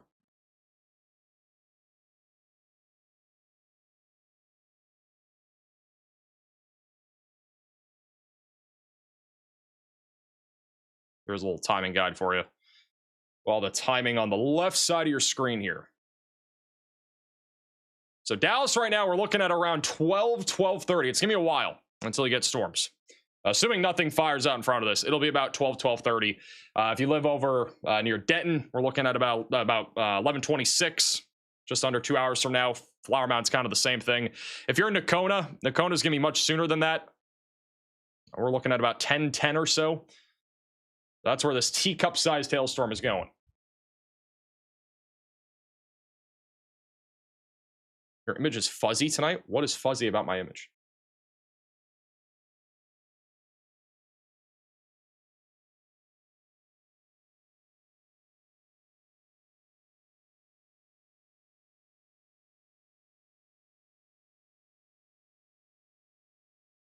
Rockwall, Texas. I don't know if you're going to see anything. This will be the storm to watch for, though. We can go through the model here and just kind of show you what the timing looks like for tonight. Let's go into severe weather. There's kind of the general timing for tonight. Storms will probably... Let me go to a more recent run here. Wow, this recent run doesn't even show the storms. All right, this is a good one. So this is what it's going to look like sometime later tonight. I don't think this is going to be 1 a.m. I think these storms will be in Fort Worth much sooner than that. I'd say this will probably be what it looks like around like 12 maybe. I don't know if Rockwell is going to see anything. The higher chance of you seeing storms will be over here around and just west of Fort Worth. So isolated damaging winds and hail, the main concerns. Everywhere else, we're looking at just isolated severe weather at this point. We do have a severe warning right now for Simpson, Louisiana. That is for quarter-sized hail. No wind threat really with that one. And then back over near Fort Smith. This storm's still bowing out right now, producing some scattered damaging wind gusts around 60 miles per hour and $half size hail here.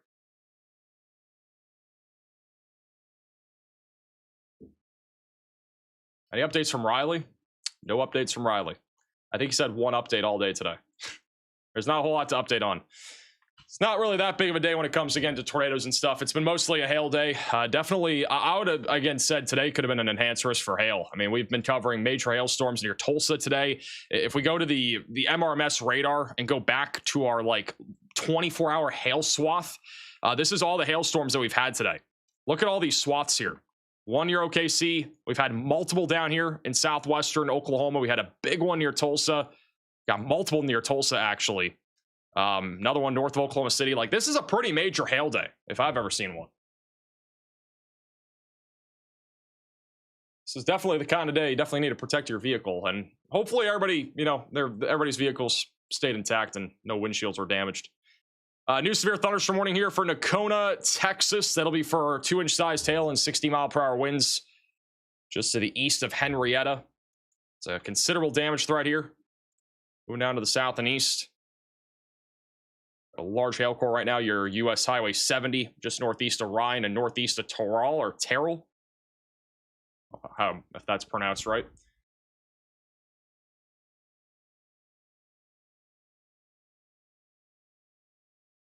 Thankfully, not a lot of tornadoes. That is correct. Thank you, Leslie, for becoming a member. With that said, I think we're going to wind down tonight's stream. This has been a much longer stream than I anticipated. We've been live for almost 4 hours, covering a bunch of hail here across Oklahoma. But hopefully you guys enjoyed the stream. Again, we don't usually go live for these like kind of almost lower end tornado days, but there was a lot of hail. I think the hail threat was definitely very concerning and was definitely concerning enough for a live stream for some high population areas. And we had some crazy storms tonight. So if you are new to the channel, make sure to subscribe. We are going to continue our live coverage on the More Max Velocity channel. It's a 24/7 live weather stream with storm chasers, cameras, weather alerts, radar, all that good stuff. So that'll kind of keep you in the loop on all the severe weather that's happening. If for some reason we get something dangerous near DFW later, I'll boot up another stream, but I think the risk is pretty low of anything, at least enough for us to go live. But definitely stay weather aware if you live near Dallas, Fort Worth. Get Max Alert if you want a way to receive alerts overnight tonight. It's where I give you a phone call if you are included in a severe warning or a tornado warning with my voice for your exact location. You can check that out on maxalert.net. Hey, Ariel, also for the sewer chat, can you please go live like this more often? Doesn't have to be tornadoes. We'll see. I mean, this is we go live for severe weather. It was significant enough to go live, in my opinion. In terms of tornadoes, like there will be days that there's no tornadoes. Today we've had maybe one brief tornado that I've seen on radar. So thank you guys all again so much for watching. Thank you also Ashley for the super chat on the way out. We'll see you guys all again in the